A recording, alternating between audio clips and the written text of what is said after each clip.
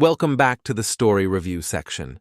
Today, AD will bring you another super product. To briefly say, the story that admin will post today is about a poor old doctor. He also found out he had cancer. Then, while his life was at a standstill, he was in debt and didn't know where to go. At that moment, a fairy appeared. Helped the doctor brother go back to his teens to start his life over again. Let's see if he can do anything. The story begins with the thoughts of a young man. He has a strange dream before the midterm exam.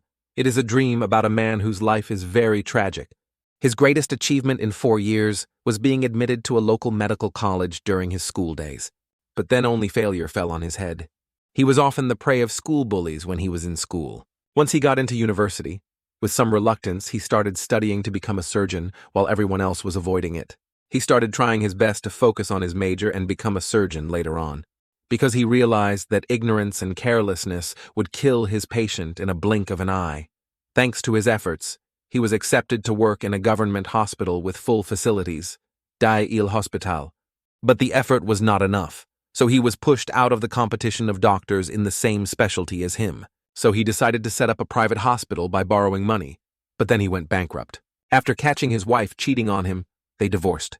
He now just wants to give all his love to his lonely old mother, but he is on the brink of homelessness, and he was diagnosed with terminal cancer. Everything in life was against him now. Inside the dark and gloomy office, most everything there appeared to have been sealed with debt labels. Below is a wedding photo of the couple, the bride and groom smiling very happily, but now it has been intentionally smashed by someone. The sad man sat on the chair contemplating his unhappy life when he suddenly heard someone calling him, "Hey doctor, why are you so sad? Dr. Kim, when will you pay us back?" Mr. Kim turned his head and saw a man wearing sunglasses looking at him, accompanied by 2 fierce gangster bodyguards. The creditor continued to say, "You must have forgotten. Right. What did you do with the money I gave you?" Mr. Kim stood up with a sad face and said, "Please calm down. I will pay you back in a few days." The creditor sneered, "Pay, you're still talking big. I heard you're about to die." Mr. Kim was shocked when he heard that. He seemed very surprised that someone had told him about his cancer. Seeing his terrified expression, the creditor continued to approach and pat his shoulder, mocking him, "It's fun to die, but do you know that when you die, your mother will have to pay back all 200 million won of yours?" Hearing people mention his mother, Mr. Kim desperately knelt down on the ground and begged the creditor, "Please, sir, please don't do anything to my mother. Please, I beg you, please." Mr. Las Kim trembled and begged. His hands also clenched tightly when he thought of his poor old mother at home. "My father died when I was still in school, and my mother was able to live until this moment because of me." At this time, the creditor also sat down, looking thoughtful, raised his chin and said to Mr. Kim, "That's fine. There's still one way."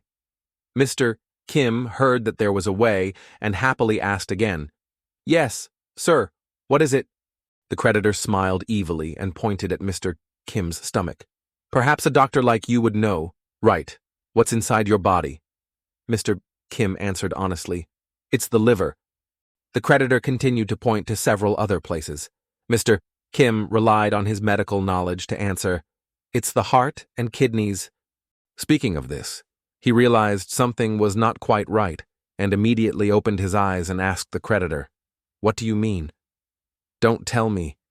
The creditor sneered, Yes, I like that expression of yours. Calculate the price. Liver is 40 million won per kidney, heart is 40 million won, and your eye is 30 million won." Hearing such honest assessments, Mr. Kim could not help but shiver. Sweat also broke out. Seeing the fearful expression of the creditor, he continued to add salt and pepper. "Well, if you die, it's over. If you die and don't owe any money, then you'll be awesome. Think it through and then come to my place. But rest quickly because when the cancer spreads, everything will be ruined." With that, the creditor leisurely left, giving Mr. Kor Kim time to think. Mr. Ao Kim had collapsed at this moment. Even tears began to fall. It was not that he was not afraid that his heart, liver, lungs, and intestines would be sold. What made him uncomfortable was when he heard what the creditor said. He found it very reasonable and wanted to really die so as not to make his old mother suffer. but thinking about his body being exposed, he was still very scared.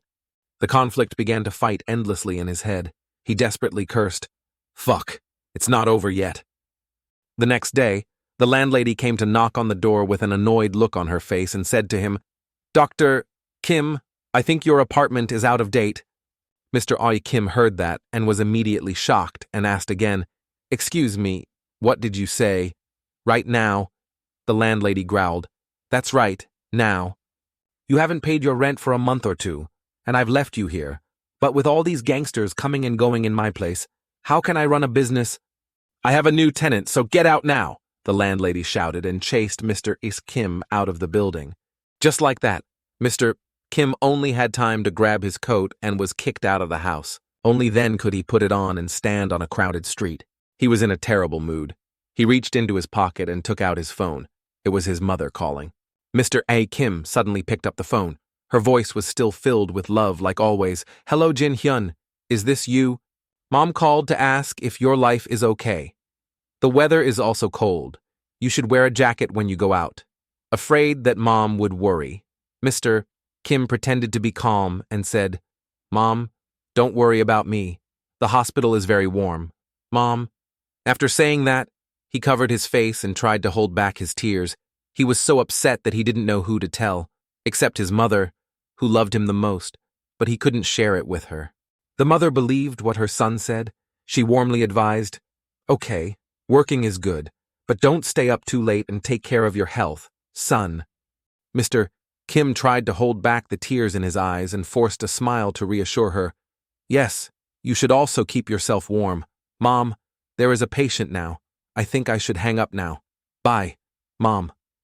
The mother, not knowing that he had been kicked out, nodded and said, "I'm sorry for calling you while you were working. I'll call you back later." Mr. Byron Kim quickly hung up the phone and couldn't stand it anymore. He stood in the middle of the busy traffic and burst into tears. "Mom!" Mr. Kim had just finished his phone call with his mother and cried loudly. Then he stopped by a nearby store and bought 2 bottles of wine with all the little money left in his pocket. He sadly carried 2 bottles to a deserted park and sat on a cold wooden bench. The temperature at this time was unknown if it was below 0 or not. He tilted his head back and drank the whole bottle of wine. "Damn it," Mr. Kim cursed, cursing at the unfairness of life. After all, he tried so hard. This is exactly what he got. Mr. Kim smiled in despair, thinking, "My life is probably over here. Well, I'll just do as the creditor says." And then, while he was drinking the last bottle of wine, someone recognized him and came up to him and asked, "Excuse me, are you Dr. Kim?" The woman under the nightlight was extremely young and beautiful. She just walked closer to Mr. Kim. She smiled and greeted, "It's been a while. I wonder if you still remember me. This girl is too bright." But at this moment, Mr. Ao Kim is no longer too concerned about life and does not want to cause trouble, so he immediately leans to avoid her. "Sorry, but you're on the wrong side." The woman heard that. She did not give up, but smiled and continued. "No way. You saved my life and my boyfriend's life a few years ago." Seeing Mr. R. Kim silently avoiding her, the girl gave him a reminder. "2 years ago at the hospital, don't you really remember?" Mr. Kim seemed to remember something and turned around to look at the girl carefully again. 2 years ago, there was an incident where a couple was stabbed by a knife. Especially the girl had a deep wound and needed someone with enough expertise to operate on it. Her organs fell out during the surgery, but she barely screamed. The operation would have been difficult if she had screamed, but fortunately, that didn't happen with her calmness. Mr. R. Kim silently recalled that incident. The girl continued to ask, "You seem to be very busy, right?" Hearing that, Mr. Kim couldn't help but laugh at himself. "Busy? Don't you know that a loser like me can't do anything?" Hearing his discouraging words, the girl said, "You gave us a new life, and that proves that you are a good doctor." Mr. Kim heard those words of encouragement and smiled, then sighed. He raised his hand and said, "I always failed. When I was young, my grades were always average and I was bullied a lot. I was even bullied when my father died of cancer in the hospital." Finally, there was someone for Mr. Kim to confide his hidden feelings and face those pains. He couldn't help but shed tears, but he quickly realized that he shouldn't complain and cry to strangers like that. He was embarrassed and raised his hand to wipe away the tears on his eyes. He cursed. Fuck it. The girl sitting next to him didn't know how to comfort him. After a few seconds, she decided to put her hand on his shoulder and whispered, "Don't feel awkward anymore. You just didn't have the luck that matched your efforts when you were resurrected with your efforts. We've been watching you from afar for a long time. We, the lost ones from heaven, assure you that you will not die. We will repay you for saving us." Mr. Kim buried his face in his hands, listening to those strange words, and thought to himself, "Watching me, heaven, what is she saying? Am I drunk?" But the girl continued to say, "I am a servant in heaven. I will pay you back the debt from 2 years ago." Under Mr. Kim's suspicious gaze, the girl turned her head and reached into her bag, searching for something. She quickly took out a bottle of beautifully colored wine and poured it into a glass, then handed it to Mr. Ha Kim and said, "Doctor, I will help you pour wine into this glass." Mr. Kim suspiciously took the glass of wine and asked the girl, "What is this?" The girl smiled and said to him, "This is wine from the world tree, blessed by heaven." Mr. Kim was half sober and half drunk at this time, so he didn't pay much attention to what the girl said. Also, because he had a lot of alcohol in his system, he couldn't refuse that glass of wine. He quickly tilted his head back and drank it all. The wine was so strong that it gave him a slight headache, but the girl next to him continued to ask, "Dr. Kim, if you could live your life over again, how would you live it?" Mr. Kim's eyes gradually closed, dreamily saying the thing he regretted most in this life. "If I could, I would live a successful life as a man, become a proud son of your parents. That's the life I've always wanted." Just like that, Mr. Kim suddenly disappeared from that cold bench. The girl next to him, now dressed as a fairy, sincerely said, "I wish you to achieve your wish. Kim Yeonjun, the best wishes I have for you." The young man sat up, awakening from his dream. It was a strange dream, but it was so real, and what was even more strange was that the man was me, Kim Jin-hyun. At this moment, Mr. Kim's face was already covered in tears. Mr. Kim looked at his trembling hands and thought to himself, "The moment I realized the man in my dream was me, I was still normal, but I quickly realized something different from before. If one day I become a man like him, to be exact, the me of 30 years later has returned to the past when I was in high school. It really happened." Kim Jin-hyun wiped his tears away. The feeling of just going through a failed life was still fresh in his mind. After a while of sitting on the ground in a daze, Jin-hyun was in the mood to look at the scenery in his room again. He was extremely nostalgic about the old furniture in this small room too. "This is really the room I lived in when I was young. I really went back in time. This is crazy. How could this happen?" While he was lost in thought, a familiar voice suddenly interrupted him. "Kim Jin-hyun, son, how long are you going to sleep in?" Immediately after hearing that voice, Jin-hyun immediately stood up and walked out the door, that voice. Sure enough, as soon as he left the room, he saw a woman busily cooking in the kitchen and a man seriously reading the newspaper. Seeing her son just standing there looking, the mother quickly urged him, "Quickly sit at the table. If you do that, you'll be late for studying." How could Jin-hyun keep calm? The woman in front of him was his mother, but she was 30 years younger. "And the man is your father who died a long time ago when you were in your 3rd year of school." Kim Jin-hyun held back his tears. He decided to call out loudly, "Dad! Mom!" The couple heard that and raised their heads in doubt. "What?" Jin-hyun blushed and said loudly with all his might, "I love you too." The couple was surprised to hear their son suddenly say that. "What's wrong?" The father asked suspiciously, "Does your son have a fever?" The atmosphere became extremely awkward. Jin-hyun quickly sat down at the breakfast table and then quickly ran away. "I'm going to school." He followed his few memories and finally went to school. He looked down at the shirt he was wearing. This is Jisan High School's uniform. He unconsciously tightened the strap of his bag. Looking at the old school in front of him, he felt excited to be able to go to school again. Jin-hyun swears to himself, "From now on I decided to live a new life. I will not waste this opportunity." Thinking of this, his face showed excitement. "Okay, let's go to class." But his face quickly fell in despair when he heard the teacher's voice on the podium. Have you finished studying? Quickly put all your notebooks and documents in your bag. Jin Hyun was still stunned. What is this scene?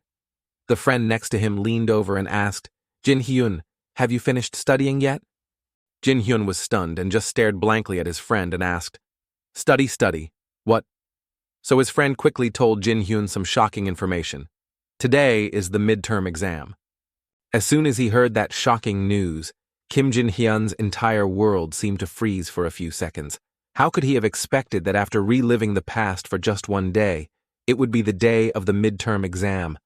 Then while Jin Hyun still hadn't had time to react, the strict teacher from the lecture hall fiercely warned the whole class, You guys know what will happen if you fail, so do your best. Okay, especially you, Kim Jin Hyun. Kim Jin Hyun was called by the teacher while he was in a daze and couldn't react in time. He could only stare blankly and say, yes, in surprise. Then, when the teacher continued to warn him that, if you fall, you'll know what I'll do to you. Kim Jin Hyun finally knew what humiliation meant. But in the end, Kim Jin Hyun could only lower his head and try to reduce his sense of existence to the lowest level. And luckily, the teacher didn't mean to tease Kim Jin Hyun too much. After feeling that he had taught enough, he quickly handed out the test papers and urged the students, Okay, pass the papers down. Kim Jin Hyun thought that all his bad luck had ended there when he saw that the teacher had stopped mentioning him. But not until he held the test paper in his hand. His mind was shocked again. Jin Hyun could do nothing but silently scream, Wait, what? Jin Hyun looked at the page full of unfamiliar names and wondered even more frustratedly. Destino System Report. Who are they? Tai Ho or Tai Jong were all unfamiliar names to Yeonjun. With these simple high school entrance exam questions, Jin Hyun became more and more confused the more he read. He remembered with some pain, I used to study for the university entrance exam. But I haven't studied in 20 years, Jin Hyun sadly exclaimed to himself. Time just passed by. Jin Hyun helplessly looked at the test on the table. The rustling sound of paper and pen in the exam room made him even more frustrated and blamed himself. How can I remember all this when I just got back? You gave me the test. This is really crazy. No matter how angry and helpless Jin Hyun was at this moment, he still tried his best to squeeze out words, even though he didn't know if he did it right or wrong. At least he fought against time to complete his exam. Until the bell rang, the old teacher relaxed his facial muscles and started signaling his students to hand in their papers. Jin Hyun finished handing in all his papers and then fell into a feeling of helplessness. He was so embarrassed and blamed himself that he could only lower his head and bury himself in his backpack, thinking to himself, This feels like the anatomy test from before. Then right at that moment, the friend at the table below, who seemed very close, suddenly excitedly shouted and asked, Jin Hyun, are you doing well?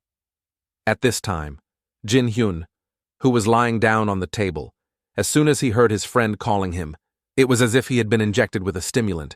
He quickly jumped up immediately with the thought, I can't hang out with him at the game shop. So thinking, Jin Hyun didn't hesitate anymore, quickly grabbed his backpack and stood up. He hurriedly ran to the door and waved to the other friend with an apologetic look.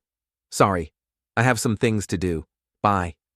Then Jin Hyun ran away like the wind, leaving the other friend bewildered, only able to look into the air and say, But I didn't say anything. Jin Hyun, on the other hand, ran home in just a few short minutes.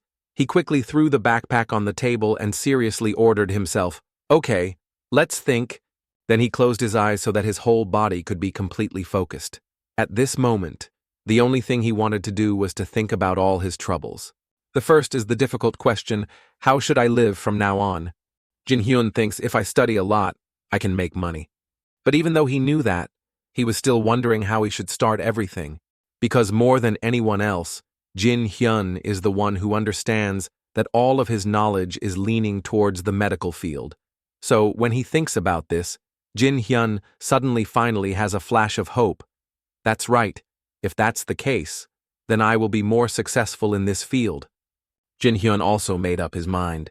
Maybe I should aim for the most prestigious and quality medical school. Jin Hyun. This time he made up his mind to himself that, instead of becoming a boring surgeon again, I could be a dermatologist, with a high income and a bucket of money. The more Jin Hyun thought about it, the happier he became with his unrealistic hopes that I will buy a luxury apartment with a view of the Han River, a fancy car, and build several buildings in Gangnam. I will have it all. As a doctor, I will have a beautiful clinic named after me. So with all the beautiful visions of the future just drawn in his mind, Jin Hyun was naturally full of enthusiasm. Picking up the book, he excitedly encouraged himself. Do your best, Kim Jin Hyun. But the illusion of joy didn't last long. Jin Hyun suddenly realized painfully, wait, if that's the case then, it will take you not only 4 years to prepare for the university entrance exam, 10 years of studying biology as well as working as an intern and internal medicine doctor, and in the end, he had to enlist again. Jin Hyun looked at the reality before his eyes with great pain, but the only thing he could do right now was to bang the table violently and groan in frustration. Oh my God, this is so bad. How can I endure those days? So the thoughts about that cruel reality successfully aroused Jin Hyun's burning fighting spirit. He gritted his teeth and made a determination. Damn it, I will succeed to be worthy of that suffering. And will drive the cool car home to show off to the whole neighborhood. Jin Hyun rushed to his desk with great enthusiasm for the future, and because of that immense enthusiasm, it became a huge source of motivation for Jin Hyun to persevere day after day. Even Jin Hyun's mother couldn't believe her eyes when she saw her son studying hard for days in a row. From the night she saw Jin Hyun studying diligently until now, although she didn't say it out loud, she couldn't help but be shocked. She thought to herself, I thought he would only study for a few hours, but he studied for a whole week. The more she thought about it, the more worried she became. She couldn't help but call out, Jin Hyun, it's already night. Why aren't you sleeping yet? Then she herself did not expect that her son, who had been lazy to study for so long, would calmly reply, I'm fine. Mom, I just haven't finished the test set for today. I'll finish this soon and go to bed right away.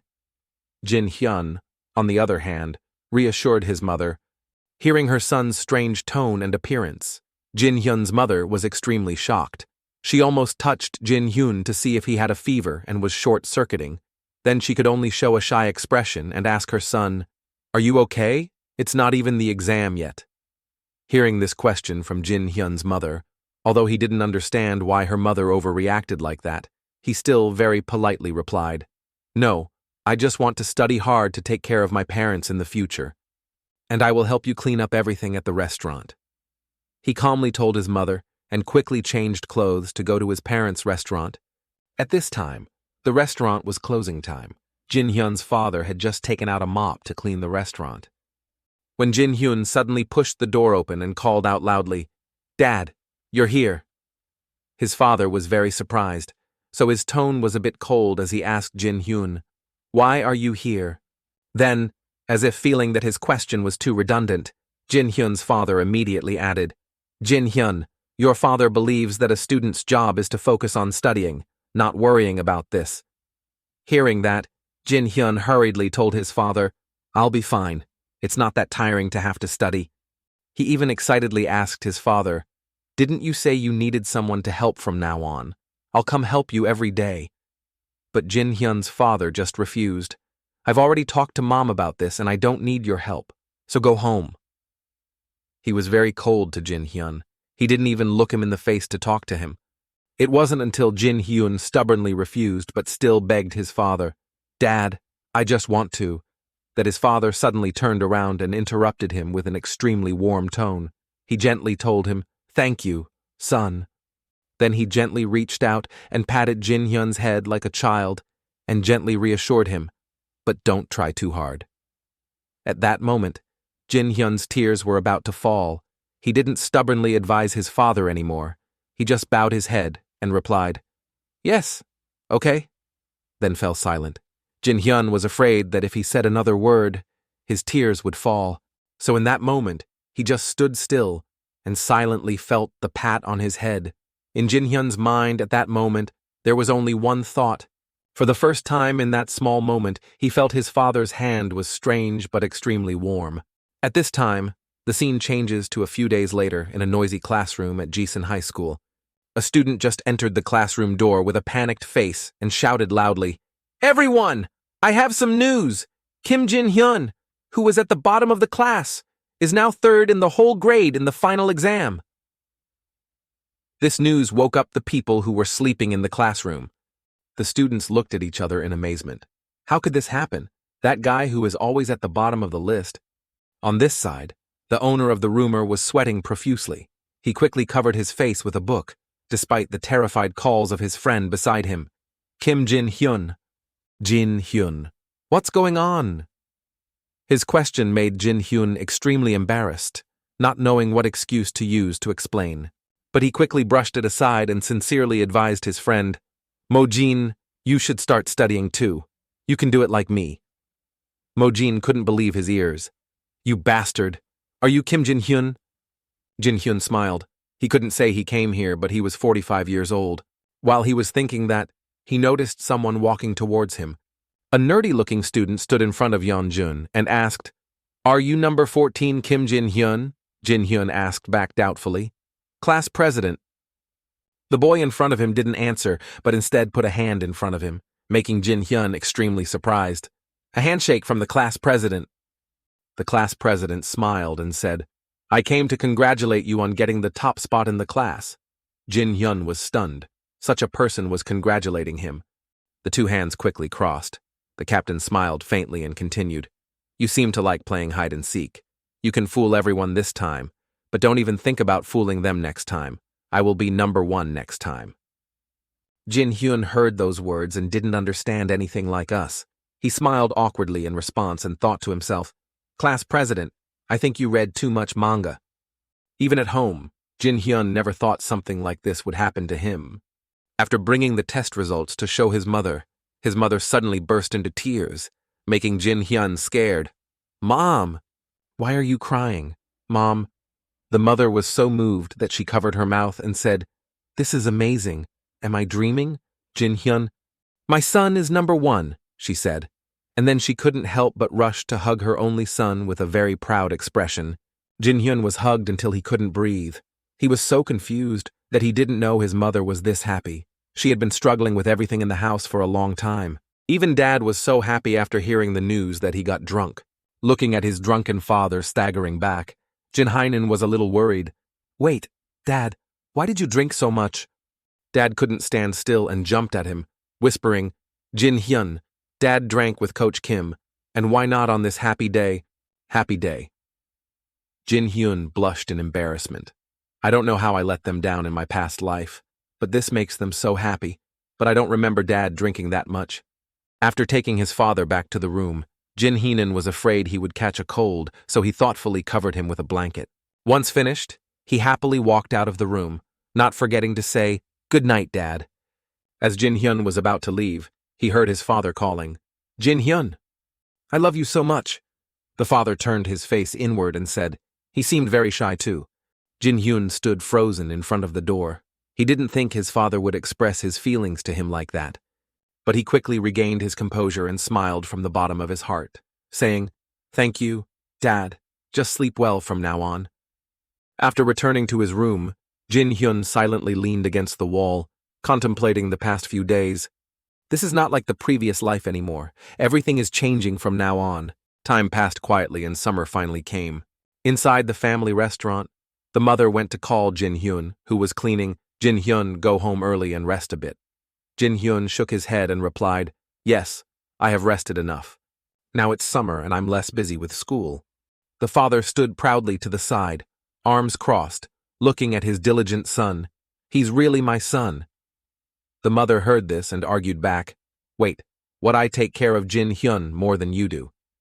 Jin-hyun could only smile at the conversation between his parents, but he quickly remembered that he had something to say to his father. But Dad, I have something to ask you. The father nodded. If that's what you want, I'll listen. Jin-hyun seriously stated his request. I want to go to Coach Kim's gym. Do you agree? Hearing that, the father asked suspiciously, Coach Kim teaches kickboxing. Why do you want to practice it? Jin-hyun immediately replied, I think I need more physical strength in high school, so I decided to go to the gym. The mother was a little worried when she heard this sudden decision. However, the father sighed and said to her, Just follow his wishes. This child has already started down his own path. So proud. Dad will talk to Coach Kim tonight. And so with the consent of his parents, Coach Kim was now standing in front of him smiling and saying, "It's been a long time, Kim Jin-hyun. Your father is very happy with your score now. My son also needs to study. Are you going to tutor him?" he said while continuously patting Jin-hyun's back. After a while, the coach finally got to the main topic. "Do you want to learn boxing now?" Jin-hyun nodded. "Yes, I want to improve my physical strength. But for real fighting, I want to learn to fight in real life. That's your goal." Hearing his straightforward words, the coach frowned in surprise. What are you talking about? Do you want to beat up someone more?" Jin-hyun said with a serious face. "There is one person I never want to lose to." In his eyes there was a very determined fire. The coach could see it at first sight. So he nodded and said to him, "Okay, I understand. You want to learn boxing to fight, not for the sport. Okay, I will teach as you request, but I will not go easy on you even though you are my friend's son, so get ready." Just like that, Jin-hyun stood on the boxing floor and started practicing under the coach's constant shouts. "Last 10 seconds, punch hard." Just a little carelessness and a powerful fist punched him in the face. Just looking at it hurt. Following that punch was a series of kicks. Jin-hyun raised both arms in front of his chest to block the blows but couldn't block much. After being beaten until he looked like a pig, the coach spoke to him. "If you think too far, you'll be beaten to death," Jin-hyun said, trembling. "I'm fine. I want to do it again." The coach firmly refused. "No, too much will destroy your body. You should distinguish fighting from sports. You can't let fun go by yourself. I don't know who you are going to challenge, but I believe you will lose to your own impatience first." Jin-hyun was still very determined and said, "Don't worry, I can continue." The coach firmly hit him on the head. "No way. If I hit you again, your dad will kill me. Do some basic exercises to improve your physical strength and practice some strokes to improve your confidence," he said, and then walked aside to let Jin-hyun practice. But he wasn't stubborn anymore. "Okay, I understand." Time just kept passing by. It was now 5 minutes to 10. Jin-hyun is still practicing non-stop on the field, not wanting to waste a single second. Every fist he swung showed his desire to become strong. Sweat was pouring down his body, but Jin-hyun had no intention of stopping training. From punching to kicking, every second and every minute he must become stronger. No matter how tired he was, just stopping was like admitting defeat. But the motivation that made Jin-hyun so determined was imagining the feeling of punching that bully hard in the face. He thought to himself, "That bastard, I'll see him next year. Until then, I need to improve my strength. I will never lose to that guy again." So ever since Jin-hyun started to change, the only person who was angry with his score was the four-eyed class president. He always looked at Jin-hyun warily and silently complained, "I can't believe that the guy who was always at the bottom of the class was at the top of the class." After that, the class president, who had always ranked first in the past, could only grit his teeth every day and look at the rankings, then get so frustrated that his face turned red and complained. Now he continues to rank first as if nothing happened. Every day, when he had to witness the scene where the teacher who used to love him now has turned to love him, every day calls Jin-hyun, "Here's your score, Jin-hyun, you're number 1 again." Jin-hyun put on a docile expression and replied, "Thank you very much, teacher." The class president was so angry that he could only endure it and scold Jin-hyun behind his back. "If you're number 1 like that, what can I do?" And then, along with the jealousy of the four-eyed class president, time flew by and Jin-hyun graduated from high school with extremely high scores, and then he became a high school student. And Jin-hyun also passed the entrance exam to Woo Yin School again like his previous life. There was something a little unexpected. On the first day of high school, Jin-hyun unexpectedly met Hwang Mojin. That friend, as soon as he saw Jin-hyun, was very excited and immediately acted friendly and invited him. "Hello, we're in the same class again. Do you want to play a game later?" Hearing that, Jin-hyun could only helplessly sigh. How did I end up in the same class as him again? Is it fate or something? And Jin-hyun's class was also very noisy at that time. Besides him and Hwang Mojin, it seemed like many other friends knew each other. The whole class was divided into many small groups. Each group had their own topic to talk about. So the classroom scene at that time was extremely chaotic, no different from a miniature market. Until the classroom door was suddenly pushed open by someone forcefully. The sound of the door being pushed open was extremely exaggerated, and even the sound of the door opening carried a hint of frustration. So when they heard this sound, the students stopped talking for a few seconds. Everyone turned their eyes towards the door to gossip. Then right after that, an old teacher who looked very strict walked in. From the very first sentence. He looked very serious and powerful. "Order, I need your attention right now. It's nice to meet you. I'm your homeroom teacher from now on. My name is Lee Moon-ho." After introducing himself, the teacher still didn't get to the main point. He started bragging to the students below. "First of all, I would like to congratulate you on getting into Wu Yin School. Our school has a long history and tradition." Hearing these words in Mr. Lee Moon-ho's lullaby-like voice, Jin Hyun couldn't help but think to himself, "He's still the same as before. I feel sleepy already." Then, while Mr. Lee Moon-ho was still blabbering to his students with words like, "If you don't catch up with your studies in high school, it will be very difficult to start over, so listen to your teachers carefully. When I was young." He had just said this when the classroom door was pushed open for the second time.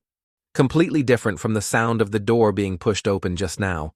This second sound of the door being pushed open made Jin Hyun extremely nervous. He seemed to have guessed who was coming, so his whole body became tense, and his eyes also suddenly became full of vigilance as he looked towards it. As expected, as Jin Hyun thought, the person who just walked in was the person he hated the most in his previous life. That handsome guy walked into class late, but didn't show any fear. On the contrary, he calmly told the homeroom teacher, "I'm late because I got stuck in traffic." "Do you have any empty seats?" the boy asked the teacher with a smile, as if it was natural for him to be late, and it seemed like he wasn't afraid of being punished. What was even more exaggerated was that, even though he was a high school student, he had piercings all over his ears, eyebrows, and bleached hair. He looked very cool. So, as soon as he saw his outfit, he successfully angered the homeroom teacher, Lee Moon-ho. All the blood rushed to his head. His whole face turned red with anger. He shouted in front of the whole class at the other boy, "This brat! Do you know what time it is? What's with that hair? Are you drunk? What's your name?" Teacher Lee Moon-ho angrily shouted at him, but the other friend still calmly smiled. It was only when he asked his name that the other friend calmly replied, "Lee San-min, teacher." At first, when he heard this name, Teacher Lee Moon-ho still boldly pointed and scolded, "Lee San-min, right, okay, I will remember that name. If there is still a person like you here, the others will be like you." But he had only said 2 more sentences when his reason told him that something was wrong. He seemed to freeze for a few seconds before he asked Lee Moon-ho in surprise, "Wait, Lee San-min, you graduated from Kumin High School. You know me?" Lee San-min calmly asked Lee Moon-ho, as if he had guessed that the teacher would react like this sooner or later.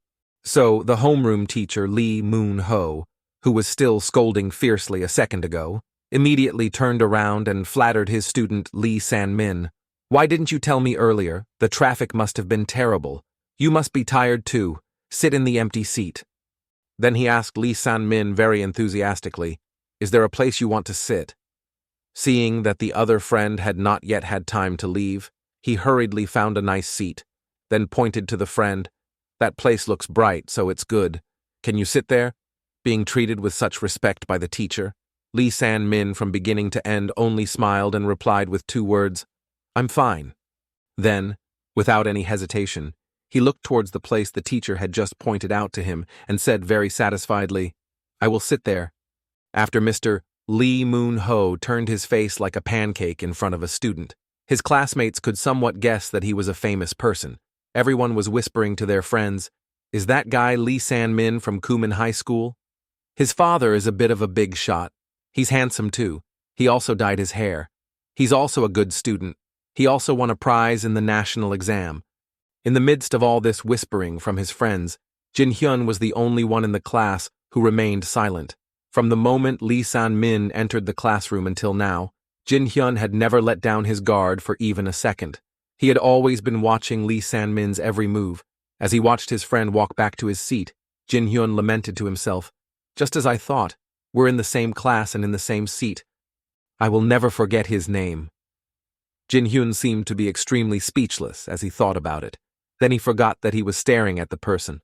So, Jin Hyun just stared at Lee San-min as he entered the seat behind him.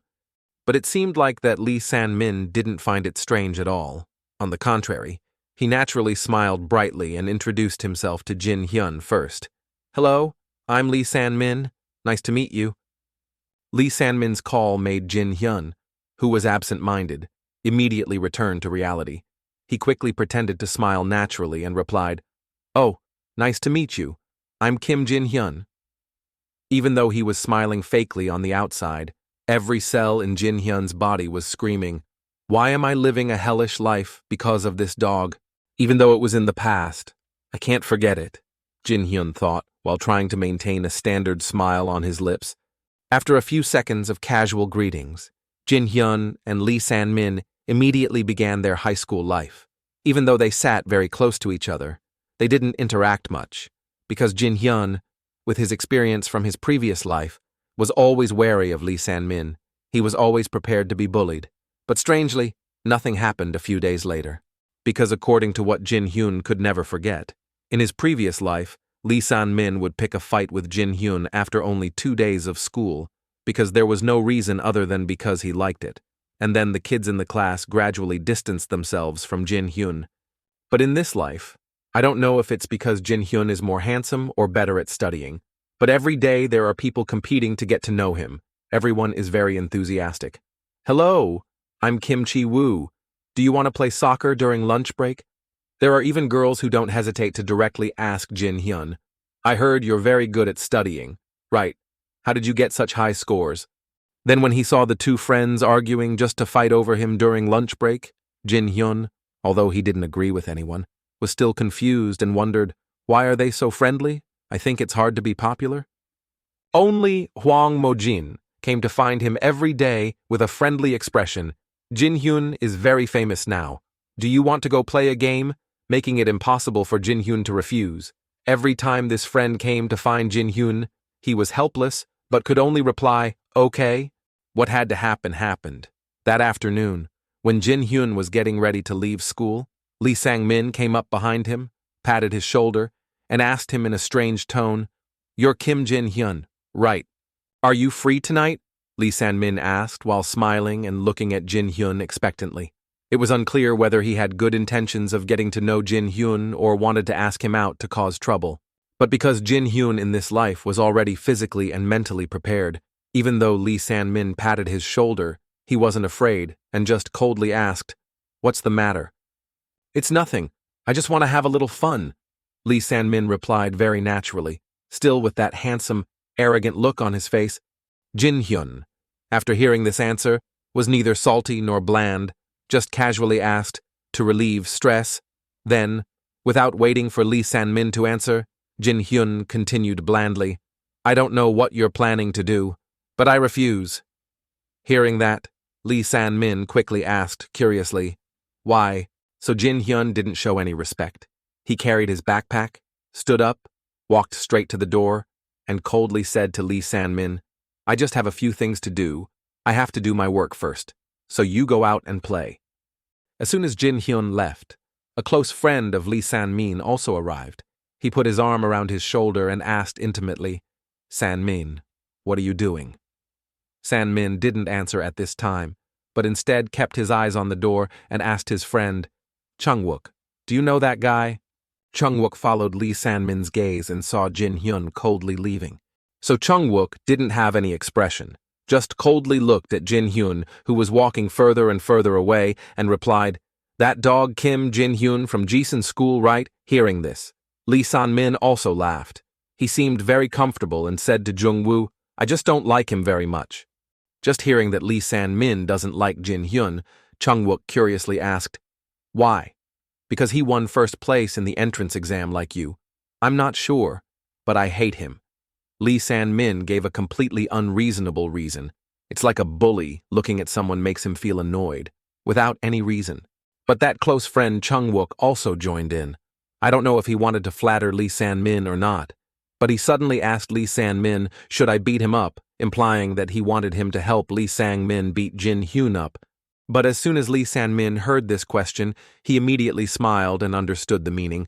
It's true that the wind of the same level meets the clouds of the same level. Then, after a few seconds of thinking, Lee San-min reminded Chung-wook, "No, he's number 1 in school, so it'll be quite troublesome if we touch him. Wouldn't it be better to quietly follow his people?" He quietly set up a scene for Chung-wook to take action. But that Chung-wook guy still smiled happily and said, "Finally, something fun to do." Then both of them looked at Hwang Mjoin in unison and heard Lee San-min absent-mindedly remind Chung-wook, "His best friend is in my class." As soon as he heard this reminder, Chung-wook sinisterly smiled and said, "I know, his name is Mojin, right?" Hearing Chung-wook say this, Lee San-min didn't hesitate any longer, directly pushed his friend away and casually said, "Okay, I don't know much about him, so I'll leave it to you." Meaning he wanted Chung-wook to help him bully Hwang Mojin. Chung-wook at this moment was no different from a lackey. As soon as he heard Lee San-min say that, he quickly walked towards Hwang Mojin. Even though he was a gangster, he still pretended to be kind and thought to himself, "That idiot is really pitiful. San-min targeted his friend." As for Hwang Mojin, at this time, he was a gentle guy who didn't bother anyone. So when he saw that gangster smiling sinisterly and walking towards him, he somehow realized that something was wrong. However, he still tried to swallow his fear and tremblingly asked Chung-wook, "What's wrong?" As for Jin-hyun, at this time he still didn't know that his friend was being targeted by that bully. So at this time he was still sitting leisurely, diligently marking his books. This is the place to remember. While reviewing his lessons, Jin-hyun told himself, "Time will pass and I will encounter obstacles. I need to study a lot before that happens. Once these high school subjects are over, it will be very difficult for me to keep my rank in the future." Jin-hyun was so worried that he accidentally put the pencil in his mouth, intending to bite it, until his mother suddenly entered the room. Her voice sounded very worried and said, "Jin-hyun, it's late. Why haven't you gone to bed yet?" Every day when Jin-hyun heard this, he always smiled and reassured his mother, "Don't worry about me. Go to bed first." If he could, he would really want to tell his mother what he was thinking right now. "Mom, it's because I need to get into the National Medical School. To get there, I need to study a lot with all my might, and then I can relax a little," Jin-hyun thought, as he smiled with satisfaction. It seemed like he could vaguely see a bright future ahead. The next day, early in the morning, the classroom was as noisy as usual. Jin-hyun arrived at class. When everyone was close enough, the bell to enter the classroom quickly rang. As soon as he sat down, Jin-hyun noticed that the other seat was still empty and wondered, "Mojin hasn't arrived yet. What's the matter? Even though he's not good at studying, he's never late for school." Seeing the teacher lecturing on the podium, Jin-hyun could only put this matter aside for now. "I'm still living in an era where phones aren't very popular, so I'll just wait for him." However, the waiting time just passed. The teacher standing above the lecture had also changed to someone else. After class, Jin-hyun couldn't wait any longer and decided to go see how Mojin was doing. Just as he stepped out of his seat, he coincidentally saw Mojin finally carrying his bag to class. Jin-hyun happily raised his hand to greet him. "Hey Mojin, where are you? I've been waiting for you to get a fever."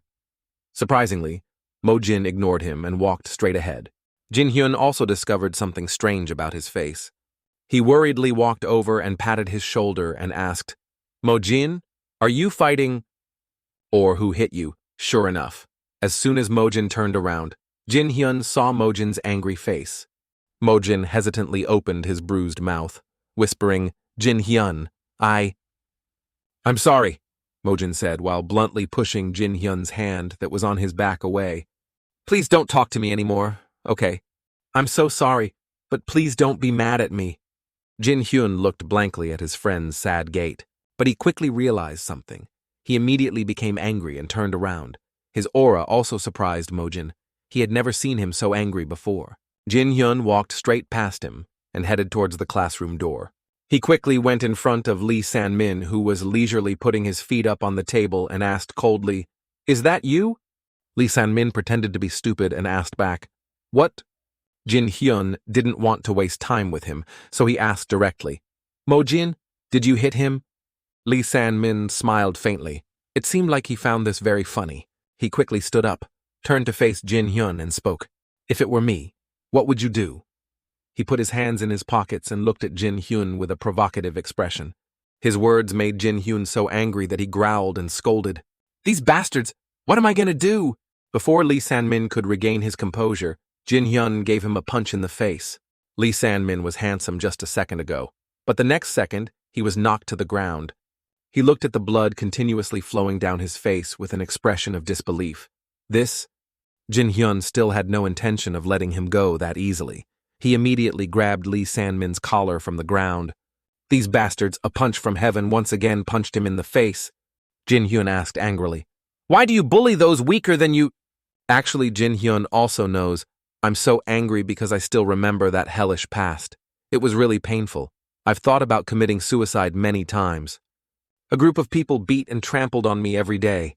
I also desperately begged for it to stop. What did I do to you guys? I just want to know why. Lee San-min, standing behind, gave a cold smile when he heard the question. It was just fun.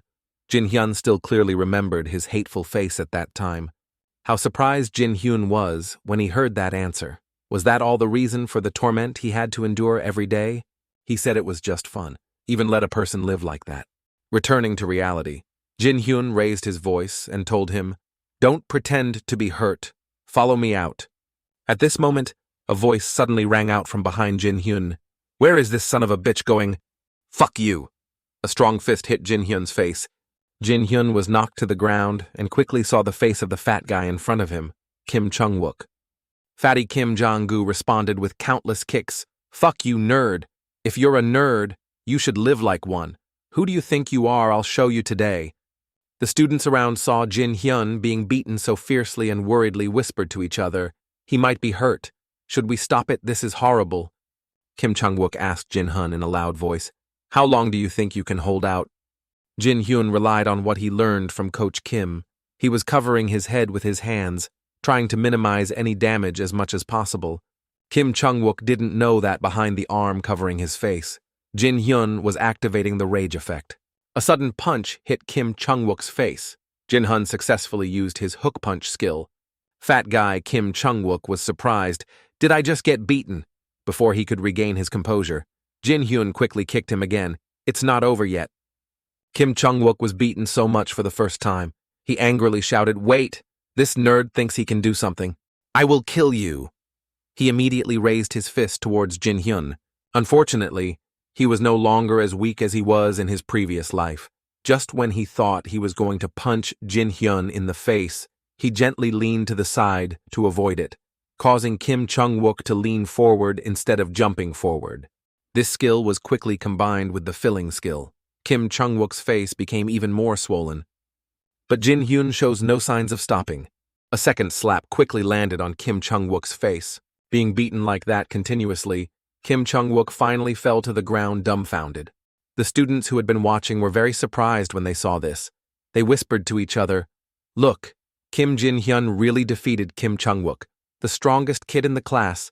After dealing with his junior, Jin Hyun turned back to Lee San-min, who was sitting on the ground. "What are you planning to do? You dog, all of this happened because of you. Are you just going to sit there?" Jin Hyun quickly went to grab his shirt and called out in a harsh voice. Lee San-min quickly apologized to Hwang Mojin. Their faces were close together. Both of their eyes were extremely stubborn. Lee San-min's bullying has become a habit. Not realizing what he did wrong, he raised his voice and asked, "Sorry for what?" Still the same indifferent look. Jin Hyun was about to raise his fist to let him know what he was apologizing for. Suddenly, to everyone's surprise, Lee San-min finally opened his mouth and called out, "Hwang Mojin!" "I won't do it again. I'm sorry," he said unwillingly. But he was afraid of Jin Hyun's fist, so he stopped. After receiving Lee San-min's not-so-sincere apology, Jin Hyun didn't want to make a big deal out of it. He just coldly warned him, "Next time, it won't just be that. Remember that." After that, Jin Hyun also stopped hitting. Lee San-min, who was sitting on the ground, also started to stand up. Although he was in a lot of pain, he didn't want everyone to see his humiliating appearance any longer. So he had no choice but to accept defeat to Jin Hyun this time, and then tried to put his arm around Kim Chung-wook's shoulder and leave the class. He still didn't forget to say to Jin Hyun, "Okay, it was our fault, so I'll be careful next time, okay?" Then Jin Hyun didn't reply anymore. He only waited until those two bastards left. Only then did he let out a tired sigh of relief. It was then that he suddenly realized, I won. I defeated those two bastards. That also showed him that he was no longer the same again. Everything has changed now.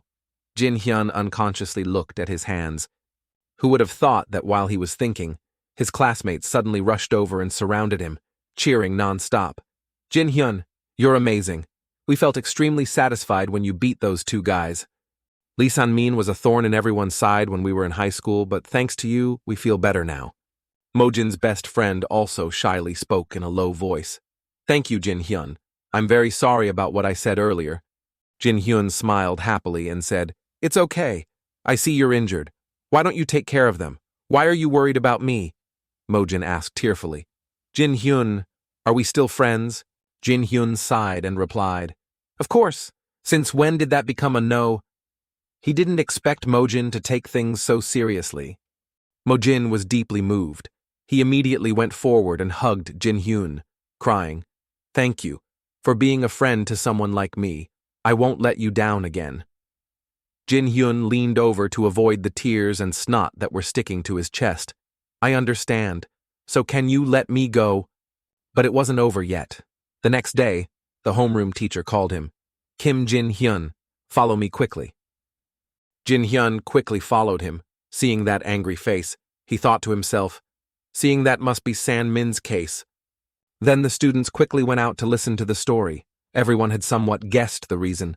Mojin also felt very guilty. It's my fault. On this side, Jin Hyun followed the other teacher to the teacher's room. The teacher sat down on the chair and asked Jin Hyun, What did you do? I'm easy on you because you're a good student, but why did you cause such a big problem? Jin Hyun calmly replied, I don't understand what you mean, teacher. Looking at the teacher's face, he thought to himself, I don't want to see this face. Hearing the teacher's answer, he angrily raised his voice. You beat a student who is clearly an innocent person. Are you one of those street thugs? Jin Hyun frowned. He thought that the Parents' Association and teachers must have heard about this, so Jin Hyun replied with a stern face. Mojin is the victim of this. He was beaten by Kim Chung-wook and Lee San-min. Why are you denying the truth? The teacher still looked annoyed. What, those two are just boys? Jin Hyun heard those unintentional words and immediately turned cold. They said they were beating Mojin for fun. The more he cried and begged, the more excited they became and beat him harder. Why didn't you mention this?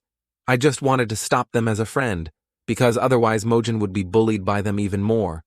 The teacher was angry and said in a low voice, You just need to kneel down and beg. It's just that.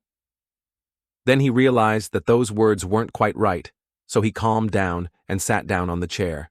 He held his head helplessly and said to Jin Hyun, Boy, you don't know what Lee San-min and his family can do. Jin Hyun wondered and asked, So what did they do to make you behave like that? The teacher frowned and said awkwardly, Shut up, I can't tell you. The Parents' Association and teachers are extremely panicked. They want you to be severely punished. After a meeting between the principal and the vice principal, they decided to expel you from school. Jin Hyun was very surprised when he heard that I was expelled. He immediately wanted to argue. Expelling me through a fight is unreasonable. So what punishment did Lee San-min receive? The teacher replied sternly, No punishment at all. Jin Hyun clenched his fists in anger. Why did this happen? He caused trouble everywhere. And yet he didn't even receive any punishment. But I got expelled. He immediately argued loudly with the homeroom teacher. I don't accept such a decision. If you want to expel me, you have to expel Lee San-min too. The teacher had no way to respond. That will never be done, and the decision has already been made. Jin Hyun firmly replied, Teacher, what is the rule regarding expulsion from Wu Yin School? Any group that violates or fights will be forced to do cleaning work. Only if a student intentionally causes injury or bullies another student will they be expelled. So the one who should be expelled is Lee San-min, not me. This punishment is so unreasonable. The teacher was very angry when Jin Hyun raised his voice and pointed at his face and asked, You dare to act like you're talking to me? How dare you talk to me with that attitude? No matter what you do, expulsion is expulsion.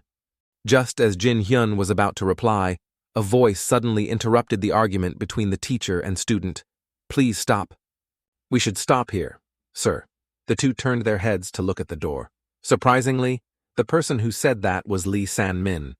Jin-hyun looked at him suspiciously. Lee San-min. Even the teacher was surprised and asked, "Wait, San-min, what are you talking about?" Lee San-min walked in with a calm expression and said, "Because I'm the one who made the mistake. Please, let this go." The teacher stood up in disbelief and continued asking, "But is that really fine?" Lee San-min said with a regretful face, "Please don't worry, teacher. It was my mistake, so I deserve to be expelled." The teacher immediately comforted him. "What are you talking about? It's normal for friends to fight." Jin-hyun stood to the side, extremely suspicious that he came here for no reason. "What is he thinking about?" Lee San-min said to the homeroom teacher. "Like I said, it's just a normal fight, so don't worry too much about it."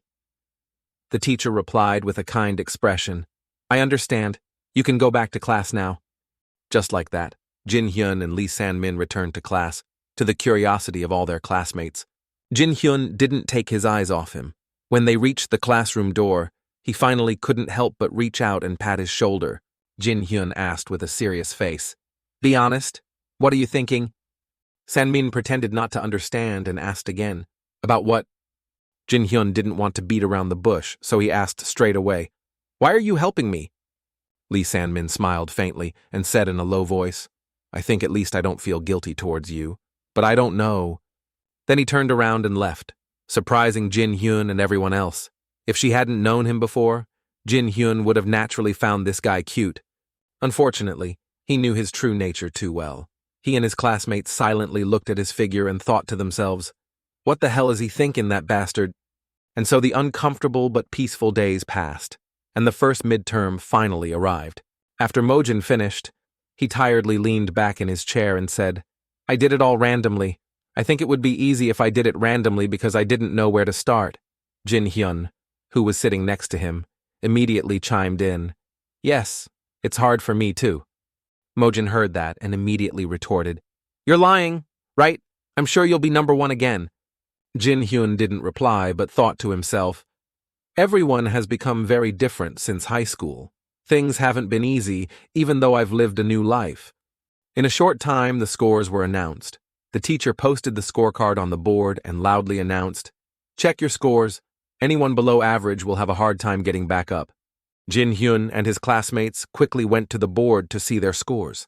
Ranking Kim Jin-hyun, score 97, 5 ranked first, Lee San-min, score 96, 8 ranked second, and continued to be other excellent students. Mojin went to pull Jin-hyun's cheeks. "See, you're number one again. I'll buy you spicy rice cakes and another game to celebrate." Lee San-min was also standing on the other side, silently looking at the scoreboard posted there. Then he walked past Jin-hyun with a mournful expression. Jin-hyun suspiciously called out in a low voice, "Lee San-min," but he saw his hand reaching out. He actually walked past Jin-hyun, patted him on the shoulder, and said, "Congratulations." Jin-hyun looked at his departing back with a questioning expression. He said congratulations, but why does it feel so uncomfortable? He really is a strange guy. Mojin on this side still didn't know about that and was happy about his 39th place. On this side, Lee San-min went to a hidden corner and silently called out, "Kim Jin-hyun, how dare you humiliate me like that?" Lee San-min angrily clenched his fists. He revealed a sinister look on his face and said to himself, "I will never forget this humiliation for the rest of my life." Let's put this story aside for now. Jin-hyun returns home. "Because I was first in school too." His mother held the report card and kept praising, "My son is as smart as I was when I was young." My mother is very happy with that. And my dad goes drinking whenever I come first. Looking at him staggering drunk back, the boy worriedly advised, "Dad, you should drink less." The dad happily replied, "Yes."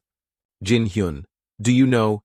Jin-hyun took his dad back to the room, covered him with a blanket, and asked, "Know what, Dad?" The father hesitantly said, "Your mother and I only have you." Jin-hyun sighed and smiled. "Same as you. So, Dad, please drink less." Remembering the past in the previous life, unfortunately, 2 years later, Dad had to leave the world because of the terrible cancer. If he continues to drink beer like this, It will promote the metastasis of cancerous tissue. Jin Hyun held out his fingers and started counting. I believe it's time. If I don't do it now, it might be too late later. Looking at his father, who was in a good mood, Jin Hyun took the opportunity to say, Dad, can I have a condition? The father nodded. My son, my lovely son, of course. Seeing that he didn't seem sober enough to talk, Jin Hyun had to put the matter aside and said, Let's wait until tomorrow and talk about it. The next day, at the dinner table, the mother worriedly asked her husband, Is your stomach okay? Why are you eating so much? The father was now holding his stomach and looking at the food table because he felt uncomfortable in his stomach. But he quickly remembered and asked, But Jin Hyun, did you want to ask me something yesterday? Jin Hyun chewed his rice and replied, I'll tell you after I finish eating. Hearing that, the father was a bit puzzled. Really, you make me feel embarrassed. Mealtime passed quickly. At this moment, Jin Hyun handed an envelope to his father. Dad, take this. The father immediately opened it to see if there was money inside and was startled. Is this money? There's a lot of it?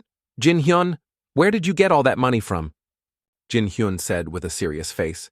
Don't worry, Dad, I've been saving for a while. Before high school, I saved by doing jobs like delivering mail and some other things. The father shook his head. But what about this money? Your pocket money isn't that good either. You should keep it. Jin Hyun saw that and immediately raised his voice to remind, Dad promised to do something for you, right? With this money, I ask you to have a health check at the hospital. That's all, Dad. The father was stunned and asked him, Why did you check so suddenly? Did something happen? Jin Hyun didn't know what to say. He could only make excuses. Nothing special. It's just that everyone has a health check every day now. Also, I want to check if you're really well. So take this money, Dad. He thought to himself that wasn't a completely valid reason. 2 years later, my father passed away from stomach cancer. At this point, cancer cells may be growing all over his stomach. If we can find the tumor early, we can save my dad's life. Hopefully, the endoscopy can help my dad live. The mother saw her son being so thoughtful and happily praised him. Honey, our son is so sweet. But what about you, Mom? Jin Hyun smiled awkwardly and replied, I will save more for you, Mom. Dad will do a health check, right? The father pondered for a moment, then handed the stack of money to Jin Hyun and said, It's fine. Dad has no reason to go for a checkup. Hearing that, Jin Hyun panicked and argued with his father. But why? The father said in a low voice. Son, that's inevitable. Your dad is still young. He doesn't have any unusual symptoms, so I don't think he should do that. Besides, I don't want to use the money you saved. Jin Hyun couldn't calm down anymore and exclaimed, What if Dad gets sick? It might be too late to cure it. The father firmly replied, Jin Hyun, I'm very happy that you're still worried about my health. But really, there's no reason to do this. In the future, if our family's restaurant doesn't get better, then let's think about it. And you should focus on your studies. And let me do the work of making money. Jin Hyun was extremely panicked. What should I do? He never changes his mind once he has decided on something.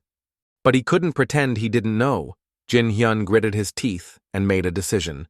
He raised his voice and asked his father, Did you say a man never breaks his promises? The father hesitated. Yes, Jin Hyun continued. But Dad promised me, so please go get a health check. That is my only wish.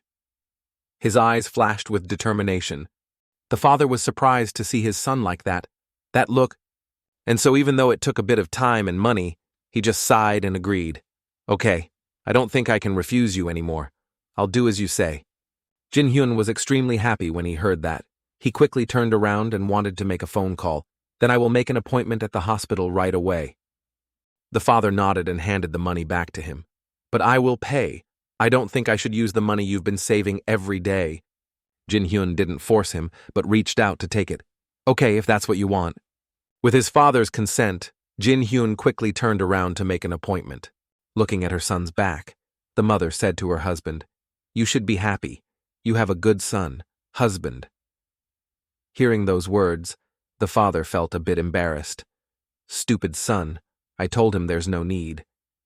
Jin Hyun quickly called the hospital. Is this the O hospital? Yes, endoscopy. 2:00 p.m. How long does it take to get the results? Yes, I understand.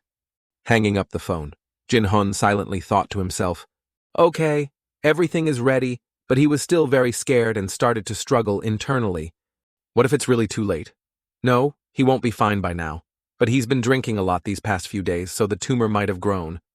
Jin-hyun then returned to his room and sat thinking for so long that his mother had to step in and remind him, Jin-hyun, it's late. Are you going to study? Just like that, the day of the endoscopy came. Seeing his father leave neatly, Jin-hyun waved and said to him, I hope you're okay. His father acted as if nothing had happened and said to him, don't worry too much. On the way to school, Jin-hyun was still in a state of anxiety. I want to go to the hospital with Dad, but I can't skip school. It has to be the first stage, the first stage. He kept repeating that sentence in his head. At lunch, he was also absent-minded, chewing and thinking. Mojin took the opportunity to pass his chopsticks over. Jin-hyun, give me this piece of meat. Sitting in class, Jin-hyun still can't concentrate.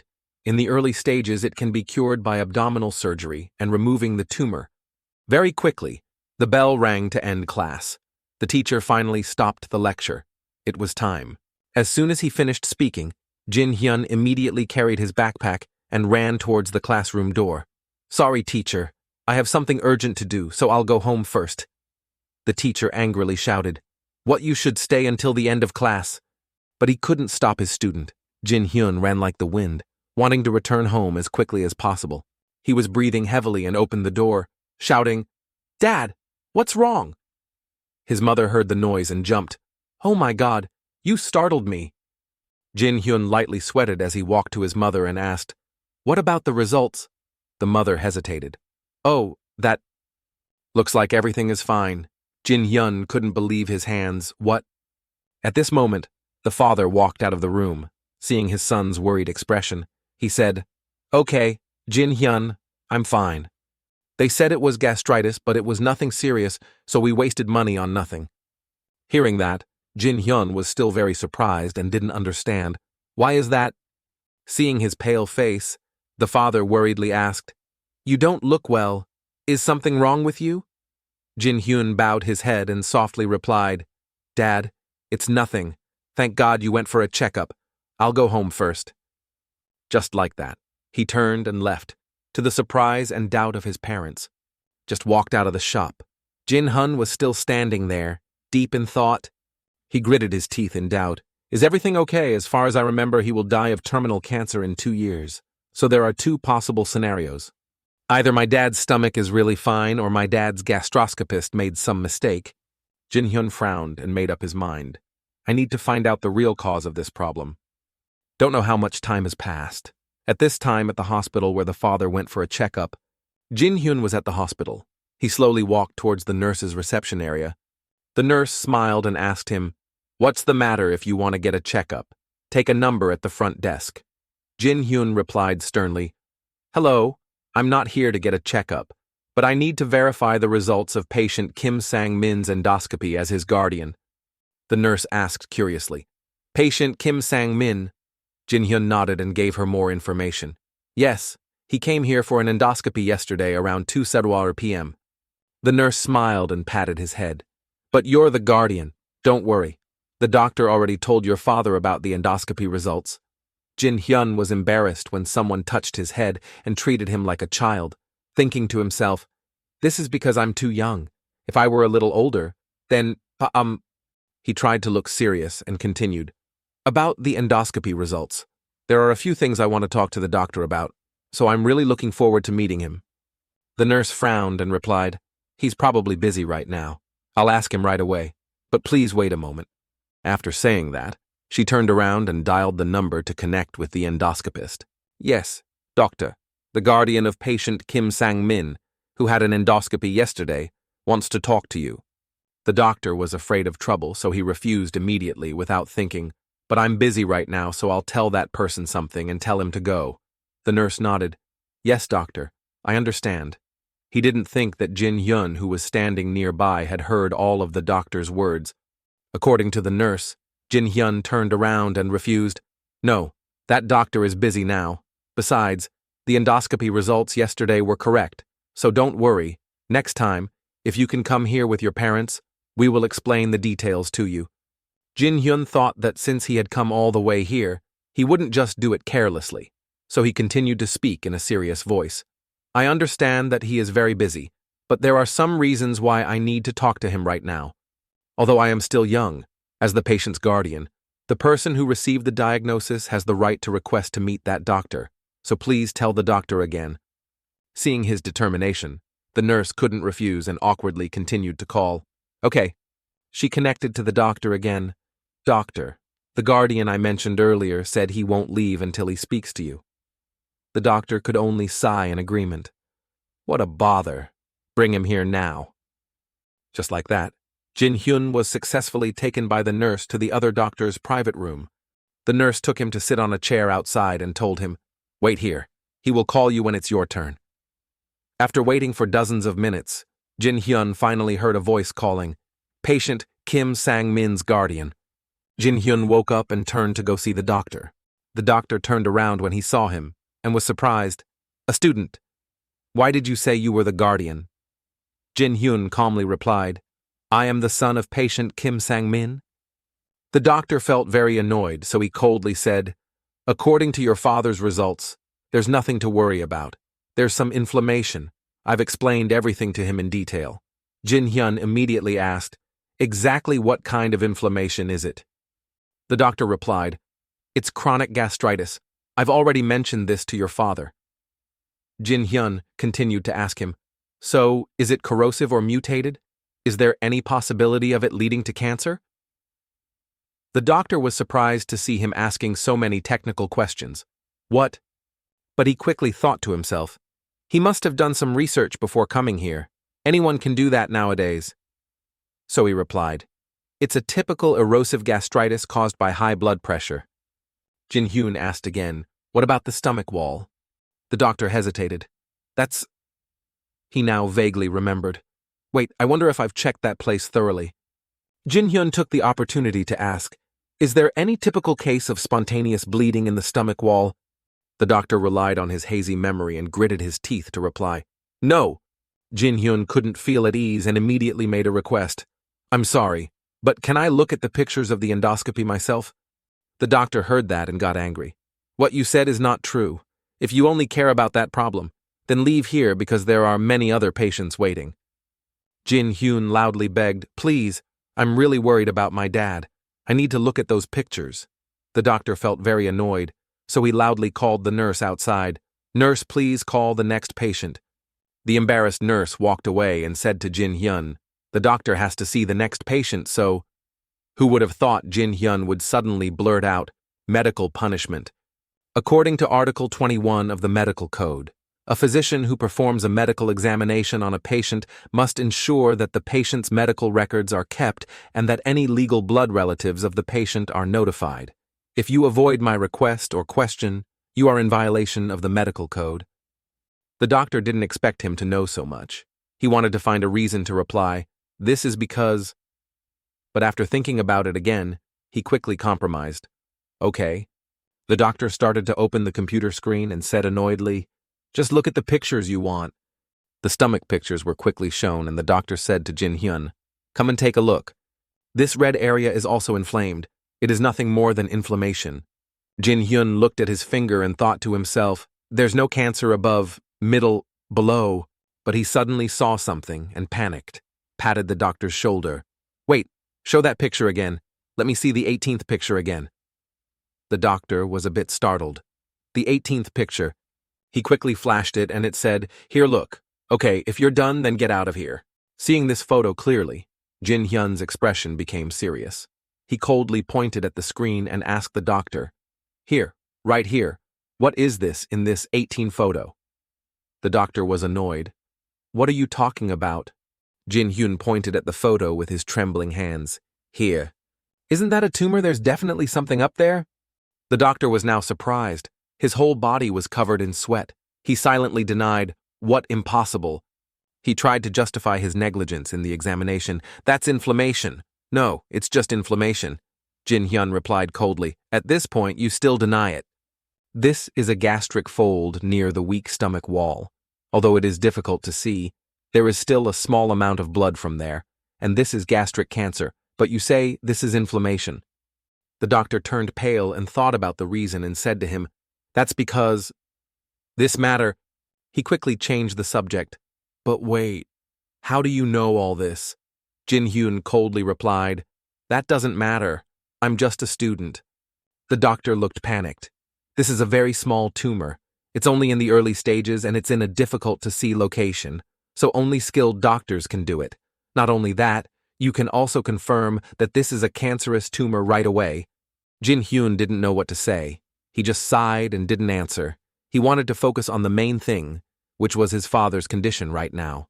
He asked the doctor, "Give me copies of the test results. I'll go to another hospital to handle it." The doctor quickly photocopied it. "I understand." He wrapped it up carefully and gave it to Jin Hyun, saying, "Here." Nothing more to say. Jin Hyun took the stack of documents and turned to leave. Unexpectedly, when he walked out the door, he heard the doctor calling, "Hey, you." "I missed it. I'm sorry," the doctor said miserably. As a long-time doctor, Jin Hyun also sympathized with his mistake. "I understand that anyone can make mistakes. However, you need to learn more about medical knowledge for the benefit of your patients as well as yourself." The doctor heard that and was so embarrassed that he was speechless and didn't know what to say. He clenched his fists. It was unclear whether he was angry at Jin Hyun's words or his own weakness. Damn it. One fine day, Jin Hyun on the bus turned to call his mother. "Mom, we're here." The mother was startled and opened her eyes. "I fell asleep." Jin Hyun smiled and asked, "Mom slept quite late yesterday. You must be tired, right?" The mother replied, "No, Dad looks even more tired. My son looks so handsome today." Jin Hyun smiled and turned to look at the building behind him. "This place is Korea University Hospital. The reason why my family is here today. My dad couldn't believe that cancer cells were growing in his stomach.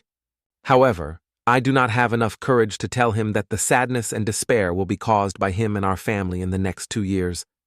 Anyway, he wouldn't believe a word from a high school student like me. So I made an appointment with the director of cancer treatment at Korea University Hospital, Professor Choi Daewon. The appointment day came very quickly. Today, my family rushed to prepare to go to the hospital. After getting off the bus, the family of 3 quickly walked into the hospital. Different from the happy look just now, Jin Hyun discovered that his mother's face had turned pale and her hands were shaking non-stop. He immediately went to pat her shoulder to reassure her. "Don't worry too much, Mom." The mother sighed and smiled faintly. "Yes, it's all thanks to you. We found the cancer in your father's stomach quite early." Seeing that she had calmed down a bit, Jin Hyun now had time to look around. At this moment, he suddenly discovered a very prominent red car on the other side. Jin Hyun recognized it as a sports car from the Bentley brand. It was Lee San-min's car. He drove it everywhere when he was in high school. Jin Hyun suddenly felt very tense. He reassured himself, "It's probably just a similar car. There's no reason for that bastard to be here." The whole family continued to go to the service counter. Jin Hyun went up and said to the nurse, "We have an appointment with Kim Sang-min." The nurse looked at the screen for a bit and nodded. "Yes, Mr. Kim Sang-min, we have your appointment here." The 3 were quickly guided to a row of chairs to wait. The mother sitting in the middle looked around and started to get a little worried. "There are a lot of patients." The man looked very sick with a white bandage wrapped around his head. On the other side, other doctors are also very busy helping patients with difficulty breathing. The mother panicked again and turned to her son. "Jin Hyun, will he be okay? Your father has cancer." The father sitting next to her frowned and replied, "Do you believe that quack it hasn't been confirmed yet? Don't imagine too much." The mother argued back, "Put yourself in my shoes and you'll understand how I feel."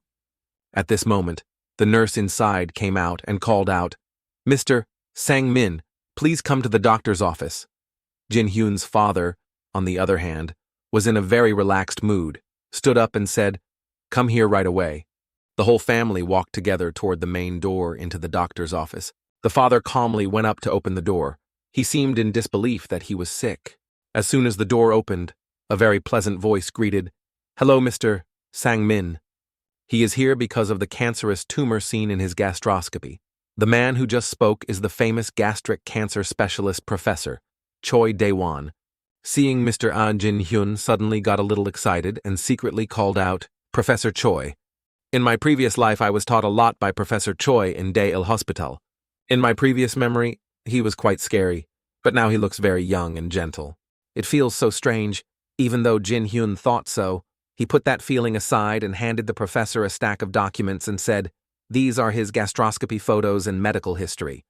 Choi Daewon reached out to take it. Then he asked, "Is this student your son?" Jin Hyun immediately replied, "Yes, I am the guardian." The professor was surprised when he heard that. The guardian. He quickly opened the image file to look at it carefully. He said in a low voice, "This is—" The father interrupted a little impatiently. "What does it look like, Doctor?" The professor said in a low voice, "I have carefully examined these photos. It's really stomach cancer, there's no way it's wrong." These words were like a thunderbolt to the couple. The mother became very worried and asked, "What should we do? Doctor, is he going to die?" The professor smiled calmly and reassured them. "There's nothing to worry about. It can be cured." The mother was agitated. "Really?" Only then could Jin Hyun let go of the heavy stone in his heart and let out a sigh. The professor continued to explain to them. Stomach cancer has early and late stages. The late stage will end in death, but early stage cancer can be cured. Your husband's cancer is only in the early stages. According to analysis, it can be cured about 90%. The whole family was very happy to hear that. It was considered lucky. At this time, the professor raised his voice and asked again, "But the tumor looked so small that there were no symptoms. How could you know he had stomach cancer to do a gastroscopy?" At this moment, when Jin Hyun's mother received the professor's sudden question, she was a bit surprised at first. However, she immediately put on a very proud expression, clapped Jin Hyun's hand, who was standing next to her, and bragged to the professor, "Our son was very worried and forced his father to get an endoscopy. If it were my husband, he would never go for an examination." Hearing Jin Hyun's mother say this, even the professor had to nod and tell his father that his son saved his life. However, Jin Hyun's father looked at the professor's relieved expression and became even more afraid. He couldn't help but quickly ask again, "What do you mean, Professor?" So the professor also answered very seriously that, "We can treat it completely because we have found it."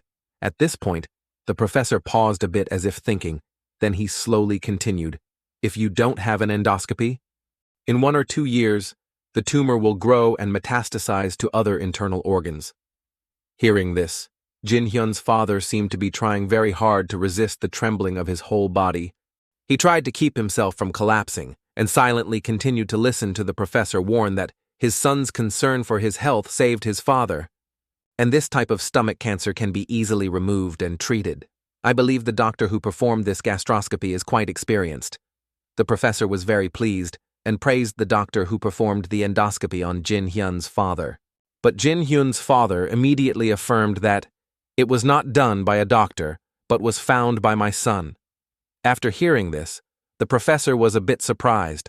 He rubbed his chin in disbelief and asked Jin Hyun's father in doubt, "Your son—" So without waiting for Jin Hyun's father to speak again, Jin Hyun's mother hurriedly boasted to the professor that, at the hospital, the doctor just said it was simply gastritis. But my son went back to the hospital and reviewed the endoscopy photo and discovered it was cancer. Hearing Jin Hyun's mother say these words, the professor was naturally a little incredulous, wondering, how could he do what a doctor should do? However, even though he didn't believe it in his heart, he still responded to Jin Hyun's parents with a gentle, "I understand." Then he told himself, she must have just been bragging about him. The professor then stopped talking about who found the tumor. He started fiddling with some data files on the screen and continued, "Anyway, we still need to do the treatment. That's the hard part." Jin Hyun's entire family was almost shocked to the point of being speechless when they heard the professor calmly say, "The treatment is possible, but the location of the tumor is quite difficult. I'm afraid we need to remove part of his stomach." So in the confusion and anxiety, Jin Hyun's father hurriedly wanted to ask the professor again, "While the tumor is very small, do we have to remove part of the stomach?" Hearing that, the professor did not hide anything and immediately replied, "Yes, based on your stomach endoscopy image, I think we need to remove part of the stomach because the tumor is located in a very special place." Hearing this, Jin Hyun's father seemed to know that he couldn't do anything else, so he started asking the professor, "What about complications? Doctor—" The professor was still very calm and straightforward. "Of course there are." Following that statement, the doctor seemed to be a bit concerned as he pondered while looking at the image of Jin Hyun's father's stomach on the screen and said, "It's best to cut as little as possible, but it's in such a difficult position." The professor had no idea that Jin Hyun had been paying close attention to every single one of his expressions and actions, so when he saw his expression, he became worried about the after effects of the surgery. Jin Hyun finally couldn't keep quiet anymore. He politely called out to the person opposite, "Professor." "What's the matter, student?" The professor also very gently asked what Jin Hyun wanted to say to him. Jin Hyun at this time, after countless hours of worrying and pondering, finally, he was not afraid of revealing his identity as a time traveler anymore. Just because he was too worried about his father, he directly asked the professor, "Is it possible if we do a surgery using an endoscope to remove the tumor?" Jin Hyun said all these words from beginning to end in a calm and cautious tone, just like when he was a doctor in his previous life. So when he heard them in the doctor's ears, it completely shocked him. So after Jin Hyun said his opinion, he kept waiting, but the professor didn't reply. So Jin Hyun didn't dare say anything more. He just stood there with expectant eyes looking at the professor, but the professor kept silent. I don't know if it was because he doubted Jin Hyun's ability, or if he was carefully considering the question to answer him. But because he was too worried, even at his teenage years, Jin Hyun knew that what he said was not trustworthy at all, so he could only find an excuse to add, "According to what I've researched, by using endoscopy techniques for treatment, we can cure the disease without having to remove the stomach and can minimize the side effects. I believe it will be better than removing most of the stomach." Listening to Jin Hyun, the professor finally spoke up and replied, "That's right. However, the endoscope cannot work when the tumor is located too deep in the stomach. In your father's case, the tumor has spread to the stomach folds. This means that the cancer cells may have penetrated deeper into the stomach lining." After finishing his long speech, the professor suddenly felt a bit smug. He didn't even bother to look at Jin Hyun, but just rested his chin on his hand and closed his eyes, thinking to himself, "He doesn't understand what I'm saying." But perhaps he himself didn't expect that in the next second. He would be so shocked that he would open his eyes wide to see clearly. When Jin Hyun not only understood everything he said, but also replied very clearly and knowledgeably that the stomach wrinkles are not very deep. The tumor is still very small, so I believe that the tumor has no chance to penetrate the stomach lining. We can check how deep it is with endoscopic ultrasound and try to treat it. If it has penetrated too deeply, we can try to remove it completely," Jin Hyun calmly said, to the astonishment of both his parents and the professor in front of him. The professor had an expression as if he was seeing a ghost. He directly ignored Jin Hyun's father's illness and asked him, "Wait, how does a student like you know this kind of knowledge?" So Jin Hyun pretended to be ignorant. He quickly scratched his head, looking worried, then answered, "I studied by myself before coming to the hospital. I'm sorry if there's anything wrong." Listening to Jin Hyun saying this, the professor still couldn't believe it. He used his doubtful eyes and probing eyes to try to question Jin Hyun once more. "Did you learn it yourself?" While he asked Jin Hyun this question, he couldn't suppress his doubts. "He's lying, those things can't possibly be in the book, this is unbelievable," the professor thought very carefully. On Jin Hyun's parents' side, his mother was so happy that she forgot that her husband had cancer. For the first time all day long, she smiled proudly. She patted her son's head and proudly said to the professor, "My son is very good. After he focused on studying, he always ranked first." Hearing Jin Hyun's mother say that, Jin Hyun's father, although still worried about the terrible cancer, did not forget to jump in and say, "Like father, like son." Just this one sentence successfully made Jin Hyun's mother go crazy, to the point that Jin Hyun had to stand up and advise the two of them. Come on, parents. While the whole family was arguing, the professor on this side was still bewildered by Jin Hyun's talent. He tried to calm himself down by telling himself, "It's impossible. No matter how smart you are, how can that be possible?" Thinking about it, the professor finally returned to the main topic. He pretended to be unnatural and coughed a few times, then slowly told Jin Hyun's family, "Your idea is very good. I agree with you. After saying that, he turned to Jin Hyun's father and instructed, You should stay in the hospital. Yes, Professor. Jin Hyun's father also responded very cooperatively. After that day, everything went pretty smoothly. After that, Jin Hyun's father had to go through many tests. Fortunately, the tumor had not penetrated deep into his stomach, so he was accepted for treatment instead of having most of his stomach removed.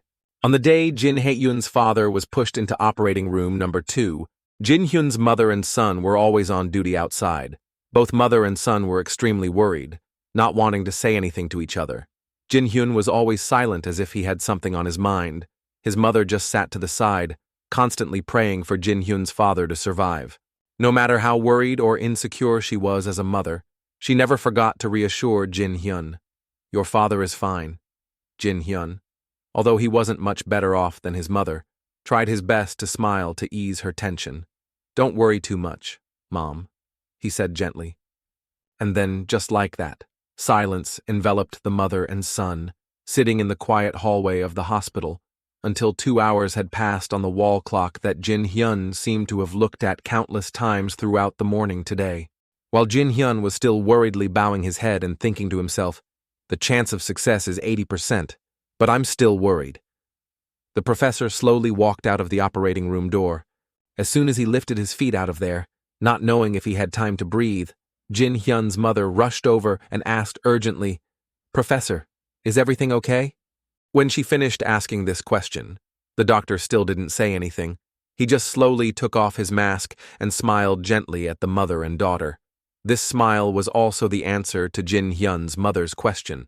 Then the professor did not forget to reassure both mother and child in a very sincere voice. The surgery was successful. Don't worry, mother and child. As soon as he heard what he said, both Jin Hyun's mother and he were overjoyed. They didn't know what else to do but immediately bow their heads and say to the professor, Thank you very much. Seeing this, the professor rubbed his hands together in embarrassment, expressing that there's no need to do that. Then he turned his attention back to Jin Hyun. It seemed like he was a bit uncomfortable, so it took him a while to call out to him and then stopped for a moment. But then Jin Hyun kept waiting, but he didn't hear him say anything. He called him and then sighed as if he had something difficult to say, and then calmly said, Forget it. Then he just gently patted Jin Hyun's shoulder a few times, and that was it. After that important surgery, Jin Hyun's father was also pushed to a regular ward a few days later. A good sign was that his father seemed to recover very quickly after the surgery. Today, as usual, Jin Hyun also visited his father. Every day, he asked his father if he was okay. If there's anything that's uncomfortable, just tell me. Jin Hyun's father is almost completely recovered today. He heard Jin Hyun's voice, so he immediately sat up and scolded, You shouldn't have come here to visit me. I'm about to be discharged from the hospital. Jin Hyun knew that his father was worried about his studies, so he immediately reassured him. Although it's better than having my stomach removed, you need to rest well and take care of your body until you're completely recovered. I can study here. Dad, don't worry. Jin Hyun smiled and showed his father the book. Seeing that, his father could only helplessly sigh. What a stubborn child. Then he let Jin Hyun decide for himself. Just then the professor came to visit the patient as usual. The professor and Jin Hyun's father seemed to have become much closer. The professor didn't even bother to use honorifics with Jin Hyun's father and asked him directly as soon as he entered, Do you still have a stomachache? Oh, professor, I'm fine, Jin Hyun's father replied confidently. Hearing that, the professor nodded slightly and then said, The results of this last endoscopic ultrasound are quite good. You will be allowed to leave the hospital within the next few weeks or until your body has fully recovered. Then, the professor suddenly paused a bit at this point. He once again looked at Jin Hyun meaningfully. Then he doubtfully asked him again, Are your opinions really written in the book? Yes, of course. Jin Hyun was very nervous when asked, but still tried to maintain his politeness and answered. At this point, the professor had no way to doubt Jin Hyun anymore. He looked at him and couldn't help but secretly think, a genius beyond his years. That's the most reasonable answer I could think of right now. Thinking about it, he immediately acted friendly, leaned closer and asked Jin Hyun, Are you still going to school? I heard you're at the top of your class. Which university are you aiming for? Jin Hyun was suddenly asked a lot of questions by his grandfather. At first, he was a bit confused. Then he slowly scratched his head and shyly replied, "I think it's Korean University." As soon as he heard these two medical words come out of Jin Hyun's mouth, the professor was so moved that he exclaimed, "Really?" As soon as he heard these two medical words come out of Jin Hyun's mouth, the professor was so moved that he exclaimed, "Really?" He immediately patted Jin Hyun's shoulder hard and said, "If possible, you must go to Korea University Medical School and become my student." The professor said very calmly. Jin Hyun was shocked. His eyes widened as if he couldn't believe what he had just heard. Seeing Jin Hyun's exaggerated expression, the professor immediately pressured him and asked, "Don't you agree?" So Jin Hyun immediately shook his head and replied, "No, it's not like that. It's just that this is too sudden." Hearing that, the professor gently said to Jin Hyun, "I believe you will become a famous doctor and save thousands of lives." Then, before leaving the hospital room, the professor did not forget to tell Jin Hyun, "When you get into Korean University of Medicine, come find me." After hearing these words from the professor, Jin Hyun was also a bit surprised and wondered, does he want me to become his student? Then, as soon as this thought flashed, Jin Hyun quickly reminded himself that Professor Choi Daewon's student relationship is not simply a teacher-student relationship. Then, while Jin Hyun was still pondering, "I'm not really interested in being a gastroenterologist," his father beside him worriedly asked him, "Professor Choi is so great, but you don't seem to like him. I think you should choose a career as a doctor, a noble job like Professor Choi." Speaking up to this point, it seemed that he was afraid of putting pressure on Jin Hyun, so his father didn't forget to add a sentence. "It depends on your decision." Jin Hyun heard that and was in the middle of thinking, so he blurted out, "It's very good, but I already have my choice, Dad." "So what is it?" His father was very curious and asked right away, but Jin Hyun still didn't answer his father right away, because at this moment, he was still remembering the image of himself in his previous life, remembering the days when someone could always run in and say, "Doctor, we have a problem with a critically ill patient." At times like that, Jin Hyun in his previous life always ignored everything, and every time he answered, "I'll be there right away," and ran off to save the person. Jin Hyun himself knows that saving patients is his responsibility. A doctor who lives for others is the path he chose in the past. But because of that life, Jin Hyun's previous life was full of tragedy. So right now, he made up his mind that before he became that bad again, he would live a new life. Thinking of this, Jin Hyun couldn't help but smile smugly. Then he said to his father without any shame, "I want to enter the industry." "Dermatology," Jin Hyun confidently declared. Then, not knowing what he was thinking, he suddenly put on a very sinister expression and laughed alone, leaving his father sitting on the side, not understanding why his son wanted to choose dermatology. Putting that aside, Jin Hyun was now tiredly walking out of the room, constantly stretching and relaxing. He secretly complained, "Sitting in the wrong position while studying makes my back hurt so much." So, he moved his arms back and forth to do a few sit-ups. At this moment, he suddenly heard the sound of a loud bang not far from him. Jin Hyun curiously stood against the wall wanting to see who was fighting in the hallway. He jumped when he realized that a figure he was very familiar with was standing next to him. "Damn! Lee Sanmin! Why is he here? This is too much of a coincidence." Looking at Lee Sanmin's face right now, it doesn't look like the arrogant look he usually shows at school. Jin Hyun was very curious. Who is he talking to? He looks serious. The conversation was not only serious, but also very tense. It seemed that no one had any intention of giving in to the other. Looking at the other man, Jin Hyun silently speculated. An acquaintance or brother, I didn't hear anything from them, but they seemed very upset. Why would we talk about something else in this place?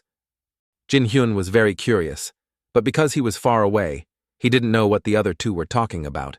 But suddenly he saw some shocking scene.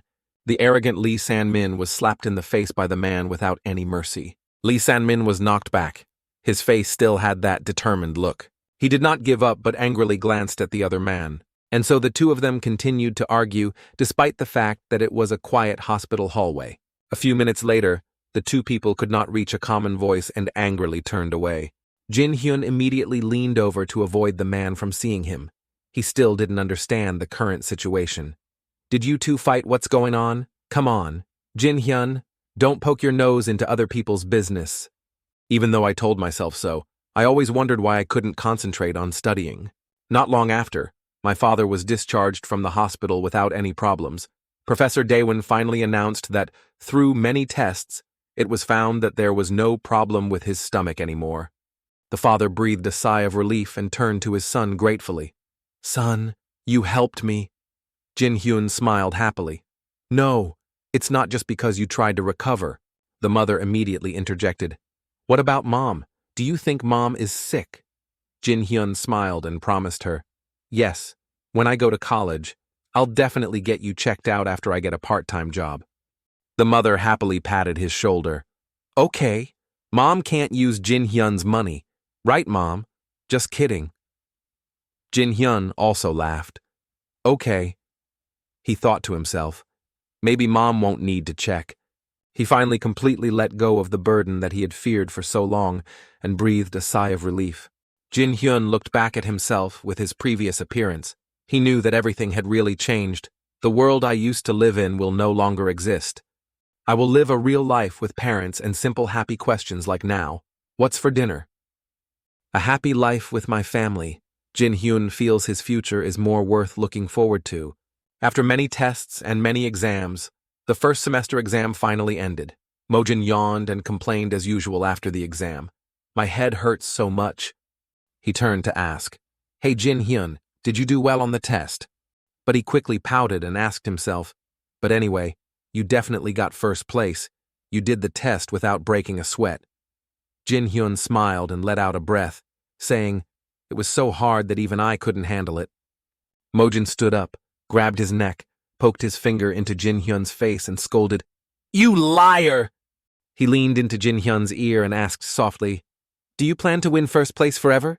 Jin Hyun also did not deny and smiled, saying, We will know after the results come out. Can you do the test well? Mojin replied with a cheerful expression, I don't know either. Jin Hyun looked at that expression and whispered, Look at his confident face. A few days after the summer vacation was about to begin, the teacher stood on the podium and announced to the students, You did very well. Keep studying. Even though you have summer vacation, you still have to study. I have your final results in my hand. Look at them and see if you should study hard for the next semester. The whole class immediately looked bored and tired. The teacher angrily shouted, Be quiet. I will post the rankings on the board. Go up there and look at them yourself. Take your report card home and give it to your parents to sign. The students still had to go to the board to see the results, but they continued to complain. It's the end of the year. Teacher, I failed. My mom will kill me. Damn, I failed. I got this even though I played randomly. I hope I'm not at the bottom. Mojin also jostled behind the crowd, trying to find his name on the results board. The result that hit him was still Kim Jin Hyun in first place. Mojin happily put his arm around Jin Hyun's shoulder. See, you're in first place again. Jin Hyun replied, Really? What about you? Mojin happily boasted, Don't be surprised. I'm 23rd. Jin Hyun was surprised when he heard that. Really? You jumped 2 or 3 places in one semester. Mojin said very proudly, Just a little bit more to catch up with you. Jin Hyun was moved to tears. Jin Hyun was very happy. Mojin was a little shy. Are you my mother? After joking around, Jin Hyun looked at his score on the board and thought to himself, I got first place, but my average score only increased by 6 points. I'm still quite far behind Lee San-min. He must be very angry. I took his position. At this moment, Lee San-min walked towards Jin Hyun with a mocking expression. Hey, Jin Hyun, congratulations. Hearing this, he knew it was nothing good. Jin Hyun wasn't interested in beating around the bush with him, so he immediately asked with a dark face, What does this bastard want? Mojin saw the tense situation and immediately reminded his friend, Calm down, buddy. Lee San-min shrugged his shoulders and said with an attitude, I can't believe you're that good. Jin Hyun coldly said, There's not much difference between us. Lee San-min laughed. You're too modest. You can't imagine the difference between first and second place. It's like day and night. He emphasized the last 4 words on purpose. His face also turned cold. You study all day and night without entertainment or games. I don't think I can do like you. Bookworm. This is summer vacation. What about going to the internet? You probably don't know what a computer is. You only know how to study. You definitely don't know anything. Sit and study. Study. Study. Mojin hid behind Jin Hyun and angrily replied, Jin Hyun won't do childish things like you. The fat guy and his friend stepped forward and chimed in. Sanmin, if we go with someone who doesn't know what fun is, it'll be boring. Let's just go with the two of us. A first-class gentleman who only knows how to study. Oh no, we have angered Mr. First Class. Oh, just study until the end of the summer, you nerds. Hearing those constant taunts, even Moin got angry. They thought Jin Hyun would keep quiet like that. But before the other two were about to leave, he suddenly raised his voice and said, I'm going to that damn internet cafe. Lee Sanmin looked disdainful. Are you serious? Have you ever touched the keyboard? Jin Hyun coldly asked, solo or team, I can handle all the matches. I will crush you like shit, under my hands. Just like that, before Jin Hyun's bold declaration, the few of them went together to the nearby game shop. Jin Hyun sat there, feeling a bit nostalgic. Why do I miss this cigarette smell so much? How long has it been? If I could smoke once, I would wish time would pass faster. At this time, the fat guy Kim Chung-wook looked at him with disdain and said, Don't ask me everything in the game because I don't have time for it. Jin Hyun frowned and replied, Shut up and get ready. Chung-wook stared at Jin Hyun angrily. Looking at his keyboard movements, he was a bit suspicious and thought to himself, why does this guy look like a professional? But he quickly reassured himself. But he's definitely just acting. I will torture you without mercy, you fool. Thinking so, Kim Chung-wook excitedly made a suggestion. It's no fun playing normally. How about a bet? The loser has to follow the winner's words. If you're scared, you can just not participate. Don't worry. Jin Hyun agreed without thinking. Let's bet, but don't go home when the time comes. Kim Chung-wook was extremely pleased and thought to himself, what an idiot! Do you think games are as easy as studying? Mojin sat next to him and cried, worried for his friend. Jin Hyun, you can't think it's easy because it's just a game. He turned to Jin Hyun and suggested, Jin Hyun, I think Bodos will be more suitable for beginners like you. It's easier to control. Besides, just create some basic soldiers and I'll fight them. Jin Hyun calmly replied, It's fine. I think I'll choose random. Mojin cried and shook him, asking, why if so? We'll definitely lose. Lee San-min sat on this side boredly, resting his chin on his hand and thinking to himself, we'll definitely win. It makes me feel so bored. Kim Chung-wook sat on this side and asked with a faint smile, Should we kill Mojin first? Lee San-min confidently laughed. This battle won't end in just 10 seconds, right? On this side, Mojin was shocked when he realized they started attacking. How can I handle both of them? Done. This Jin Hyun only knows how to study. The world of gamers is very difficult to understand. Unexpectedly, at this moment he heard angry shouts from the two guys on the other side. Mojin looked at the screen in surprise and was amazed to find out, why are we winning? Lee San-min and Kim Chung-wook looked surprised. Why are we losing like this? While in a daze, Mojin heard Jin Hyun calling out, 3 o'clock, Lee San-min's castle. Mojin was stunned. What can you do? I understand. Just like that, except for Jin Hyun's calm expression. The remaining 3 people were all surprised, tense and surprised. The match finally ended with Mojin's scream. We win. He was so excited that he slid down the road like he was celebrating a soccer goal. Kim Chung-wook gritted his teeth in anger, unable to believe he had lost. What the hell? He shouted angrily. This is just the warm-up. Let's have another game. Jin Hyun smiled faintly. If you like it, it's fine. As many matches as you like, Mojin asked with a trembling voice. Jin Hyun, when did you learn to play these things? Jin Hyun smiled. I played a little bit before. Mojin asked in surprise. What, just a little? This isn't the skill of someone who's only played a little. Jin Hyun smiled, thinking to himself. I did play a little before. A little more than 10 years, right? In the past, failing the university entrance exam 3 times. No 4 times made me addicted to this game. My skills don't seem to fade after all these years. If I remember correctly, my record is 3,500 wins and 700 losses. On this side, the fat guy Chung-wook was shaking with anger. This is not right at all. We lost again. Jin Hyun smiled and reminded them, don't forget the bet. Lee San-min stood up from his chair and walked towards Jin Hyun, calling him Kim Jin Hyun. Let's have another round.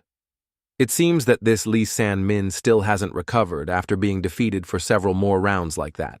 Jin Hyun wondered, why are they trying so hard to win? But he still readily agreed, okay. Jin Hyun looked at the screen and wondered, what's the situation at Chade Beach? It seems like they really don't want to lose. Jin Hyun sighed and smiled faintly, then focused on typing again. He thought to himself, but maybe today isn't your day anymore. Very quickly after that, the angry voices of the other two rang out again. What, we lost again! He gritted his teeth and looked at Jin Hyun, cursing silently. This bastard. Doesn't he just know how to study all day? He can fight. He can play games. How can he do that? Kim Chung-wook suddenly got smart and had the thought, is this guy from the future or not? At this moment, Jin Hyun smiled and looked at the angry fat guy. If you bet, don't turn your back. Kim Chung-wook gritted his teeth and asked, so what do you want? Jin Hyun immediately raised his voice to make his request, don't take money from other kids, at least in our class. Kim Chung-wook was a bit surprised at first, but he quickly stood up with a cold face and threatened Jin Hyun. Who do you think you are to dare to poke your nose into our business? Everything has its limits. Do you understand?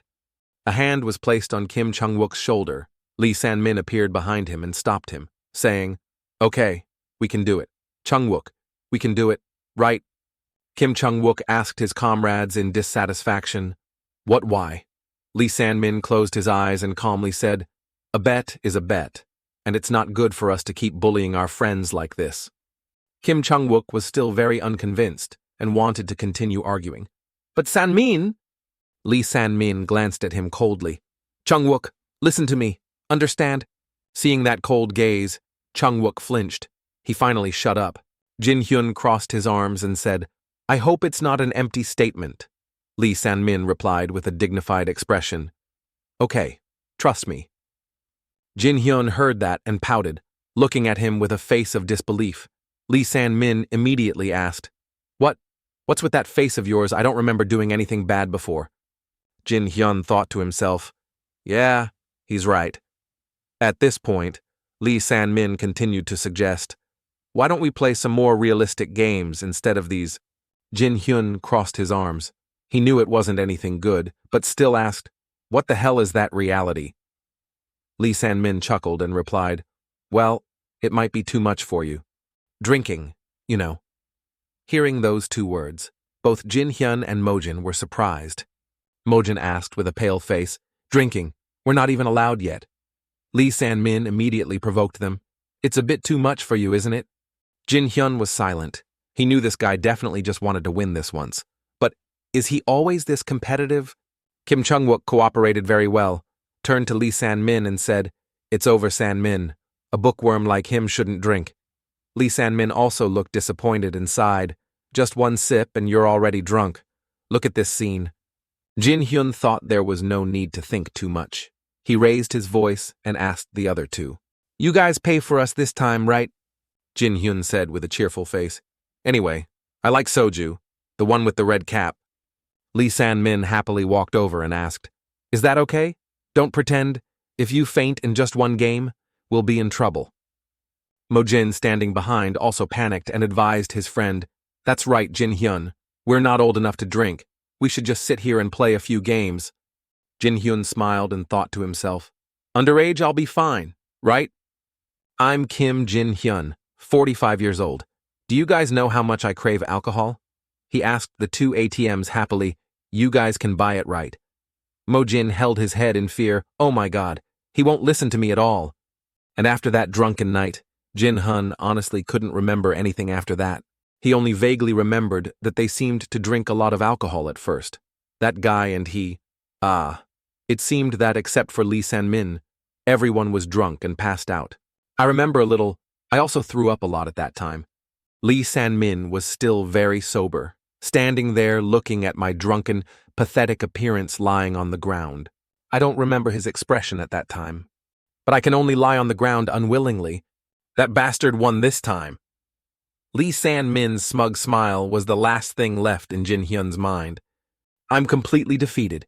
At this moment, after that terrible drunken battle, Jin Hyun finally woke up. He still had that absent-minded expression, but he still noticed the strange scene around him and looked around suspiciously. Where is this?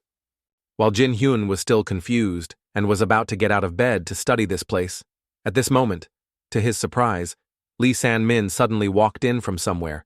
He was holding a glass of water in his hand, looking very familiar with this place. Then, in contrast to Jin Hyun's panicked expression, Lee San-min seemed to calmly ask, "You're awake? Do you still have a headache?" Jin Hyun immediately blurted out, "Where am I? Why are you here?" Lee San-min remained calm. He handed the glass of water he had just brought in to Jin Hyun and replied, "Because I live here. Have some honey." At this moment, Jin Hyun also had no way to refuse. He reached out to receive the glass of honey water, but still couldn't help but wonder, what the hell is going on? Hearing Jin Hyun's slightly indignant tone, Lee San-min immediately showed his grievance and asked back, "What do you mean? Didn't you faint after drinking too much alcohol? That's why I brought you here. I don't know where your house is, so, Sure enough, Jin Hyun had no idea that things had turned out like that. So after hearing what Lee San-min said, Jin Hyun was so surprised that he drank half of the water and it came back up his throat. Lee San-min seemed to just say that casually and then startled and said, "Wait a minute, I'm making ramen." After saying that, Lee San-min turned around and went back to his kitchen. Things had come to this point. Jin Hyun couldn't just pretend to know nothing and lie on the other person's bed forever. He also followed Lee San-min down from the bed, intending to help him in the kitchen, because he had just woken up. Jin Hyun still hadn't fully sobered up. He kept walking and muttering, "This bastard's house," as if he didn't believe what Lee Sang-min said at all. Then, when Jin Hyun walked out of the bedroom, he had to open his eyes wide and wake up immediately because of surprise. Jin Hyun looked at that luxurious living room and suddenly felt sweaty, thinking to himself, is this where he lives, in an apartment? This place is really cool, so he lives in a place like this. Jin Hyun just stood there, admiring the beauty of this house. On this side, looking at Jin Hyun's drooling expression, Lee San-min also sarcastically said, "Is this your first time seeing such a beautiful house?" But after sarcastically saying that, the other friend was very kind and reminded Jin Hyun, "Eat breakfast." Then, when he gave the bowl and chopsticks to Jin Hyun, he acted friendly and comfortable and said, "Eating ramen is great after drinking alcohol." Seeing that, Jin Hyun could only shyly reply, "Okay, thank you." The reason why Jin Hyun was so embarrassed was because he and Lee Sang-min had never been close before. He himself never dared to think about it. Who would have thought that he would be so kind, just when Jin Hyun was still secretly doubting Lee San-min's personality? He seemed to expectantly ask him, "Is it delicious?"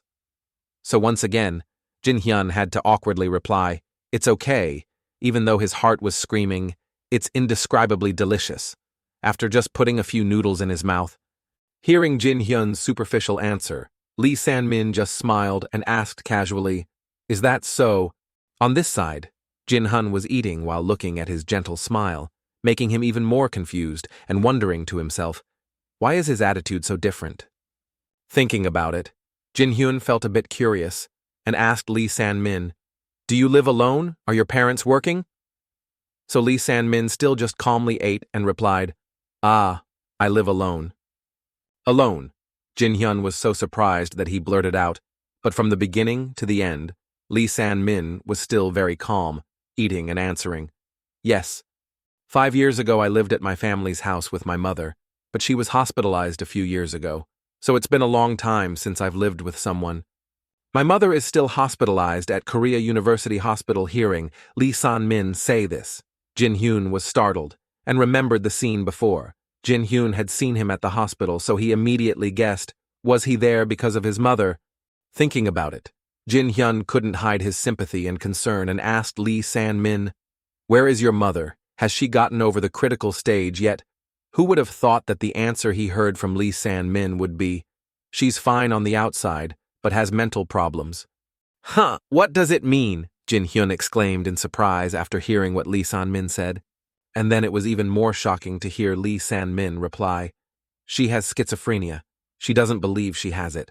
There were many times when she tried to commit suicide even though she was undergoing treatment.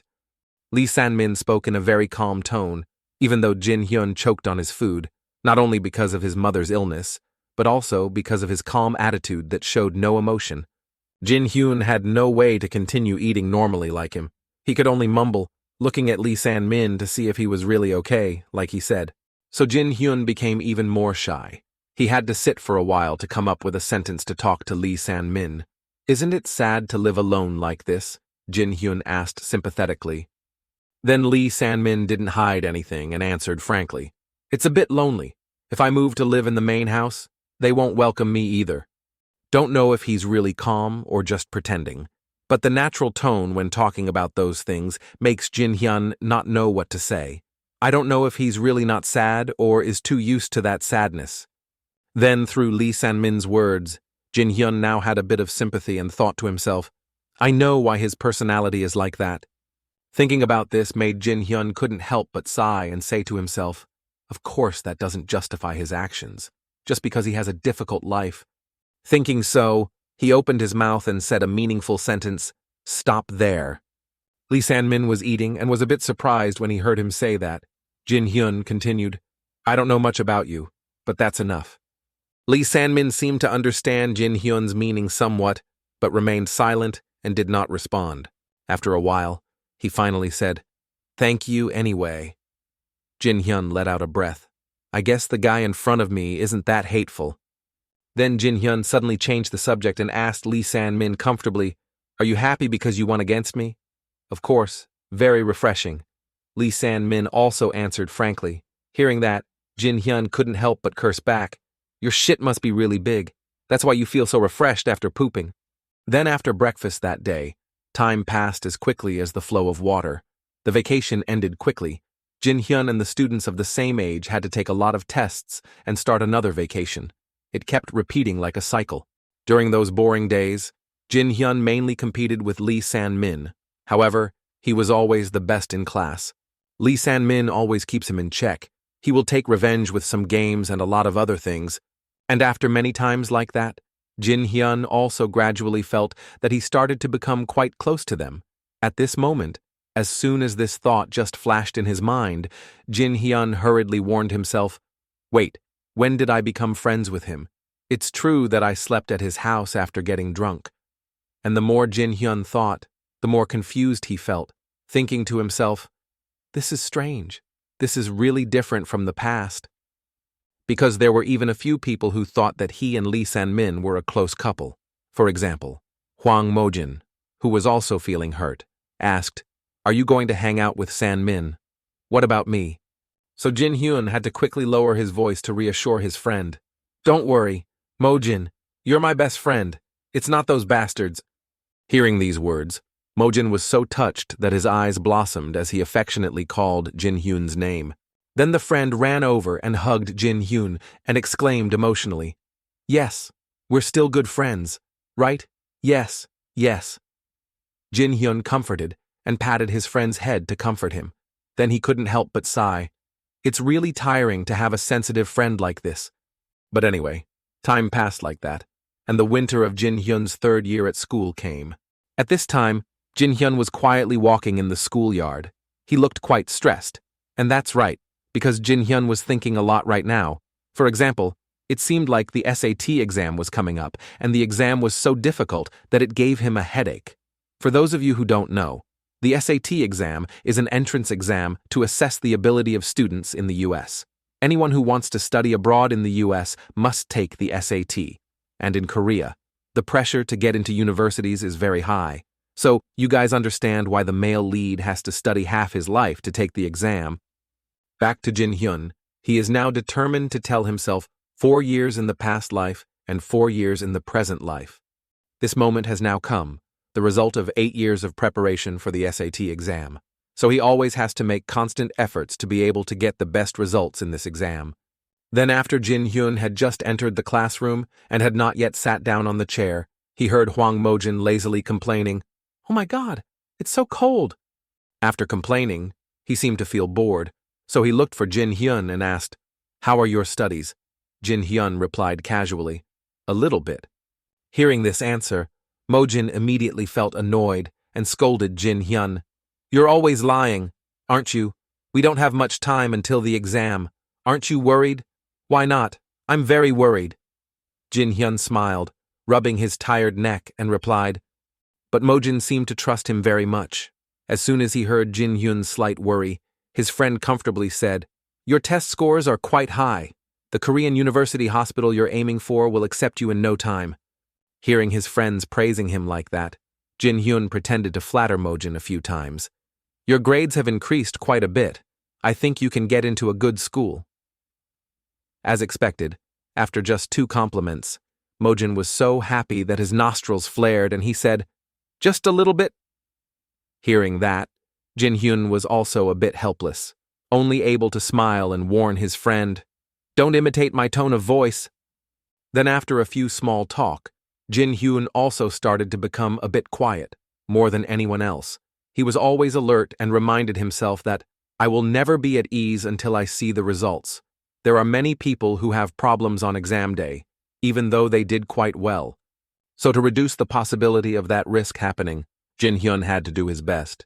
Thinking about it, he unconsciously picked up his glass of water as a habit. But before he could even drink it, he heard Mojin's voice again asking, What are you drinking? At this time, Jin Hyun still didn't stop moving his hands. While drinking, he replied to Moin, It's the herbal tea that Lee San-min gave me. He said this tea will help us focus better on something. Jin Hyun then generously poured another cup and brought it to Moin, asking, It's very warm and delicious. Do you want to try some? Mojin immediately agreed upon hearing this. When he received the cup of tea, he exaggeratedly declared, It's great. My grades will skyrocket after drinking it. But just a second later, after only trying 1 pot, poor Mojin had to grimace and say, Oh my God, it's definitely poison. It's terribly bitter. Then he angrily returned the half-finished cup of tea to Jin Hyun, his tone also full of disgust as he said, Here, it's your tea. Drink it yourself. Seeing this scene, Jin Hyun could only smile and comfort his friend. Bitter medicine is always good for your health. A few hours later, Jin Hyun had put on a thick coat. He stood up and walked out of the classroom with a constipated expression, thinking to himself, I need to go to the bathroom right away. However, before he could take 2 steps, Jin Hyun saw someone coming from the opposite direction. He saw Lee San-min and Chung-wook waving at him comfortably. Chung-wook didn't even hesitate to call him Hey Nerd. Jin Hyun didn't mind at all. He comfortably went up to Chung-wook and bumped fists in a friendly manner. Then he asked, Hey Chung-wook, long time no see. How have you been? Chung-wook naturally replied, It's too late for me to take this exam. Hearing that, Jin Hyun didn't ask any more about that sensitive exam issue. However, he suddenly had a new idea and happily asked his 2 friends, Hey, are you guys going to smoke? Let me go with you. Hearing that, Chung-wook had to quickly speak up to explain, Hey, we're not going to smoke. If others hear it, they'll misunderstand. But even so, the 2 still brought Jin Hyun along. Together, they went to the school's vending machine. After buying himself a cup of hot coffee, Lee San-min asked Jin Hyun, What about you? I don't know, Jin Hyun replied frustratedly. Hearing that, Lee San-min just smiled and said, Aren't you aiming for medical school at Korea University? We can be classmates. What do you plan to do after you get there? Jin Hyun didn't expect Lee San-min to want to study at the same university as him. However, he wasn't too surprised because he thought he would definitely get in with such a high score. Thinking then, Jin Hyun slowly answered Lee San-min's question, I will work in banking. With that money, I plan to invest all of it in stocks. I'm about to get rich. Jin Hyun said with a devilish smile. He spoke as if he had actually held the money in his hand, so the other 2 friends could only helplessly shout, Okay, to make Jin Hyun stop talking nonsense. Even though they hadn't been close to Jin Hyun for long, everyone noticed that his face always changed whenever he talked about money. So after a few minutes of drinking coffee and chatting, Jin Hyun spoke up and said, I think I have to go home early. The 2 friends knew that Jin Hyun had to focus on studying, so they didn't make it difficult for him to stay. Before leaving that place, Jin Hyun still very comfortably waved his hand to remind his 2 friends, Be careful not to catch a cold. Then he suddenly remembered something and turned around and exclaimed, Lee San-min, the herbal tea you gave me is delicious. It's nothing. See you later, Lee San-min also very naturally replied. On this side, Chung-wook just heard the words thank you that Jin-hyun said. He immediately felt a bit jealous and asked Lee San-min, are you giving him herbal tea? So Lee San-min immediately replied casually, I have a lot at home, so it's okay to give him a little. Sure enough, upon hearing that, Chung-wook felt hurt and asked, what about me? Unexpectedly, Lee San-min stingily replied, sorry, it's ran out. Then it seemed like Chung-wook didn't believe him. He even tried to repeat again, it's completely out, as if to reassure him. The next day, Jin-hyun sat on the bed, holding his painful stomach and thinking to himself, I'm the one who told them yesterday to be careful not to get sick, but I got a cold. It's funny. The mother just walked in and saw his pale face and asked, Jin-hyun, what's wrong with you? Jin-hyun turned pale and replied, I'm fine, maybe so. He groped to get up. Seeing his weak appearance, his mother worriedly asked, Are you okay? Jin-hyun pretended to be fine and stepped forward. The pain from his stomach suddenly came, making him unable to stand. Oh my God! He thought to himself, fuck, this is the flu, seasonal flu. I think it's not a bird disease, is it? It will be fine after I rest for a few days. Jin-hyun thought so. Then he still dragged himself to put on his jacket and carry his backpack outside, and told his mother, the exam is the day after tomorrow. I just hope I'm okay until the exam day. The mother saw her son looking so exhausted and worried, so she advised him, Son, you should take a few days off. Jin-hyun smiled and reassured his mother, It's okay, Mom, I need to go to school. When he got to school, his expression didn't look much better. The pain still showed no signs of stopping. His tired expression was visible to everyone in the class. Moreover, the atmosphere that Jin-hyun gave off also had a very sickly feeling. Mo-jin saw him lying on the table and worriedly approached him and asked, Jin-hyun, are you okay? What happened? Jin-hyun replied in a small voice, I'm fine. I just feel like my stomach is about to tear and fall out. Mo-jin panicked. So it's not okay. At this time, the teacher also came to him and suggested, Jin-hyun, don't stay here anymore. Go down to the infirmary and rest. Jin-hyun lazily replied, Yes. So Moin followed Jin-hyun, who was unsteady, to the medical room. While walking, he asked, I know you're sick, but can't you walk straight, poor Jin-hyun? Mo-jin tried very hard to carry the super crooked Jin-hyun to the end of the hallway. Finally, they crawled to the medical room. The nurse quickly arranged for him to rest on the bed. Then she sighed and said, Rest. If it's too serious, you should go to the hospital. Jin-hyun was about to say the familiar words, I'm fine, when suddenly the sharp pain from his stomach came again. He held his stomach and thought to himself, what the hell is this gastroenteritis? No, I didn't eat anything embroidered, peritonitis, or a stomach ulcer. Jin-hyun lay back down on the bed and reassured himself, Just rest, it will be fine when I wake up. A moment later, Jin-hyun returned home as usual. You're home. As soon as he saw his expression, his mother exclaimed, Oh, my son! You should go to the hospital. Jin-hyun shook his head and returned to his room. There's no need to go to the hospital. I need to sleep. When the mother exclaimed, You look like a soulless body, Jin-hyun did not deny it, but nodded.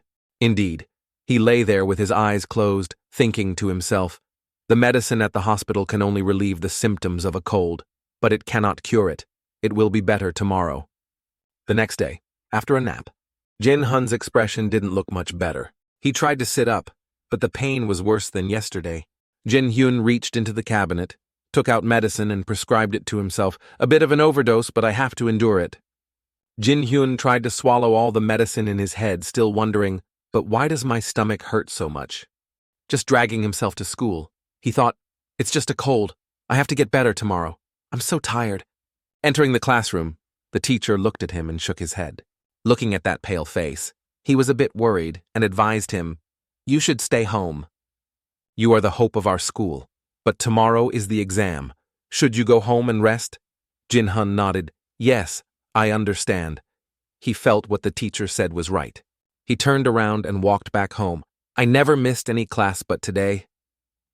He returned home. He assumed that his parents were at the restaurant, so no one would be home. Jin Hyun thought as he brushed the blanket. I should at least do some review questions. But his determination was quickly seduced by the blanket. Jin Hyun was tired and lay on the bed. Not wanting to get up anymore, he closed his eyes to rest and said to himself, I think I'll do it later. And tomorrow, the exam has come. Jin Hyun is no longer sick and is concentrating on the exam. Seeing a difficult question, he habitually scratched it with his pen, but his hand slipped and it fell down. The pen fell into the small gap between the chair and the table. Because there was only one pen, Jin Hyun bent down to pick it up. Then he quickly realized something was wrong. That's... As he turned his head to look back, he saw a man wearing a doctor's coat. He was staring at him, looking very much like him in his middle age in his previous life. Because Jin Hyun was so panicked, he couldn't think of anything and didn't recognize the man in front of him with a dark face asking, Who are you?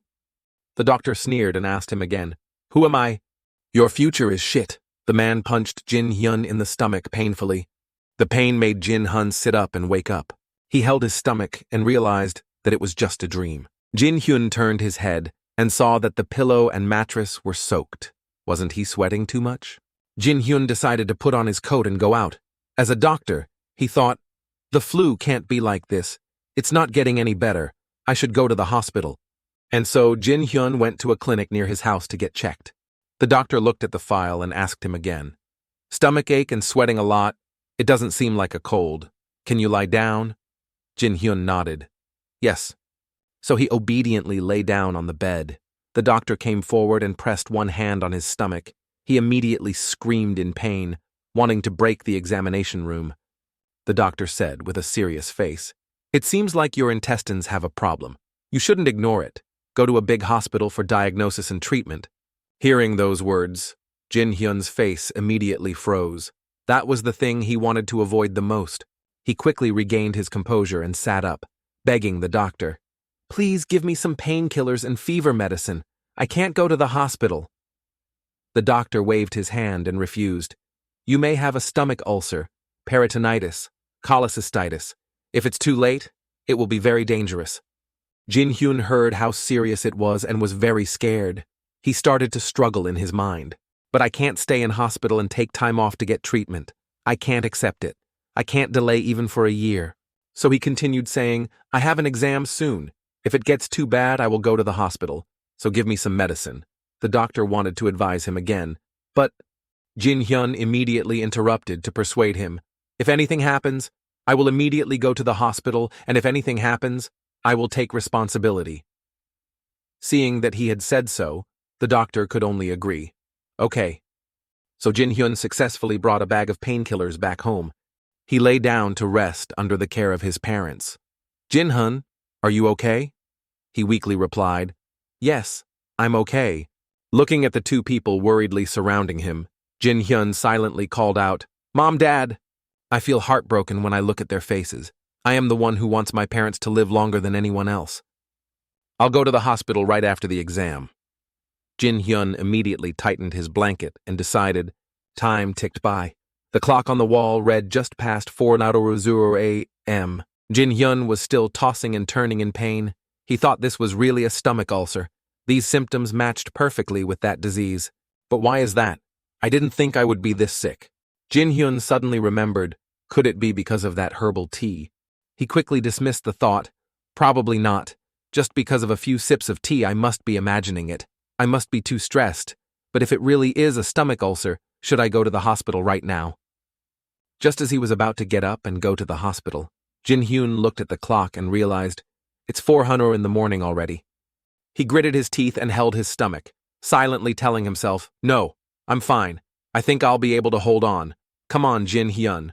I'm still young. I still love life. Even though it's a stomach ulcer or something, I have to endure it. Overdose on painkillers. Just bear it until the exam day. Just sleep. I can do it. Korea University Hospital. Just wait. Jin Hyun made up his mind and gritted his teeth to endure the constant pain. Time passed very quickly. Finally, the important exam day arrived. All the students gathered very early in front of the school gate. Jin Hyun walked into the room with a very ugly face. He thought to himself, It's so cold. Did they turn on the heater? Jin Hyun also knew that his condition was very bad today. Looking over there, the class monitor was still chewing and reading his book. The other girl is also very worried and praying that the exam will go smoothly. Jin Hyun's face turned pale. He secretly judged them. Seems like they are tough opponents. Can't lose. Thinking like that, Jin Hyun immediately took out his medicine and drank it. Some friends passing by also saw Jin Hyun's pale face, so they worriedly asked, "Hey Jin Hyun, are you okay? You look so exhausted." Jin Hyun listlessly replied, "I'm fine." He tried to suppress the feeling of discomfort for others and encouraged himself, "I can do it, and even if I die, I don't want to be a year late." The supervisor teacher entered on time with a stack of documents. The noisy classroom quickly calmed down.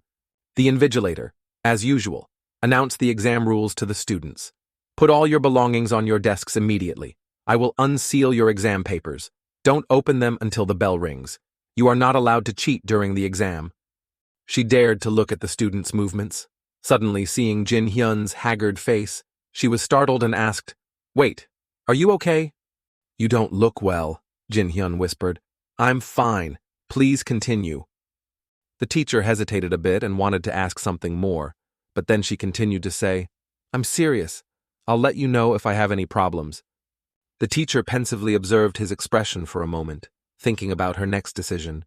In the last few seconds, she finally decided to let him continue the exam. She turned her head away and instructed, "Tell me whenever you want." Jin Hyun tried to answer, "Yes." The first test has begun, reading and language comprehension. Looking at the test papers in front of him, Jin Hyun's whole body was covered in sweat, and he thought to himself, the language comprehension test and the math test seemed to be harder than usual. There were some pretty difficult questions. I still remember them even though it's been 20 years. If I don't remember, I'll just be wasting my time. As he was turning the page, Jin Hyun's stomach felt an extremely sharp pain. He was in so much pain that he was shaking. Cold sweat broke out all over my body, but I still told myself not to give up right now. Just a little more. I don't want to waste a year. I've studied for more than 8 years just for this, but I have to wait a year. No way. There is no way I can accept this. I can do it. Just a little more. And then the math test. Jin Hyun remembered that he lay on the table during break time. Of course I can't even touch the box my mom made for me. Seeing his tired state, his classmates were very worried and asked, "Jin Hyun, are you really okay? You should go to the hospital immediately. You look very tired. What if something happens?" Jin Hyun couldn't even look up and lay on the table. "I'm fine. If you're really worried, then stop asking and let me think for a bit," his classmate said in a low voice. "Is that so?" The classmate next to him spoke. "He's sick. Just leave him alone." Just like that, Jin Hyun, with a face full of tears, finally passed the third exam, the third foreign language exam. Jin Hyun's stomachache got worse and worse. He cried out in pain while doing the test. She dared to worry and walked over. "What happened? Are you okay?" Jin Hyun tried to bend down to do his homework and said, "I'm okay." His hand holding the pen kept shaking because of the pain. He whispered, "My stomach hurts so much. I don't have sepsis from the pseudo-ulcer, do I? If it spreads throughout my body, I'll die. My blood pressure is dangerously low. Should I go to the hospital? I did pretty well on the test." Jin Hyun started to struggle mentally between going or staying. Just when he thought he should stop going to the hospital, his will won. He clenched his teeth to endure the pain. "No, it's okay. Let's continue. I can remember a few questions from 20 years ago. I remember this feeling after the foreign language test. There was still one more test, and I didn't want to miss it at all." Jin Hyun put his hand on his stomach, secretly taking his pulse, then back to the wrist. He felt that the breathing was steady and the pulse was steady. About 130 beats per minute. Average is 100 beats per minute. My heart beats faster than normal. Jin Hyun put 2 fingers behind his neck again to check. The carotid artery and femoral artery are fine. The problem here is the arm bone and blanta artery. He started to reach out and check, closing his eyes to feel his body. Jin Hyun realized that it's pumping blood pretty well.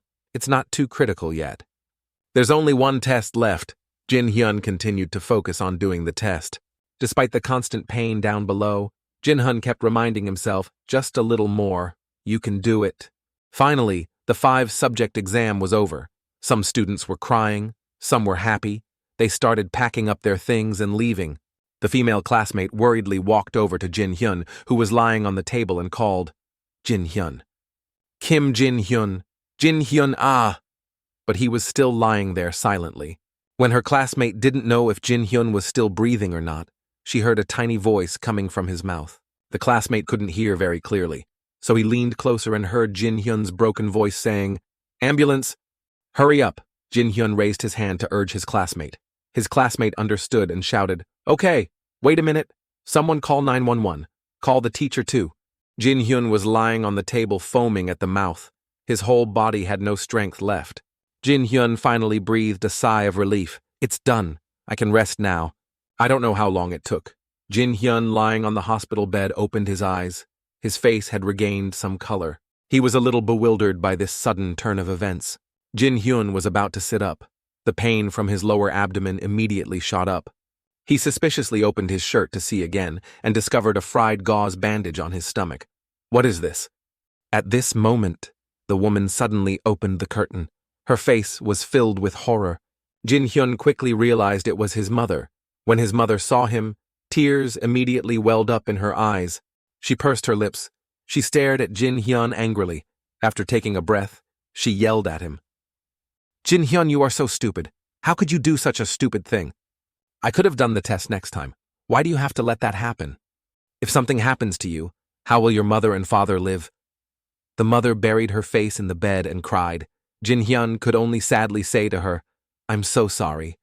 At this time, the doctor and his father also came at the same time. Looking at the medical record in his hand, the doctor said to him, "Boy, you almost died. You have a terrible stomach ulcer.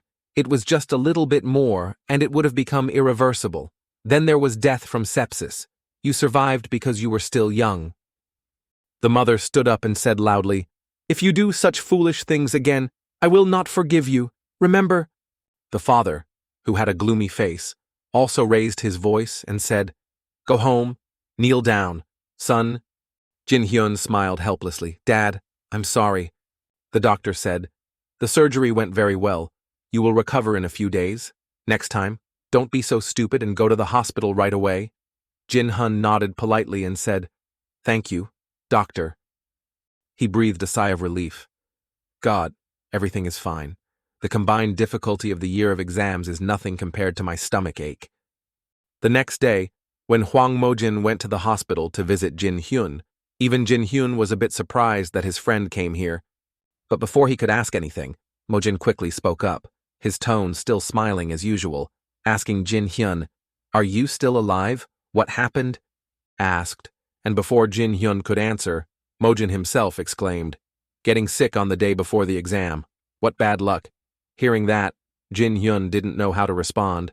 He could only smile and say, After that, Jin Hyun calmly reassured Mojin, "I'm almost completely recovered. You don't need to worry." After saying that, Jin Hyun didn't forget to ask about Mojin's condition. "Did you do well on the test? It was quite difficult." "Yeah, I guess so," Mojin replied with a very serious expression, as if he was trying his best to hide the fact that he did well on the test, even though the test was a bit more difficult than the average person's. Looking at the friend who wanted to say something, but didn't dare to. Instead, he showed this constipated expression. Jin Hyun couldn't help but think to himself, "What kind of expression is this? He probably thought I couldn't do the test, so he tried to act like he couldn't do it." Then, under the pressure that Mojin unintentionally brought, Jin Hyun once again seriously reflected on himself. "I tried my best to do the test, but I can't remember what happened on that test. Everything was blurry. Even so, I still remember a few questions and answers because this wasn't my first time taking the SAT."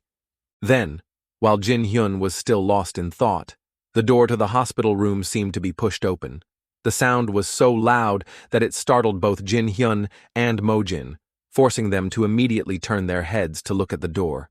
It turned out that Chungwook and Lee San-min had arrived. Just entering the room and not having time to greet him, Chungwook rudely asked Jin Hyun, "What's wrong with the bookworm?" Jin Hyun was still shocked and could only call out their names, Lee San-min, Kim Chungwook. At that moment, Lee San-min asked Jin Hyun again, "Are you okay?" However, Jin Hyun didn't seem to care about that question. He just stared at the gift Lee San-min brought, then slowly exclaimed with a greedy gaze, "High-quality red ginseng, I feel better. Thank you for coming to visit." Hearing that, Lee San-min breathed a sigh of relief. He naturally sat down on the edge of Jin Hyun's bed and said again, "If there's nothing, remember to take care of your health. I was thinking of going out with everyone on a nice day, but—" Hearing Lee San-min's regretful tone, Jin Hyun quickly interrupted, "You guys can go. Just leave me alone." Then, as if remembering something, Jin Hyun curiously asked Lee San-min, "How did your test go?" But Lee San-min seemed to avoid it, only vaguely answering 2 words, "It's okay," then turned his face away to avoid Jin Hyun's eyes, making Jin Hyun furious and secretly cursing. This bastard's expression is exactly like Mojin's. At this moment, Chung-wook suddenly felt a bit sympathetic and suddenly confided, "I'm definitely staying in the same grade. Jin Hyun, if you wait until next year to take the test, let's study together." "Okay." His friend made an extremely sincere suggestion. Hearing that, Lee San-min felt a bit awkward and comforted him. "Chung-wook, don't say that. We don't know the score yet." "Yes, we don't have the results yet," Mojin also hurriedly expressed. Both of them didn't want Jin Hyun to be sad after hearing these words because of his bad test results. But Chung-wook still calmly continued to add fuel to the fire and lied. "If I got sick right then, even a genius wouldn't be able to do well on the test." This friend didn't even think twice and said, "Is there a problem with repeating a year if your grades are low? Then repeat the year." Chung-wook spoke so quickly that both Lee San-min and Mojin were stunned. However, they couldn't stop him in time, so the 2 of them could only look at Jin Hyun with worried eyes, afraid that he would be upset because of hearing that. But Jin Hyun was the opposite of what they worried about. He even smiled calmly, and then comfortably bumped fists with Chung-wook and promised him, "Okay, if my score is low, we will study together." "Okay, remember that." Chung-wook also happily replied. So the visit ended like that. After recovering, Jin Hyun also started going to school again to make up for the few days he had to miss for treatment every day. He regularly went to school to check in and rest for an hour before going home. Jin Hyun's classmates all felt sorry for him. They all thought he had failed the exam.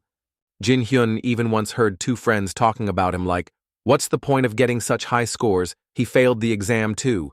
He's truly the unluckiest young man of the year." Even the teachers thought so.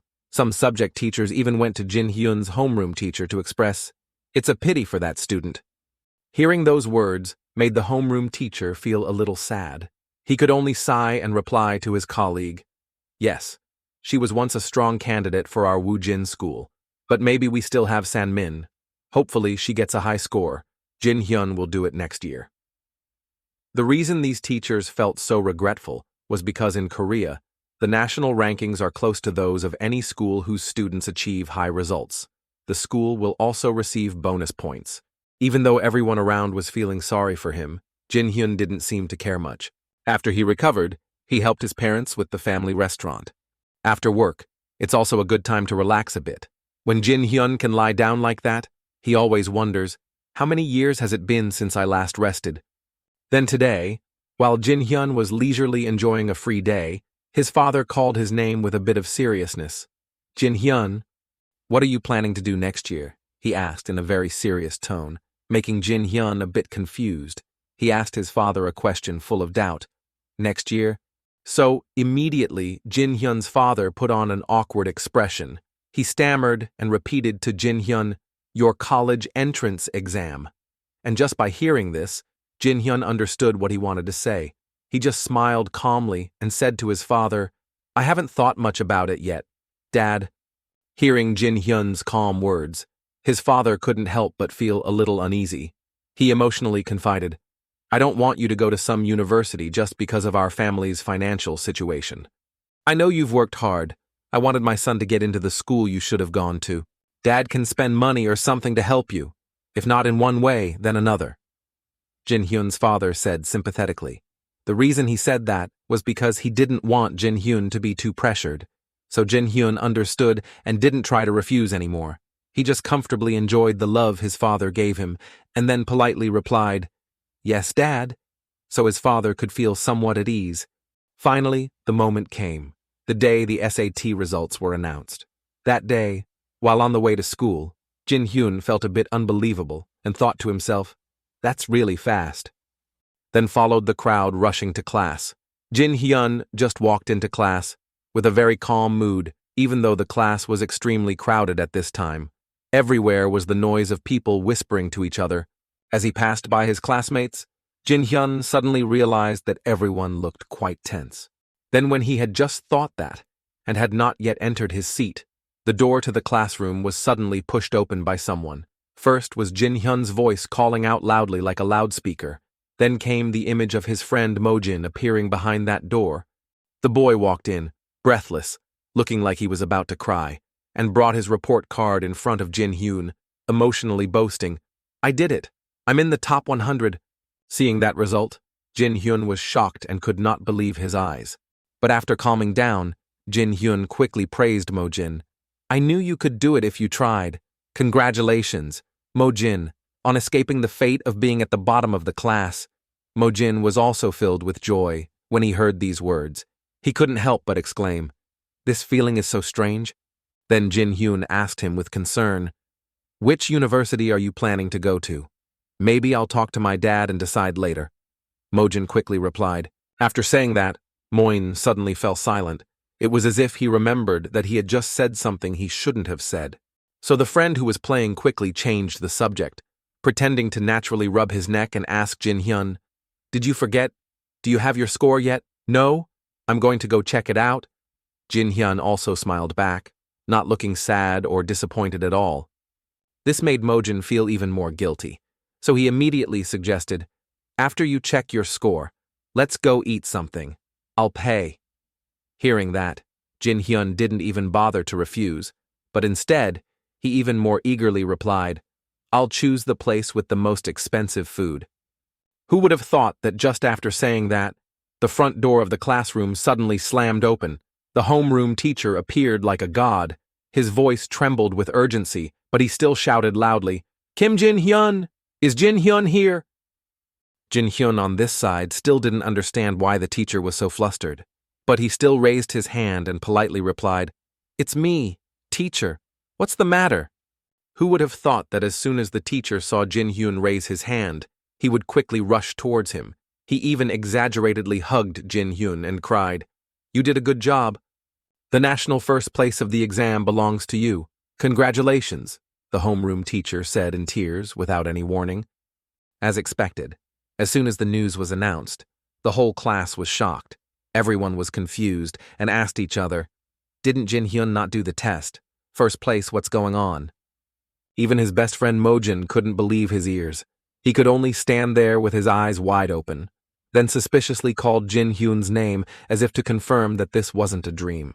Even Jin Hyun couldn't believe it. He panicked and asked the homeroom teacher again, "Did you make any mistake?" But once again, the homeroom teacher firmly affirmed, "No, the board of directors has confirmed it. Congratulations." Until he was surprised and followed the homeroom teacher to the teacher's office. Jin Hyun didn't even know where he was going. His whole body was floating like on clouds. He still couldn't believe that he was first place. Until Jin Hyun entered the teacher's room, heard the teacher's laughter and clapping their hands excitedly, and kept saying, "Congratulations. I'm so proud of you. You are the pride of our school." Jin Hyun still couldn't stop being shocked by his own results, until the principal gently walked over, held Jin Hyun's hand and praised, "Kim Jin Hyun is very good." Jin Hyun also did not forget to politely reply, "Yes, principal." Unexpectedly, he continued to say, "I've noticed you since you entered this school." "Ho?" And then, without realizing it, he continued talking for an hour. Thanks to that, Jin Hyun successfully digested the shocking news in that hour. As soon as he was released from the teacher's room, Jin Hyun's thoughts were no longer about the exam results, but rather a sigh of relief, because he was finally free from the principal's ear torture. Just then, Chung-wook and Mojin arrived. Chung-wook saw Jin Hyun and immediately exclaimed, "You're so sick, but still got the highest score. It's unbelievable. You're really a monster." Hearing those words, Jin Hyun could only smile wryly. After laughing, Jin Hyun suddenly remembered to ask, What about Lee San-min? Chung-woo honestly replied. He was just here a few seconds ago. He got high scores, but of course not as good as you. After saying that, Chung-wook comfortably put his arm around his two friends' shoulders and happily exclaimed, "What are you doing here? Let's go. Let's go drink. No, let's go to the internet cafe." But this time, unlike the previous times, Jin Hyun not only did not respond but also pushed his friend's hand away. "Sorry, we will drink next time." Hearing that, Chung-woo was a bit disappointed but still asked his friend with concern, "Are you still not feeling well?" "Probably," Jin Hyun also answered casually. But actually it was because he wanted to be with his parents today, so he packed his school bag and hurried home. When Jin Hyun just opened the door and entered, before he could say anything, his mother rushed over and cried loudly, "Jin Hyun, are you dreaming? Did I book first class?" Seeing that, Jin Hyun could only smile bitterly and comfort her. "Don't cry anymore, Mom." But no matter what he said, she still wouldn't stop. Her tears even grew louder. Jin Hyun could only helplessly let her cry and express her feelings. "No, I'm just so happy. I'm the happiest mother in the world." As for Jin Hyun's father, he immediately went to find his drinking buddies. After finishing the congratulatory glasses, the friends couldn't contain their curiosity and asked Jin Hyun's father, "Great, congratulations. What's your son's secret? Don't hide it anymore. Tell us, if my son was only half as good as Jin Hyun, I wouldn't have to worry about him anymore." Hearing his friends wanting to learn the secret from his son, Jin Hyun's father could only shyly reply, "There's no special secret. It's just..." "What is it?" "He inherited his intelligence from me," he said with such confidence that his two friends gritted their teeth in anger. Immediately they slammed the table and scolded, "Are you kidding us? How could a great guy like Jin Hyun benefit from your intelligence?" "I'm telling the truth." Jin Hyun's father tried to defend himself. However, the drunken old men talked back and forth for a while and finally concluded with one sentence, "Damn it, keep drinking." Jin Hyun's side is much busier. Today, a TV station even came to school to interview, "You rose from the bottom of your class to the top of the nation, while suffering from pain from a stomach ulcer. What's your secret to studying?" Top student, Kim Jin Hyun. "And you have never hired a tutor to teach or gone to any cram school. Can I share that secret?" Let me hear the question again. But Jin Hyun was still stuttering, because in his head he was only thinking, "I never thought that one day I would get an interview. If you study just to take the exam for 8 years, then you definitely don't need to study more." At that time, Jin Hyun really wanted to answer because he already remembered the question and answer in his head. It helped him a lot when doing the test. But he also knew that he couldn't tell the truth, so he could only try his best to come up with another excuse. Jin Hyun thought for a long time before gently answering the interview. "I mainly study knowledge outside of textbooks," Jin Hyun said with a very nonchalant expression, just like the kids in school who often said they didn't study anything, they just got first place naturally. Just like that, he arrived at Korea University Hospital. Immediately after the knowledge aptitude interview, they started the personal interview. "So there are quite a few professors here from university hospitals?" A professor asked Jin Hyun in a serious voice, "Why are you participating in the experiment in our school? What kind of doctor do you want to become?" Jin Hyun's expression was also very serious. He was silent and thought for a few seconds. A successful doctor can earn a lot of money and live without worries. Opened a dermatology business in Gangnam, owned foreign supercars, invested heavily in large buildings. That's what I wanted to say, but it seems I shouldn't say it. He quickly answered them, "I want to become a doctor who not only heals the patient's body, but also heals their mind. That is my purpose, to share the physical and mental pain with the patient." Professor Choi Daewon, who treated his father, was also present at the interview. He looked at his information with satisfaction. "I see, a doctor heals both the body and spirit of the patient. Very good." He was silent for a few seconds, looked at Jin Hyun, and continued asking, "So what do you think about doctors who lack skills and experience?" For this question, Jin Hyun didn't think too much and very quickly got the answer. He answered firmly, "I believe that a doctor must have the necessary qualifications and skills to heal patients." Professor Choi seemed satisfied and smiled, asking again, "Yes, knowledge and skills are invaluable tools for a doctor. Do you know why?" Jin Hyun said seriously. Unlike other professions, they are not allowed to have negative effects on patients. Hearing that, the smile on Professor Choi's lips grew brighter and brighter. Exactly, he said with satisfaction. Doctors have a lot of work to do, but one of the most important is not to cause any harm to their patients. Are you confident that you can become a good doctor with great skills and save patients? Jin Hyun said with a serious face. I will do my best. Professor Choi nodded with satisfaction. Good, I believe you can do it. The other professors also chimed in. We welcome you to take the path of becoming a doctor to help others. Jin Hyun solemnly nodded. Yes. Jin Hyun silently observed. He realized that Professor Choi Daewon was quite tense. Is he targeting me, but now it's different? I don't want to have anything to do with surgery anymore. A few days later, the announcement of those who passed the interview was sent. Anyway, I'm here, of course, with a full scholarship. Lee San-min was also accepted into this school. Mojin was admitted to medical school in Seon County. Kim Chung-wook was studying for his next exam. The solemn graduation ceremony quickly took place. At this time, many people were gathered in the schoolyard. Jin Hyun and his mother were also in the crowd taking some pictures. Jin Hyun is feeling a bit elated today. Finally graduated. How many years has it been? At this moment, Mojin appeared behind him and waved to him. Jin Hyun! We won't be able to see each other much from now on. What are you going to do before school starts? Jin Hyun was a bit stunned. Me. He quickly said his dream, make a lot of money, as much as possible. Hearing those words, Mojin immediately looked at him with contempt. He turned around and left, saying, They're waiting at the internet cafe. Let's play some games. Seeing his attitude, Jin Hyun tried to explain, No one can resist the power of money. It's been a year since I started medical school. Medical schools are famous for their large student populations. However, not everyone completes all 6 years of day-to-day study. The first 2 years students take elective courses, but the basics. Most of the students here just hang out and have fun. They begin real medical education starting in the 3rd year when students begin formal classes. During the 2 years, I tutored others. Jin Hyun kindly taught the little girl. You can use the formula I just taught you in this part. Be careful, this sentence is a trap. The girl couldn't load it in time and said loudly, Wait a minute, you're talking too fast. Jin Hyun sighed and thought to himself, I've started to adapt to the skills of a tutor. Depending on the student, I became a famous tutor in the Gangnam area.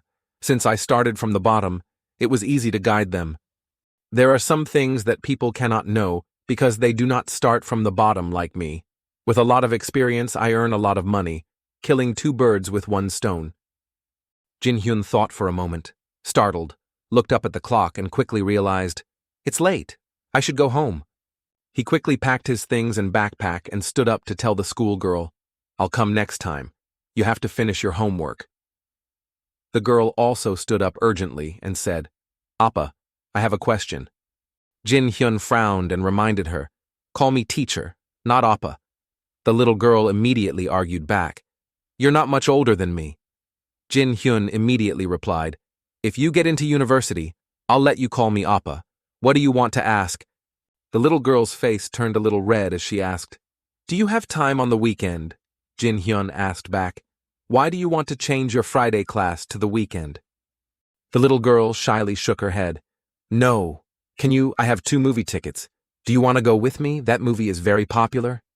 Jin Hyun refused without thinking. I don't like movies. The girl was startled. Then how about going out? Jin Hyun sighed coldly and instructed, It seems like you want to go out. But don't you have a test coming up after that? You can do whatever you want. By the way, do your homework too. The little girl was speechless after hearing Jin Hyun say that. After he left the house, she felt a little resentful. Actually, I didn't just want to go out. Stupid teacher. Stupid Jin Hyun at this moment didn't think much but walked on the street, waving his flute, thinking about the money he earned during this time. He opened his phone and thought to himself, I'll probably be home a little late. Suddenly, the phone rang loudly, making him jump and throw away the new phone. Jin Hyun quickly picked up the phone. Hello. The other end of the line quickly asked, Kim Jin Hyun, where are you? The party is almost over. Hurry up. Jin Hyun replied a little surprised. Lee Haimi. It's rare for a class representative to call me, but I'm waiting for the bus. An annoyed voice came from the other end of the line. Why, I bet you're tutoring. Right, today is the end of school year party. Aren't you sad to say goodbye to this Nuna? Come here for a bit. Jin Hyun replied straight away. No, I'm not free. I'm hanging up now. The other girl wanted to say something. Hey, Kim. But unexpectedly he hung up. The surrounding space became quiet again. Jin Hyun thought to himself, I really want to rest too, but I can't go out. Isn't there a lot of gold scattered on the ground? Jin Hyun smiled as he thought about those buildings. This residential area will increase its real estate prices tenfold after being rebuilt in 10 years. I couldn't do it when I was a student, but now that I'm an adult, I can make money. If I invest in real estate, I'll make a ton of money in 10 years. Although tutoring is not the best way to make money, after having enough money, invest in an apartment whose price will increase after a few years. Just wait. Jin Hyun clenched his fists and raised them to the sky to show his determination, until a while later. When Jin Hyun had just gotten off the car at the bustling entertainment street, the phone rang again. Jin Hyun had just picked up the phone and put it to his ear. The other end of the line shouted loudly and urgently, asking, Are you almost there? The oppas are waiting too. I've almost there. Don't call anymore. Jin Hyun replied a little impatiently. However, the girl on the other end kept talking nonstop. We're almost at the third place. Hurry up. Hearing that, Jin Hyun knew that he could only reply, okay, perfunctorily to finish, otherwise the girl would just keep talking. After successfully hanging up that noisy phone call, Jin Hyun held the phone in his hand and couldn't help but have a headache wondering, she has a lot of friends. Why does she have to call me? But even though he thought so, he still tried to drag himself to that girl's place. According to the address she sent, Jin Hyun had already arrived in front of a bar. This place looked extremely crowded. Everyone who went in and out of the bar was drunk. For example, the guy who is constantly vomiting in front of Jin Hyun. Seeing him vomit until his bile comes out makes Jin Hyun cautiously remind himself, have fun, but don't have too much fun. While Jin Hyun was looking around at the people here, he suddenly heard someone's voice as if saying to him, I found you. It turned out to be Lee Haimi, who came to greet him. As soon as she saw him, she happily smiled and hurriedly asked him, Kim Jin Hyun, why are you so slow? Jin Hyun just lightly called out, Lee Haimi, and quickly walked towards him. Then the girl looked very impatient. She ran straight to Jin Hyun's side and then gasped and complained to him, How dare you make me wait so long, little brother? Hearing her tone of voice made Jin Hyun's ears ring a little, so he said directly, Wait, you're only a few months older than me. Stop calling me little brother. You're drunk. But Lee Haimi seemed very stubborn and replied, No, I'm not drunk. I'm waiting for you. His tone sounded like a domineering CEO waiting for his little wife to pick him up. Jin Hyun heard those easily misunderstood words and could only shyly ask her back, Haven't you had enough to drink? No way. Who would have thought that after hearing the question, that girl Lee Haimi would excitedly shout, I'm not kidding. 4 soju boys are nothing. What are you still standing there for? Hurry up and go inside. As she spoke, she hastily pushed Jin Hyun inside, making Jin Hyun helpless and only able to shout and complain, You're really drunk. But no matter what, he didn't shake her hand away. He cooperated very well and let Haimi take his hand and lead him inside the shop. As soon as they entered the pub, the atmosphere was much warmer than outside. Lee Haimi became even more enthusiastic in introducing places to Jin Hyun. But Jin Hyun looked in the direction her hand pointed. Everywhere were strangers to him. Those people were happily clinking glasses. He didn't know anyone. Or maybe they knew him, but he was too busy to remember anyone's face. Until a friend of Lee Haimi seemed to be shocked and teased. Hello, class president? Are you with your boyfriend? Then Haimi immediately turned on her fierce mode. Her voice was small but full of power. Her face was filled with a frank warning as she replied to the other guy. What are you talking about? I don't want to hear anything from your rotten mouth anymore. Okay? So he was a coward, and had to quickly apologize to her. Then he really shut his mouth and didn't say anything anymore. Jin Hyun, on the other hand, was not interested in the people here. In his mind, there was only one thought. I'm so tired. I want to go home. I want to sleep. But he also knew that he had to join the party with his classmates, because a doctor doesn't work alone, Jin Hyun thought and laughed happily. Seeing that, Haemi next to him curiously asked, "Are you thinking about something inappropriate?" "No, shut up," Jin Hyun replied, a little annoyed. Then he immediately asked the girl without hesitation, "Anyway, I don't understand why you keep following me. Aren't you going to find a boyfriend?" This question made Haemi stunned. The girl, who was usually talkative, could only stare at Jin Hyun with her mouth wide open. Right after that, not knowing what she was thinking, she didn't answer Jin Hyun's question. She just conveniently took a glass, leaned over, looked sad, drank it all, and then absent-mindedly said, "I don't keep pets." Seeing her like this made Jin Hyun even more confused. He recalled that she was very famous but also very strange. He had heard that many people had confessed to her, but every time she was confessed to, she would reply with the same sentence, "Sorry, I already have someone I like."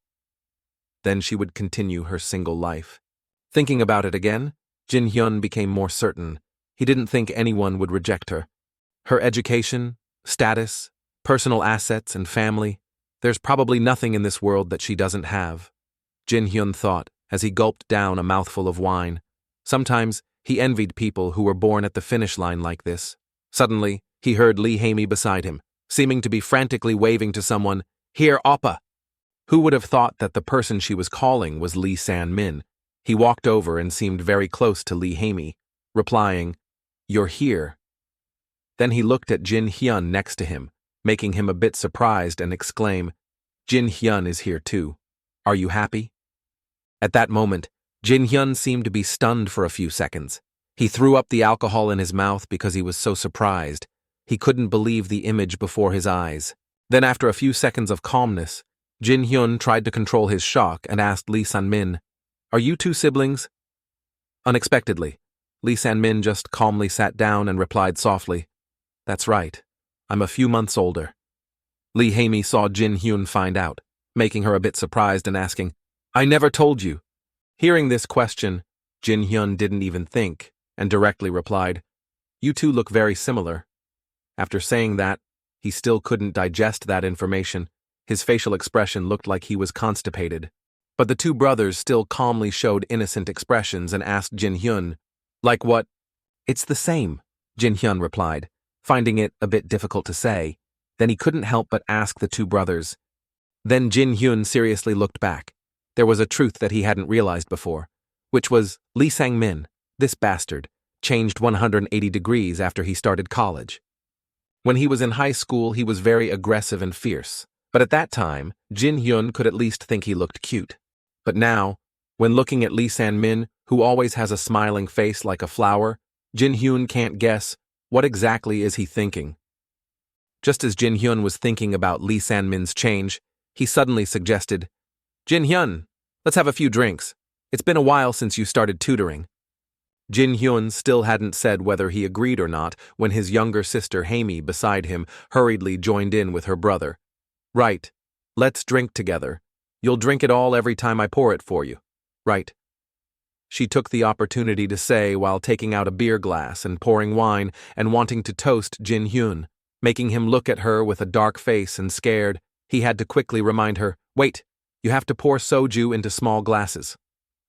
But even though Jin Hyun refused, he still obediently served the two brothers wine. Even though it sometimes looked a bit reluctant, Jin Hyun occasionally felt a little happy. Little did he know that while he was reluctantly serving the two Lee brothers wine, there was always someone beside him who was grinding his teeth in anger. Maybe it was because he was jealous of Jin Hyun. There was a table of very ugly-looking guys. The leader was a fat guy with a beer belly. He had been secretly peeping at Jin Hyun since he saw him enter. Only then could he not hold back his anger and cursed, "Kim Jin Hyun is such a pain in the ass." But when he heard those words, the guy drinking at the same table with the beer belly immediately advised, "Kang Min, just leave him alone. Let's drink up."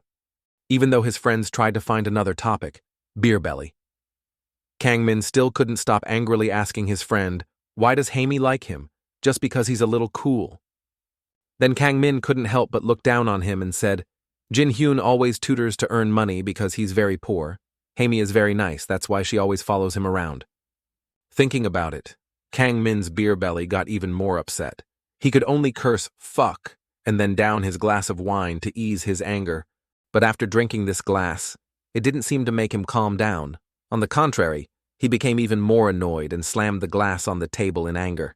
Looking at the picture of Haemi constantly laughing and joking with Jin Hyun, making Kang Min even more ugly and black-faced, scolding Jin Hyun to his friends. "That son of a bitch, so poor, what a dog that fell in love with a fly. He said he got first place thanks to luck. Even though Haemi is very good, why does she always hang around him?" Then he started to remember the day he met Haemi. At that time, he did not hesitate to confess to her, "I liked you since the first time we met in college."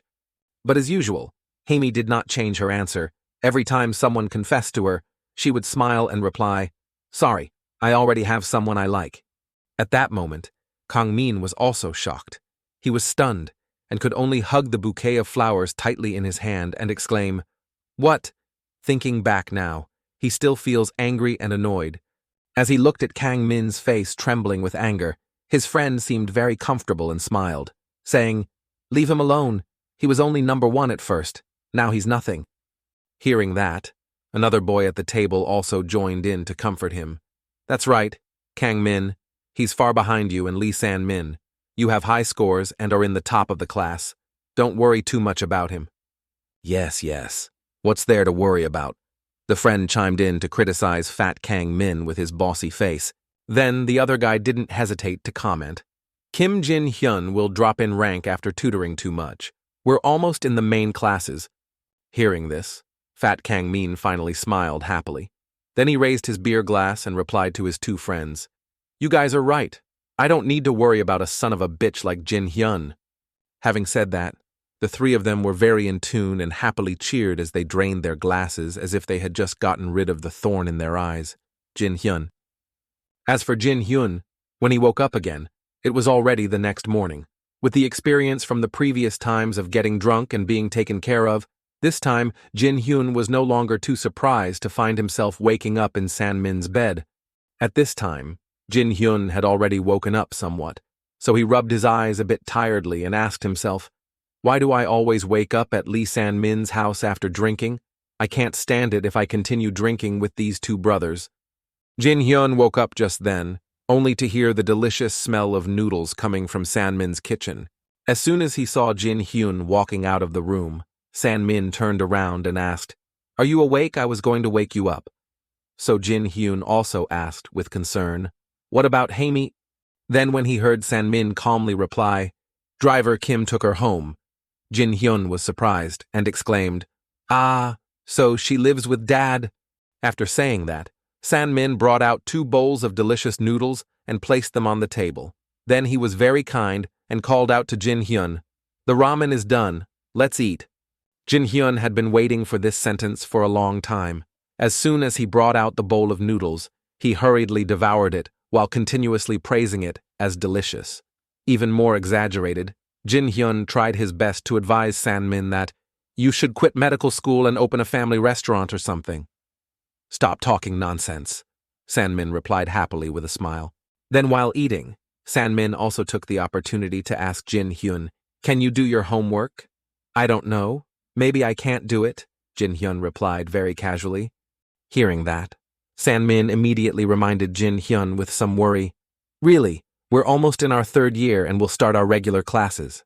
I think you should start studying now." Jin Hyun also nodded in agreement with his friend. "Yeah, I also think I should start studying." But even though he pretended to agree to reassure San Min, he was thinking to himself, "The elective classes don't mean anything. I just need to focus on making money." It went on like that until Jin Hyun finished his full meal. When he left, he still didn't forget to praise San Min. "Anyway, the noodles are delicious. See you later." San Min immediately asked again, "Is there going to be a next time? But what are you going to do next?" "I have some work at school." Jin Hyun replied, then asked San Min back, "What are you planning to do today?" But San Min just smiled mysteriously and said, "Stay tuned," and didn't say anything more. Jin Hyun couldn't help but think to himself, he'll definitely be flirting with girls everywhere. After that, Jin Hyun didn't linger any longer. He sighed and turned around to open the door, saying, "I'll be right back." But when he touched the doorknob, Jin Hyun suddenly stopped. Seeing Jin Hyun talking about leaving but turning back, Sanmin still crossed his arms and asked teasingly, "Want to stay?" But Jin Hyun suddenly asked, "You adopted a dog, right? Where is it?" "It's dead," Sanmin answered immediately, without hiding anything. Hearing that, Jin Hyun couldn't hide his curiosity and exclaimed, "Wait, I thought your old dog died and then you adopted a new one." Having said that, without waiting for Sanmin to reply, Jin Hyun turned his head to the door again. Before leaving, he didn't forget to say a few words to Sanmin. What a bad luck for him. Don't be too sad. I'll come visit you next time. Okay, see you later. Sanmin also comfortably replied. Then he stood at the door and watched until Jin Hyun disappeared behind the door. As for Jin Hyun, after leaving Sanmin's house, he hurriedly ran to the train station to catch the nearest bus to go to work. Jin Hyun had just jumped into the car when he was so tired that his whole body was limp. He could only lean his whole body against the car and nod off. In his head, there was only one thought: I think I'm going to die. After that, Jin Hyun also took a nap for a few minutes before regaining his energy and getting off the bus at the stop. He ran straight to the city hospital. He seemed very familiar with this place. As soon as he arrived, he walked around to the room he needed to go to. Jin Hyun gently knocked on the door a few times. Then, before the inside could react, Jin Hyun loudly announced again, "Professor Choi, I have come to visit." As soon as he saw that the person who came was Jin Hyun, Professor Choi was not surprised at all. He continued with his unfinished work and gently replied, "Oh, Jin Hyun, I've been waiting for a while. Come in." "Yes, Professor," Jin Hyun politely replied before slowly walking into his office. At this time, Professor Choi did not forget to ask Jin Hyun, "Is your father okay?" "Yes, he is healthier than ever." Jin Hyun bowed his head and greeted the professor solemnly while replying. While still bowing to the professor, Jin Hyun couldn't help but think to himself, "I don't know if it's a coincidence or not, but he became my major advisor. It's too much of a coincidence. I don't want to save people. I just want to be a dermatologist in Gangnam," Jin Hyun thought to himself a little helplessly. At that moment, Professor Choi suddenly asked him, "Did you do well on the test?" Jin Hyun excitedly replied, "I'm not sure." After saying that, he excitedly prayed, "Please be disappointed in me." But there was no disappointment in the professor's face. On the contrary, he was a bit amused and asked Jin Hyun, "Is that so? But I bet you'll get an A+ in molecular cell biology, organic chemistry, and biological physics, like always."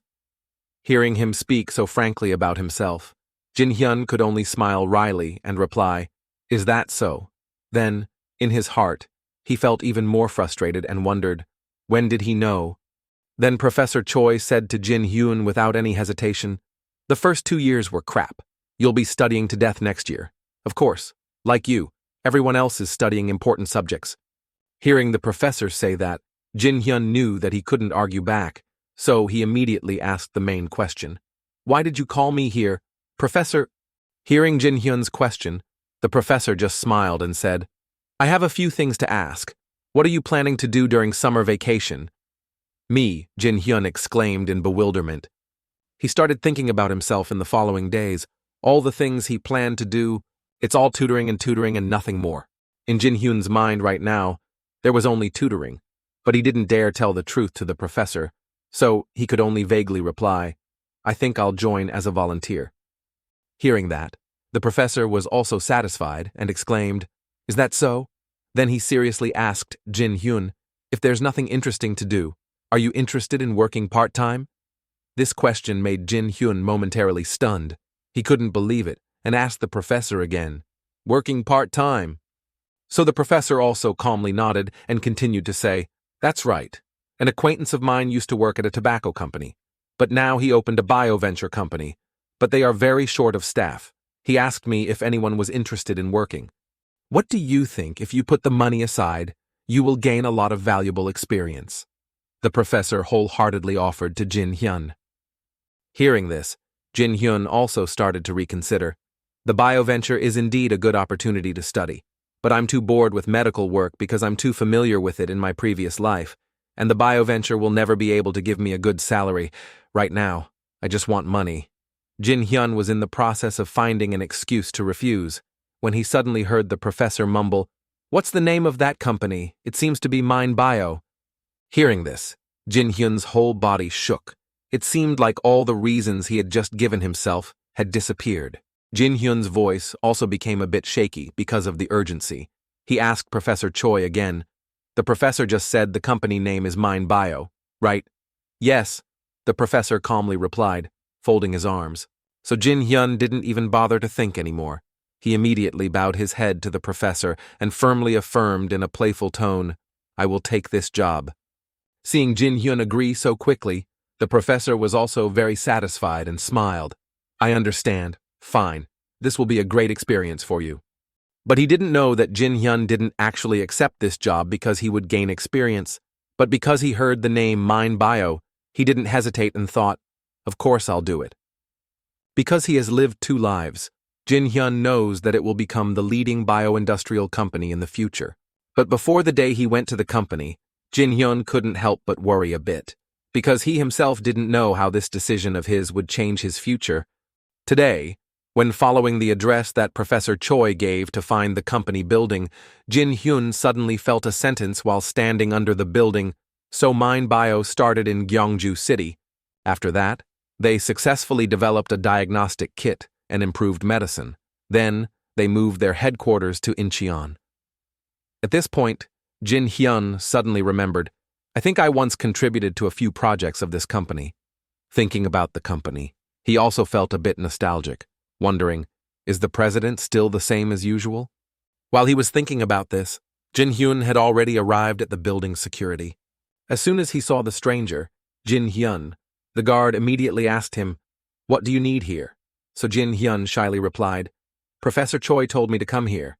Hearing Jin Hyun's answer, the security guard nodded and said, "It's true that I received a call from him. Was that you?"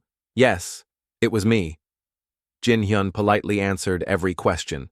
Looking at the slightly embarrassed expression of the security guard, Jin Hyun could only put on a gentle smile, because he knew clearly that he was definitely thinking that even if we were short of staff, why would he introduce such a boy? And indeed, Jin Hyun's guess was correct. The security guard was indeed scolding in his heart. Even if we were short of staff, why would he send such a boy here? Even though he was a bit dissatisfied, the guard was still very kind and led Jin Hyun to the chairman. As soon as they entered the room, the two went straight inside. The guard didn't bother to knock on the chairman's door, but only politely called out, "Sir?" The chairman also very comfortably asked, "What's the matter?" Then the security guard introduced Jin Hyun to the chairman. "This is the person that Professor Choi introduced from Korea University Hospital." After the chairman heard this, he looked at Jin Hyun again several times. However, he still couldn't believe it, to the point that he had to exclaim and ask again, "Is he really that bad?" "Yes, he said so." The security guard firmly affirmed that he was not mistaken. Hearing this, the chairman was also stunned. Then he put on a face that seemed to be troubled and asked Jin Hyun directly, "Are you the one recommended by Professor Choi?" "I'm very sorry, student, but what year are you in?" Sophomore year. Jin Hyun was very polite and answered every question. Hearing this, the chairman breathed a sigh of relief and said, "You're a sophomore in a selective class. Right, you look younger than your age." However, Jin Hyun once again disappointed him with just one honest sentence.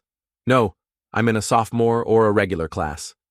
Sure enough, upon hearing Jin Hyun say that, the chairman was even more shocked this time.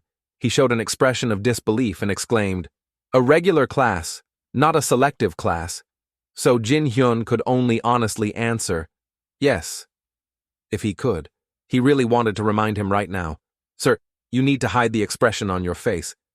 Then right after that, the chairman seemed to be extremely disappointed, to the point that he didn't hold back at all and directly said, while Jin Hyun was still standing in front of him, "Oh my God, I asked Professor Choi to introduce someone useful, but Professor Choi?"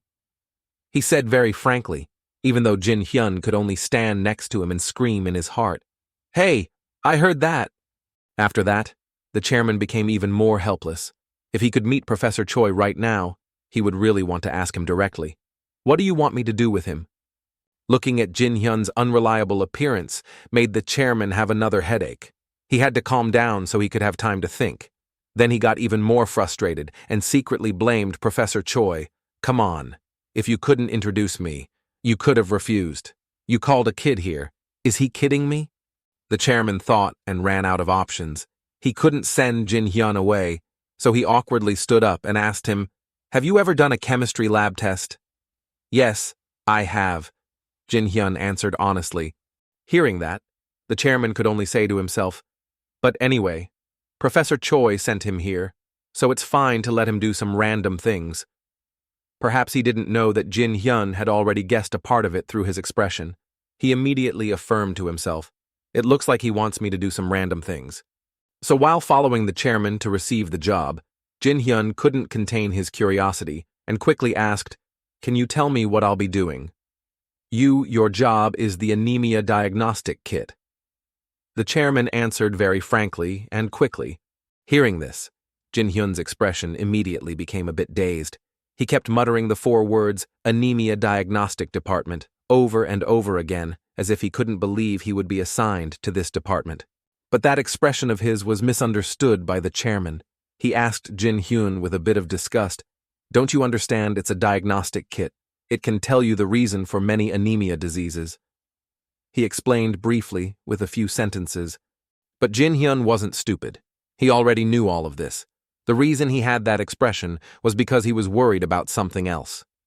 And then after a few seconds of being frozen in thought, Jin Hyun immediately called the chairman back without hesitation.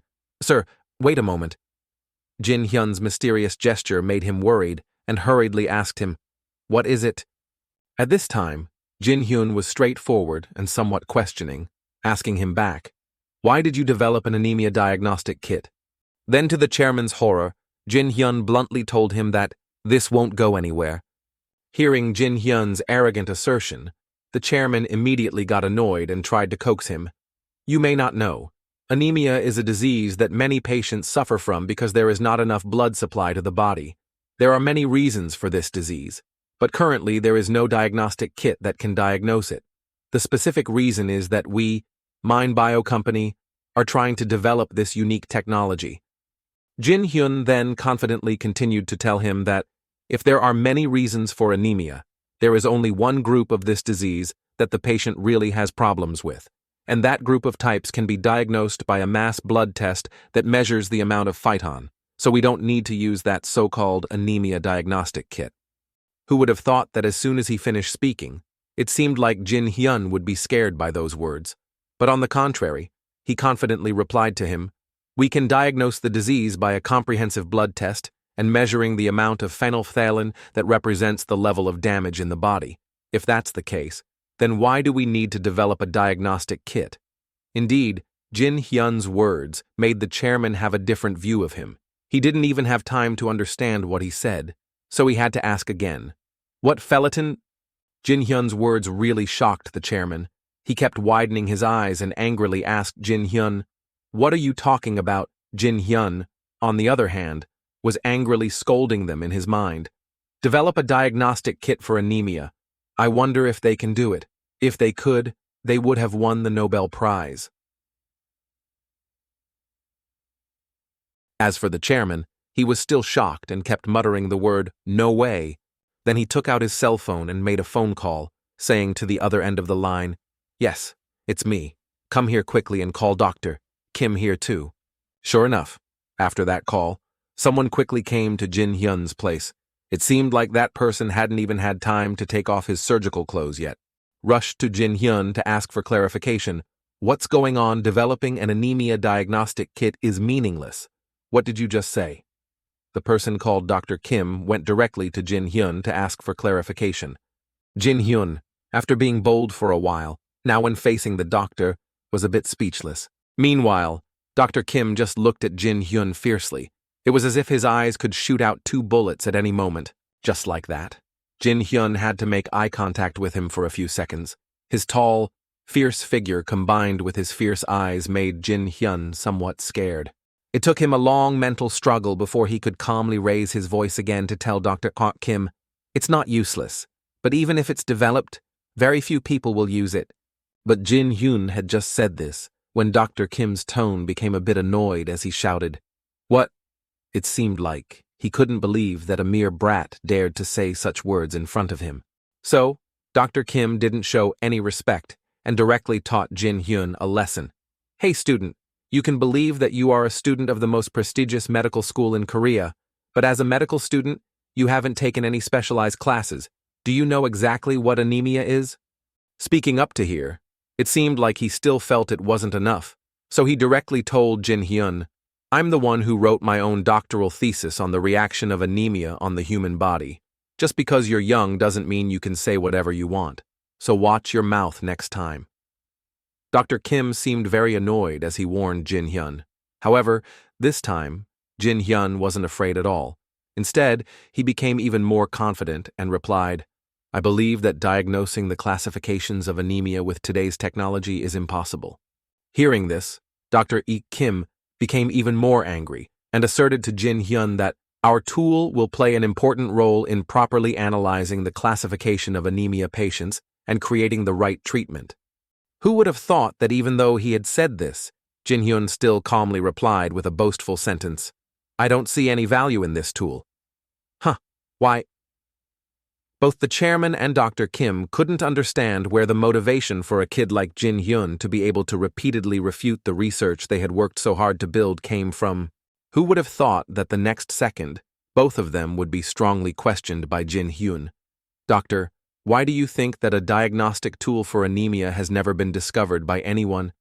This question from Jin Hyun also made the chairman suddenly feel a bit suspicious and asked Dr. Kim, because maybe no one has thought of it yet, right? However, before Dr. Kim could say anything, Jin Hyun spoke up directly, as if criticizing, and asked, Do you really think so? Wouldn't pharmacists and industrial chemical companies that can smell money better than anyone think of such ideas? It's simply because it's not necessary, Jin Hyun said frankly, leaving the other two so surprised that their faces turned pale. Neither of them could have imagined that one day they would be directly criticized like that by a university student. Then, as if to confirm his opinion, Jin Hyun once again continued to ask Dr. Kim, Doctor, you must know how to diagnose anemia. All it takes is a few blood tests. With a regular blood test and measuring the level of phytoin, which is considered a characteristic of the body's blood level, you can diagnose the main cause behind the disease. Jin Hyun had said everything up to here, but the chairman still tried not to understand, or maybe he really didn't understand. So he kept arguing back to Jin Hyun, saying, but anemia can be caused by many reasons. However, Jin Hyun did not hesitate to directly and quickly reply that those types of anemia are rare.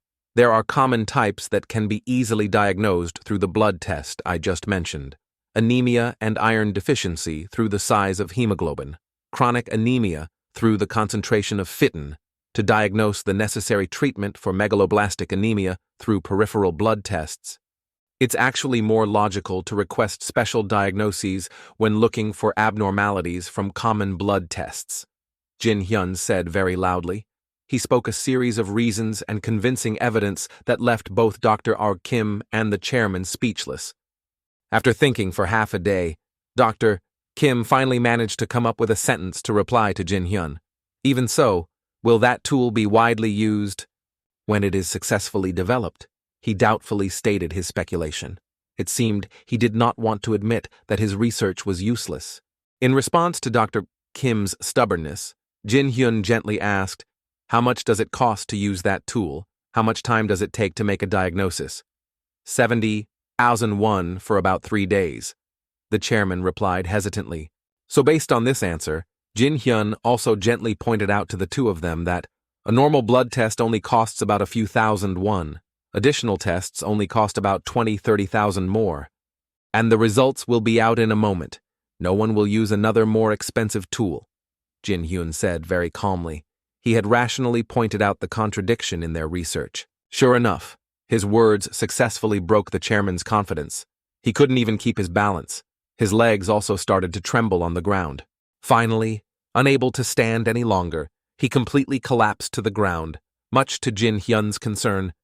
The chairman at this moment was like a child. His whole body was trembling non-stop. His voice became hoarse as he exclaimed, What should I do? We have invested 150 million. Hearing that, Jin Hyun could only gently ask him, "How is the progress of this tool? It's just in the beginning stage." The chairman honestly replied. Hearing that, Jin Hyun could only calmly advise him, "It's not too late to stop. That's the best way to minimize damage." At this point, even Dr. Bai Kim had to lower his ego and said to the chairman, "I'm sorry, sir, I should have thought more carefully about this matter." However, the chairman also knew that he couldn't blame anyone. He could only embrace his own confusion and exclaim, "No, it's my fault for thinking about such ideas." Having said that, he then looked at Jin Hyun again. The chairman suddenly remembered what Professor Choi had once said to him. He is an impressive student, so treat him well. Thinking of this, the chairman finally understood why his old friend said he was a genius. This was now also recognized by him. So the chairman gradually regained his composure. He slowly got up from the ground, and at the same time did not forget to say to Jin Hyun, "Thank you anyway. We almost wasted our money. I understand why Professor Choi thinks so highly of you," the chairman said, as he sincerely extended his hand in front of Jin Hyun. Jin Hyun also very calmly took his hand and comfortably said, "It's nothing. I'm also sorry for making everyone like that. I understand that things are a bit sudden." Having said that, looking at the other two people's gloomy faces made Jin Hyun blame himself even more. "I really feel guilty for their moods." It seemed that Jin Hyun could not have expected that his words would have such great destructive power. So, to ease the atmosphere, he quickly asked the chairman, "Do you have any other projects besides that anemia diagnostic tool?" So the president did not hide anything and replied, "We still have a project called RI-84, but what about it?" As expected, upon hearing this, Jin Hyun was so happy that he forgot all his thoughts and quickly exclaimed, "Ah, it's research on diagnosis related to inflammation, right?" Immediately, he received a suspicious look from the chairman followed by a wary question. "Wait, how do you know that?" Only then did Jin Hyun realize he had misspoken, so he could only make excuses, saying, "I heard a little from the professor." Then, Jin Hyun didn't hesitate to directly ask the chairman, "Can I take a look at it?" At first, the chairman was a bit hesitant, stammering, "That project?" and then showing an awkward expression. However, after that, it seemed like he had thought it through, so he didn't hesitate anymore, directly handed a stack of documents to Jin Hyun and said, "Here it is." Jin Hyun took it and politely said, "I'll look through it quickly." So both the chairman and Dr. Kim dropped their unfinished work and sat together waiting for Jin Hyun to look through the pile of documents. After his excellent performance just now, the two of them seemed to be expecting him to also contribute some ideas about this project. Sure enough, after a few minutes of studying the project, Jin Hyun seriously commented that there was a problem in the time of introduction during the purification of the antigen protein. Hearing this, the chairman once again could not hide his surprise and exclaimed, "Wait, almost no one can see this problem the first time. But how could you—" After asking, he did not wait for Jin Hyun's answer anymore. He said to himself and continued to admit that, "Yes, you are right. It has been at a standstill for a long time, but we do not know how to solve it." Speaking of this, the chairman suddenly became a bit frustrated and sighed. "That's why we're trying to make up for the loss with the anemia diagnostic tool." While he was saying those words, Jin Hyun was still concentrating very hard. His eyes were like a detector, not missing a single word on those reports. After a while of careful research, Jin Hyun then slowly came to the conclusion, there is no problem up to the enzyme chain reaction, but it seems to be stuck when trying to apply the ELISA method. Hearing these words said by Jin Hyun so calmly, even Dr. Kim couldn't help but exclaim, "Student, you are a monster. You can point out the problems with the ELISA method just by looking at the report." But Jin Hyun directly ignored that question. He seemed very impatient and immediately suggested to the two people, "I have some ideas about this matter. Maybe you guys will be interested." While the two thought that Jin Hyun would continue to point out the problem to them, Jin Hyun stopped rationally. He smiled slyly and negotiated with the president. "But before I say it, I have a condition. If my idea helps the project progress, I want to be rewarded for my respective contributions. Of course, if I can't do anything, I won't take anything," Jin Hyun said with a voice full of confidence. No one would have thought that a second-year student would dare to say such words in front of his elders. Fortunately, the chairman was also an honest person. Not only did he not blame Jin Hyun, he also shyly said, "I understand, but how much do you want? As you know, based on our current financial situation, we can't give you too much money." Then perhaps he himself did not expect that Jin Hyun would calmly reply, "I don't need money. Please give me stocks instead." Hearing this, the chairman was immediately confused. He froze, his eyes widened, and he could only look at Jin Hyun again, asking him about the word stocks. So Jin Hyun immediately put on an angelic smile and bragged to the president, "I don't expect to start with a large sum of money. I just think about being able to devote myself to the company as if it were mine." Hearing this, the president was speechless. He didn't know if Jin Hyun was telling the truth or pretending, so he could only smile wryly and reply, "Really, thank you very much." Then, as promised, a few days later, Jin Hyun returned to the president's office to meet him. He seemed to have prepared everything. As soon as Jin Hyun arrived, he brought a stack of papers in front of him and said, "This is a contract." Jin Hyun took the documents, started reading the terms, and calculated for himself approximately 4% of the shares. In case the project is successful, I will be able to attract 15 million with the corresponding number of shares. Of course, it was a large sum of money for a sophomore like Jin Hyun, but if this project is successful, it will be nothing compared to this company. While stamping his approval on the contract, Jin Hyun couldn't help but exclaim in his heart, they would never have imagined that their shares would increase by 600% in 10 years. That's 6 times the initial compensation. Jin Hyun thought happily and hurriedly stamped, "Prepare to become a millionaire."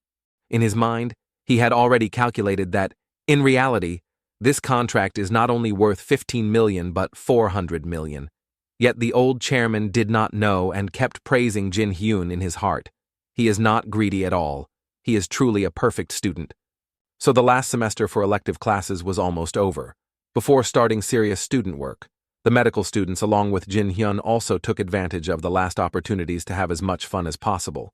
Drinking, gathering with friends, dating, traveling. They tried to experience everything so that they wouldn't have any regrets later. But when he was happy enough, Jin Hyun continued to focus on his project. He almost always devoted all his energy to this research. So before Chidong finished, he could finally see the completion date of the RI-84 project. At this last moment, the chairman was still polite and kept saying, "Thank you, Jin Hyun."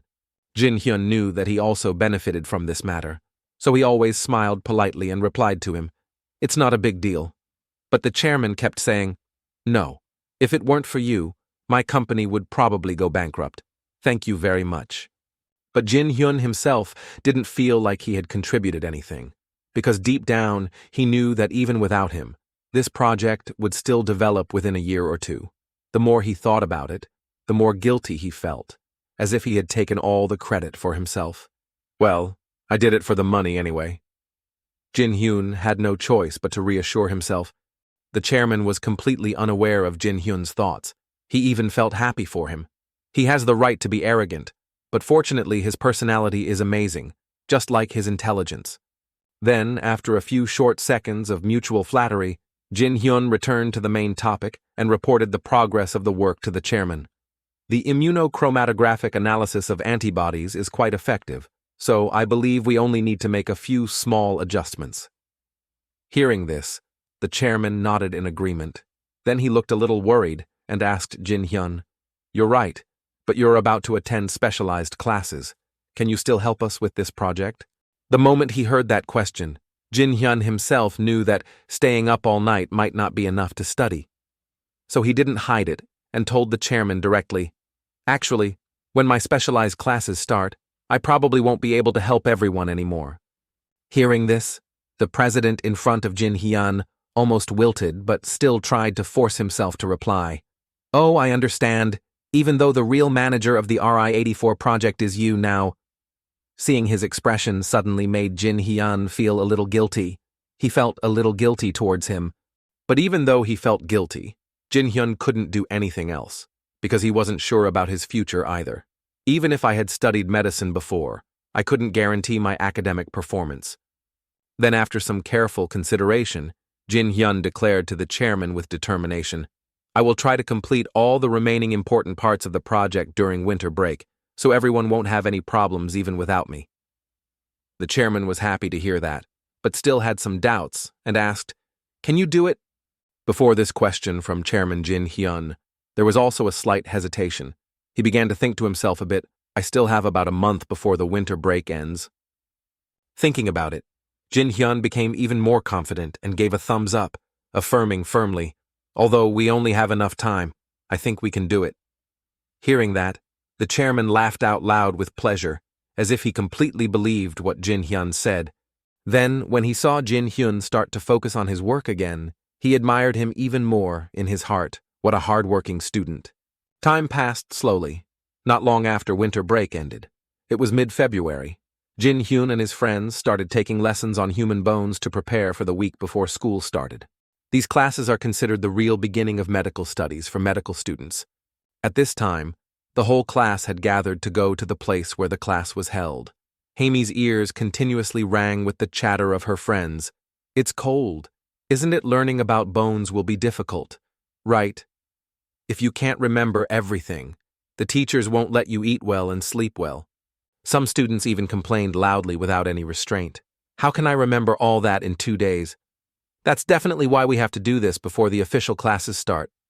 Amidst the noisy chatter, Hamy seemed to be a little impatient. She turned her head towards the crowd and asked loudly, We're about to leave. Is everyone here yet? Hearing that, her friend's brother San Min was the first to speak up and said, Everyone except Jin Hyun.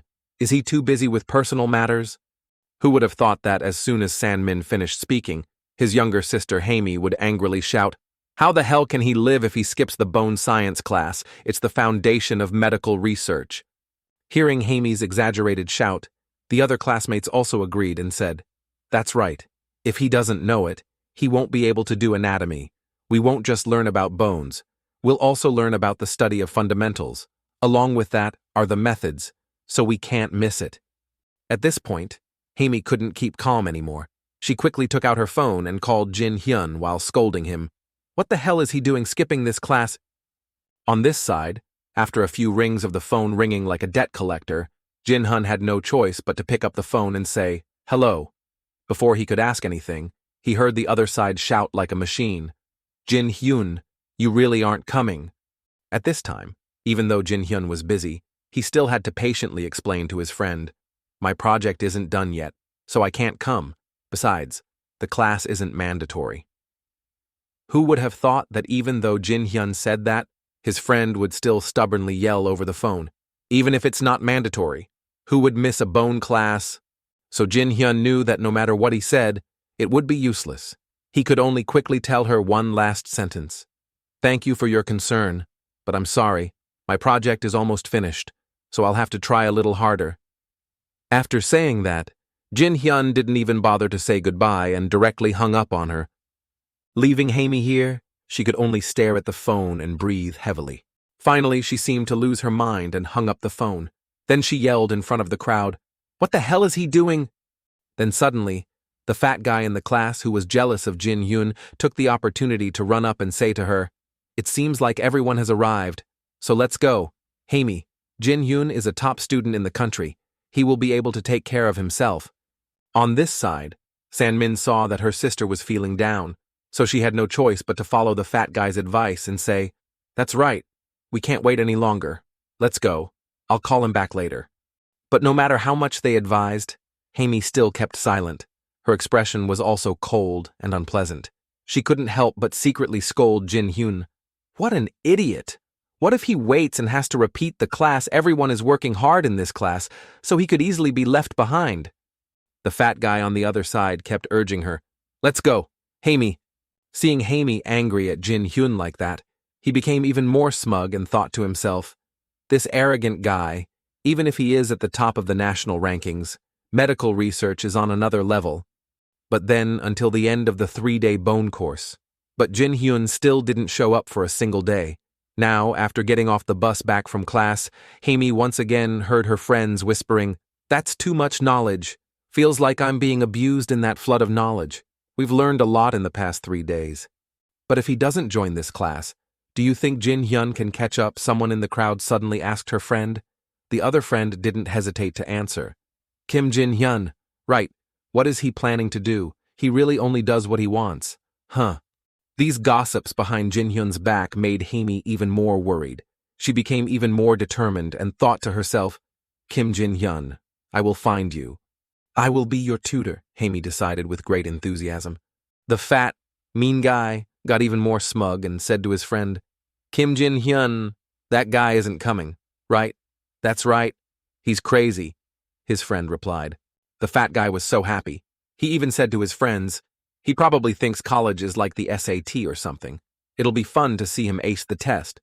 Then after saying that, the fat guy suddenly saw San Min leaning against the bus smoking. So this fat guy immediately acted friendly, quickly walked over and asked, Lee Sang-min, are you doing well? Just like before, San Min replied perfunctorily. Then he only focused on the cigarette in his mouth. But facing San Min's coldness, the fat man still didn't feel embarrassed at all. On the contrary, he became even more smug, thinking to himself, people like this guy are worthy of being my opponent. Unlike the others, he's quite special. And he is also Lee Haimi's brother. The fat guy became even more excited when he thought about this, and then he didn't hesitate to directly express his excitement to San Min. I won't lose to you in the specialized classes. Let's work hard together. Although San Min didn't understand why the fat guy suddenly said that, she still very politely said okay, and didn't forget to say good luck to the fat guy. At the same time, Jin Hyun's side had finished the project, even though he was currently in extreme pain and dizziness. Even he himself couldn't believe that he hadn't given up halfway. Then, the chairman suddenly felt a little guilty and asked Jin Hyun, Are you going to be okay? You skipped the bone class? But Jin Hyun could only smile and reply, Yes, I'll be fine. Hearing Jin Hyun's forced laughter, the chairman felt even more guilty and said, I'm very sorry for that. Hearing that, Jin Hyun immediately reassured him by replying, Completing the project according to the contract to make money. I don't think research is more important than anything. I'm very happy to do this. You don't need to feel guilty. Actually, I know it's an important foundation class, but I've already taken it.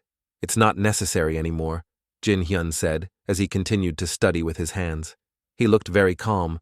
After saying these flowery words to the president, Jin Hyun became even more excited, thinking about the money he was about to receive.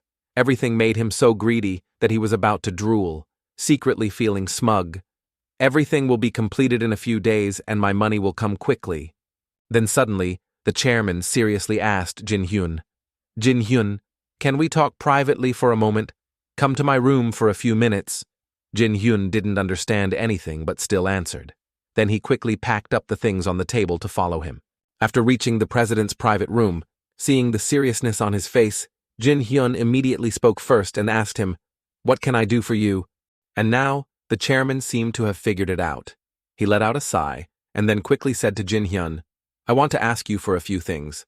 I wonder if you're interested in working with MindBio after you graduate from university. As expected, as soon as this proposal was made, Jin Hyun was completely shocked. He never expected that one day the chairman would directly make this proposal to him. As for the chairman, it was as if he was afraid that Jin Hyun would refuse, so he hurriedly used all his words to persuade Jin Hyun. Although our MindBio is not yet strong, its potential is huge. In the future, there is no doubt that our company will become the best biotechnology company in the country. So, I wonder if you would like to join us. After he finished speaking, he waited for a long time, but still did not see Jin Hyun respond. So he had to speak up again and urge him, I hope you will take some time to think about this. I will give you the best I can. But even though the president had used all his words, Jin Hyun still couldn't respond. That was because he was shocked by this offer. He knew that it wasn't unusual to join a company after graduating from university, but the name MindBio made him think for a bit longer, because although it is still a bit risky with the current situation of the company, but within a few years, this company will be the leader in national biotechnology.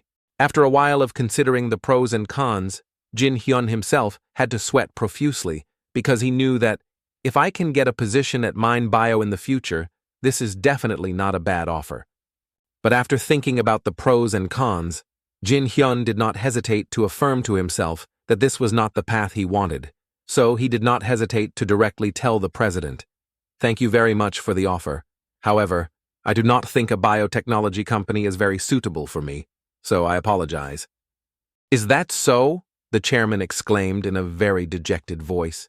Then he just sat there sadly rubbing his head. Seeing the chairman like that, Jin Hyun could only smile wryly, because he himself realized that he looked super disappointed. Then, while Jin Hyun was still wondering what to do, he heard the chairman trying to convince him one last time. "I understand what you're thinking, but there's still a lot of time until you graduate, so my offer will still stand. We will always welcome you to the company." "Yes, thank you," Jin Hyun quickly replied. Before Jin Hyun bowed to the president to leave, he still didn't forget to tell him, "Keep in touch even after this project is completed. Okay?" "Yes," Jin Hyun replied and bowed his head very politely. Time passed very quickly after that. In a few days, Jin Hyun finished the final parts of the project and received the shares as the chairman promised, although Jin Hyun couldn't convert it into money right away. But it was really a golden egg, and he was sure that it would grow to 40 million won at some point in the future. At this moment, Jin Hyun is standing in front of an ATM to check his account.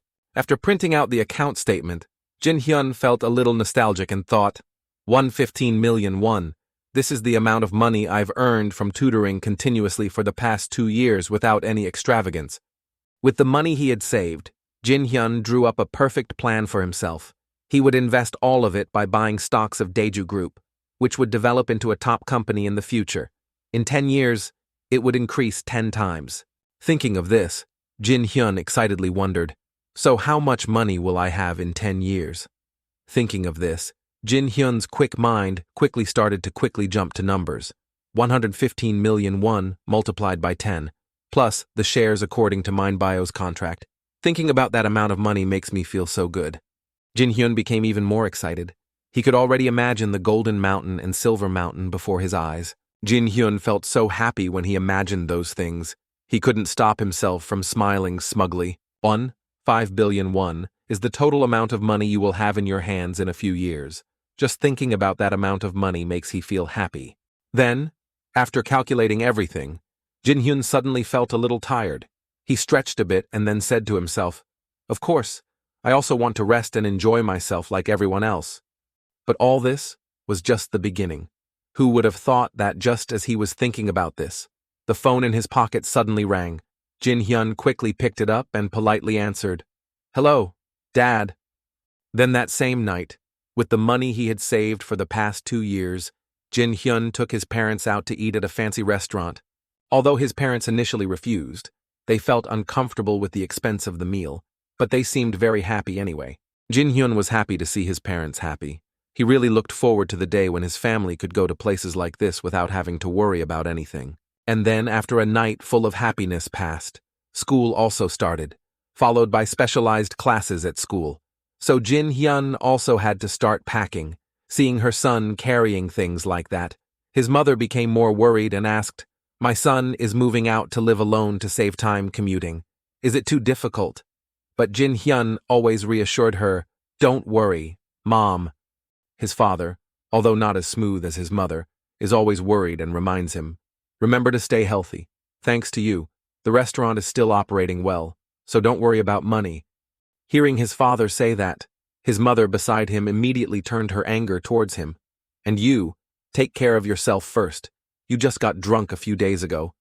So his father was not comfortable talking about health issues anymore. Afraid that his mother would blame him, he could only seriously remind his son one last time, "No matter what, I just hope you become a good doctor like Professor Choi Daewon."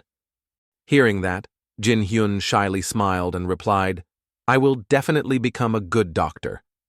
Then he couldn't help but think to himself, a good doctor doesn't necessarily have to save people, right? After his father finished speaking, Jin Hyun's mother brought out another pile of food and gave it to him, saying, "Remember to eat well. Don't skip meals." "Yes, it looks like you'll never be hungry again." Jin Hyun looked at the pile of food and panicked. Then the first day of school came. Today, Jin Hyun thought he had arrived at school very early. However, as soon as he pushed open the classroom door, Jin Hyun panicked and exclaimed in his heart, It's only 6:30 in the morning, but it seems like there are a lot of people here. Looking at these people who came to class early in the morning, Jin Hyun became even more confused and wondered, did they come early to get good seats? That must be right. It seems like the classroom won't be changed.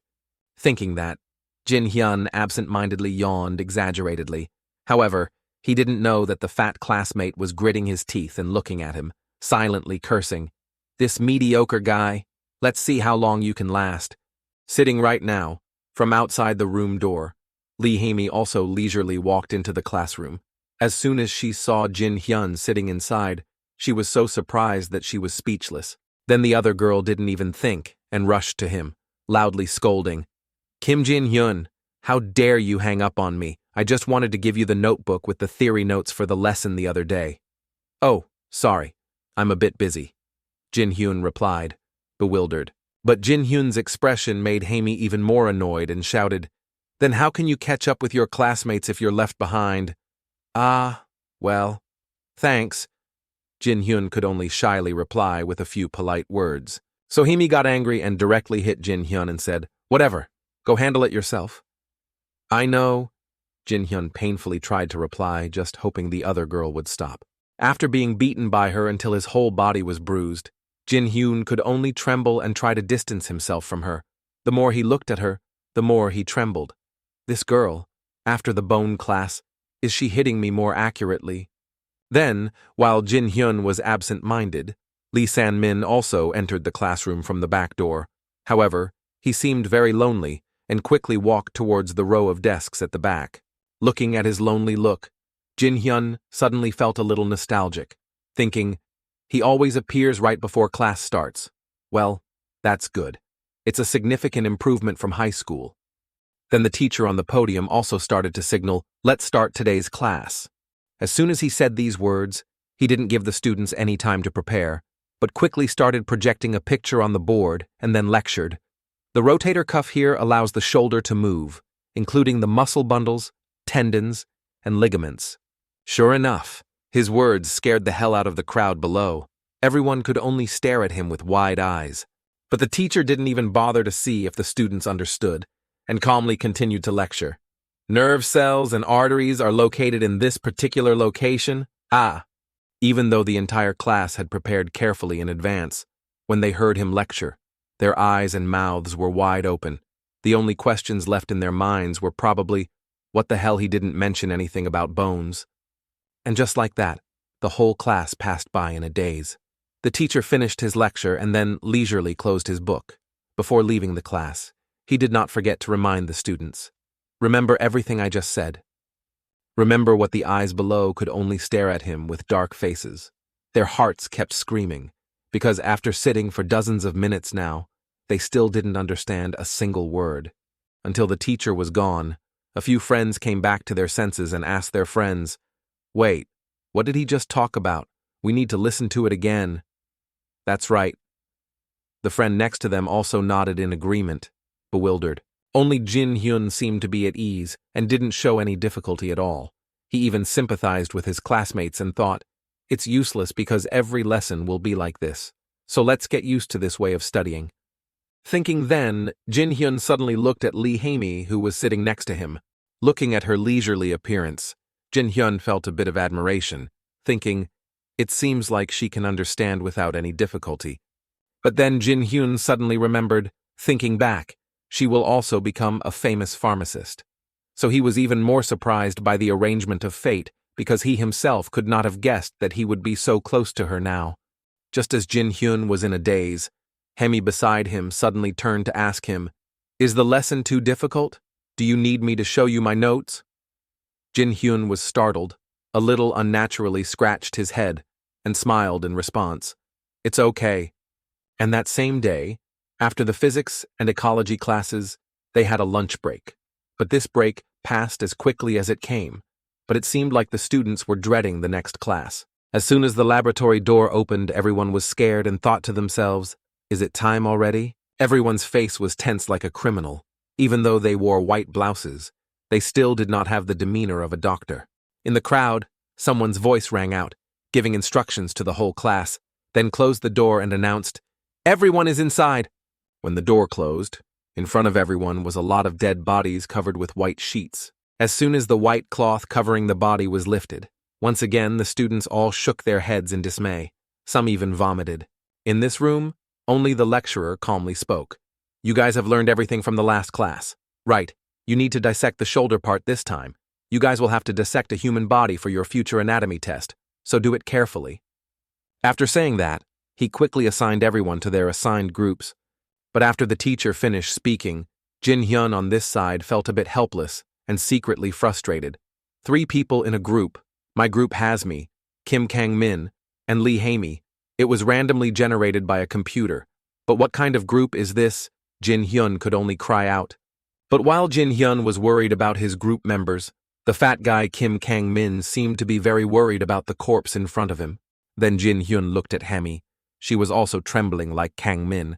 So Jin Hyun also somewhat realized it seems like they are a bit scared. Thinking then, he volunteered himself, "I will do it first." Then when Jin Hyun touched the prepared tools himself, he suddenly felt a little choked up. It's been a while.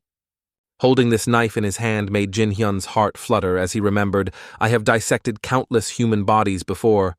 Then Jin Hyun's eyes suddenly became sharp again. It had been a long time since he had this feeling again. Then when Jin Hyun started to put the knife down to make an incision, he suddenly trembled a little and said to himself, "Honestly, I don't want to hold this thing any longer." After all, he had more and more confidence that he had no interest in doing surgery anymore. However, even though his mind was in turmoil at the moment, Jin Hyun was still very calm. His movements were also leisurely, as if this was just a trivial matter. Seeing Jin Hyun operate so smoothly, the fat Kang-min was so scared that he trembled. He could not believe his eyes. Even Hae-mi was equally surprised, because she had always been worried about Jin Hyun's performance. So there was no way she could hide her surprise when she saw him doing everything so smoothly. Then, in Hae-mi's surprise, she suddenly couldn't help but utter 2 words, "Jin Hyun." Hearing Hae-mi calling him, Jin Hyun turned around and gently said to her, "It seems like this is the main rhombus, and this is the secondary rhombus." "Ah, right!" Hae-mi exclaimed excitedly and kept staring at Jin Hyun's hand movements. The fat guy Kang-min saw her constantly admiring Jin Hyun and became jealous, so he said aggressively, "It looks so easy. Anyone can do it." Hearing him speak so boldly, Jin Hyun asked directly, "So you want to try?" "That's right." Kang-min patted Jin Hyun's shoulder and affirmed firmly. So Jin Hyun was also secretly happy. If he wants to do it, the more free you are, the better, right? Jin Hyun himself had done this so many times in his previous life that he honestly told himself, if someone is capable of doing it for me, then it's fine. But when Jin Hyun suddenly had a thought, "No, forget it. After holding and using a scalpel, I was a bit confused. It really wasn't a bad feeling. But in this life, I'll definitely live like..." And right when he thought of this, the corner of Jin Hyun's eyes suddenly noticed that Fat Kang-min was doing something wrong. So Jin Hyun immediately rushed to Fatty Kang-min, patted his shoulder angrily and asked him, "Wait, what the hell are you doing?" Fatty Kang-min even got annoyed and replied, "No eyes, I'm doing surgery." Hearing his tearful answer, Jin Hyun was so helpless that he could only curse silently. "Oh my God, you cut all the nerves and blood vessels. Even the nerves are extremely difficult to cut. But how?" Jin Hyun wondered, sweating profusely.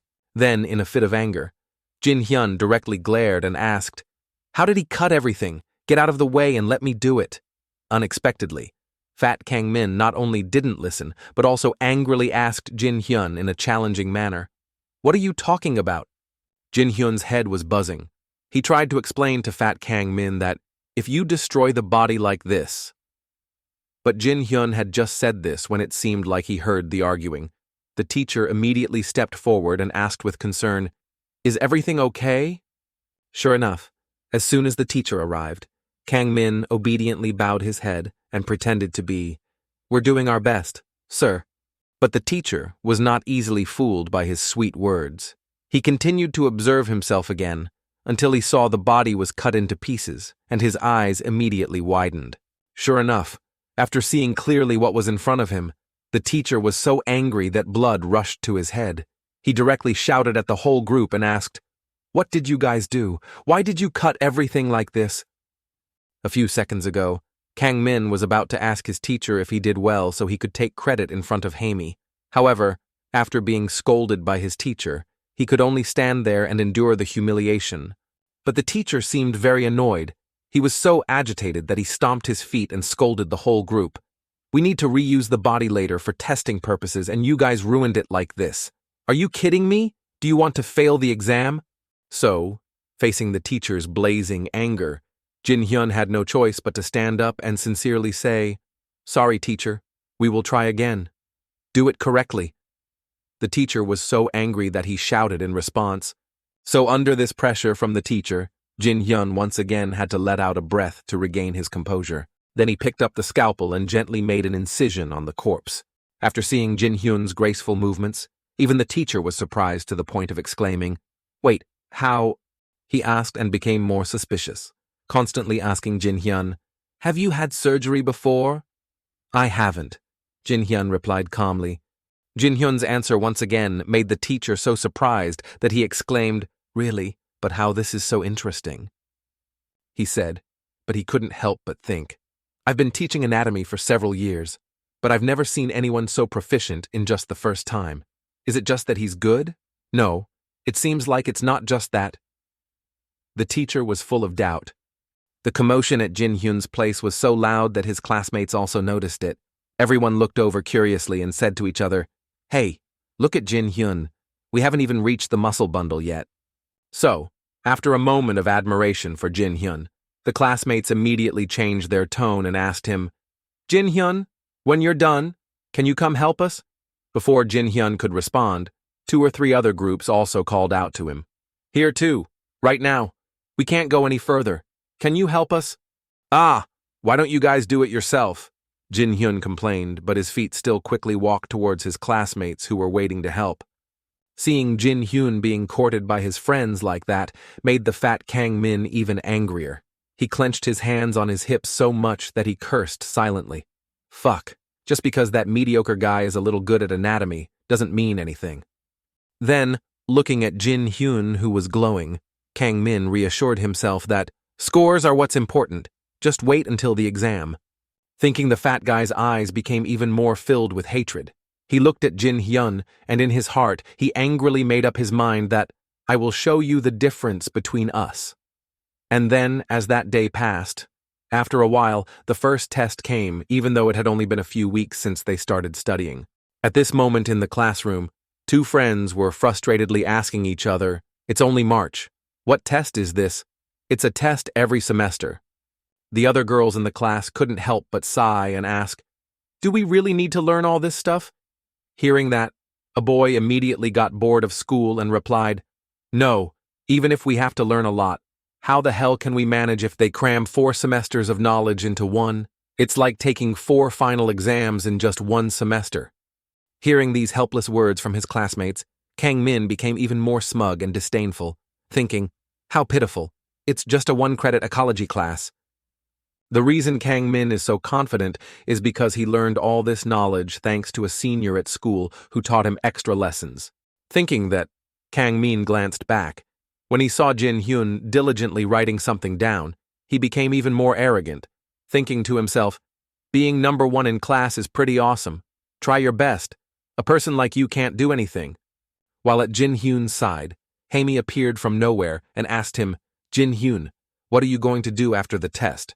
So Jin Hyun, the model student, without thinking, immediately replied, "Study. I have to study. There are always other tests after a test."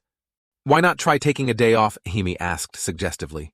Who would have thought that Jin Hyun would bluntly reply, "Maybe so," and then not say anything else. Hearing that, Haemi immediately asked directly, "Do you want to go somewhere together?" That's fine," Jin Hyun replied comfortably. Hearing Jin Hyun agree to go with her, Haemi was so happy that she was overjoyed. Then the next second, she heard Jin Hyun honestly ask, "But what are you going to do?" So Haemi was confused and answered, "Let's just drink coffee and watch a movie." And drank to the point of being drunk. Jin Hyun asked, teasingly with a smile. Hearing that, Haemi also agreed and joked back, "Just a little bit of your head."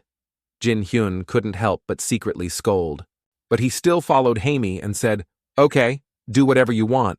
Then when Jin Hyun suggested, "Call your brother too," Haimi seemed very urgent and shouted, "Don't call him." She said then she immediately put on a seductive expression, looked straight into Jin Hyun's eyes and gently said, "This beauty just wants to spend some fun time with Jin Hyun." Who would have thought that Jin Hyun would bluntly criticize his friend? "You're so horrible. Keep studying." Little did he know that Kang Min below was so angry that he gritted his teeth in jealousy and secretly cursed, "Damn this bastard."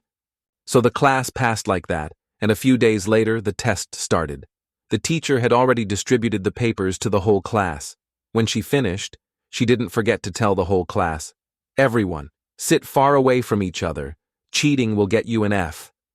However, as soon as he picked up the test, a student immediately cursed, "What the hell is this? What is this? Is it the SAT or something?" Everyone exclaimed in surprise after receiving the test. The fat guy Kang Min seemed very pleased. He was extremely arrogant and thought, "Things like this are just small matters to me." Then, when he looked at the stupid eyes around him, Kang Min became even more excited in his heart. "You idiots! Do your best!" Then Kang Min suddenly glanced at Jin Hyun, whom he hated so much. Seeing Jin Hyun's attentive expression, Kang Min became even more contemptuous and sneered in his heart. "Try to answer as many as possible with your poor brain. People like you can't progress." Then very quickly after the test of several subjects, the results were sent to everyone. At this moment, Fatty Kang Min was also sitting in front of the computer to check his exam scores. His facial expression looked like he was going to a funeral, and his tone was like he was not accepting it as he exclaimed, "What, second place?" Kang Min couldn't accept this ranking, so he angrily thought, "My results are pretty good, but who's ranked first? Is it Lee San-min or someone else?" Fat Kang Min finished his guess and quickly ran to where San-min was smoking and called his name. "Lee San-min." Then, without waiting for San-min to reply, Fat Kang Min continued to speak himself. "Congratulations on first place. I lost again." Hearing that, San-min immediately saw that KK didn't understand and asked, "Why do you always appear when I'm thinking to smoke and I'm not in first place either?" Sure enough, just this one sentence from Sang-min made the fat guy panic and exclaim, "Isn't it you?" "So how many points did you get?" 78 points. San-min answered very honestly. Hearing San-min's score, the fat guy unconsciously clenched his fists. 78 points, the same as me, means he's also in second place. The more he thought about it, the more confused the fat guy became, not knowing who was in first place. So he suddenly had a thought. Without hesitation, the fat guy immediately ran to the teacher's office. Even though he asked 3 times, he still couldn't get it, so he had to flatter her. "Please tell me." But the teacher still firmly replied, "I can't reveal other people's scores." Fat Kang Min was rejected by her again and again, so he bragged, "I'm just curious. I'll say good things about you to my dad, so don't worry. Do you know my dad? He's the vice dean of the medical school of Korea University." Hearing his threats, the teacher could only grit her teeth and curse, "He's really annoying." Then she had to turn on the phone for Fat Kang Min to see. Meanwhile, she still didn't forget to say, "Okay, don't tell anyone." Unexpectedly, after hearing this, Fat Kang Min couldn't even speak. His eyes were also frozen in place, just staring at the scoreboard in front of him. Fat guy Kang Min looked at the name in front of him and couldn't believe it, so he shouted, "I think there's a mistake somewhere." Then he was so angry that he rudely asked the teacher, "Are you kidding me? This is definitely a mistake." But the teacher didn't understand anything and just looked at him blankly and asked, "What's wrong? Everything is correct." Right now, Kang Min couldn't believe what he was seeing with his own eyes. "No way! That bastard?" Kim Jin-hyun is in first place, and the score gap is this big. Compared to the second place, I'm going to lose to this mediocre guy. I won't accept this. Kang Min was so angry that his whole body was shaking. But life is so ironic.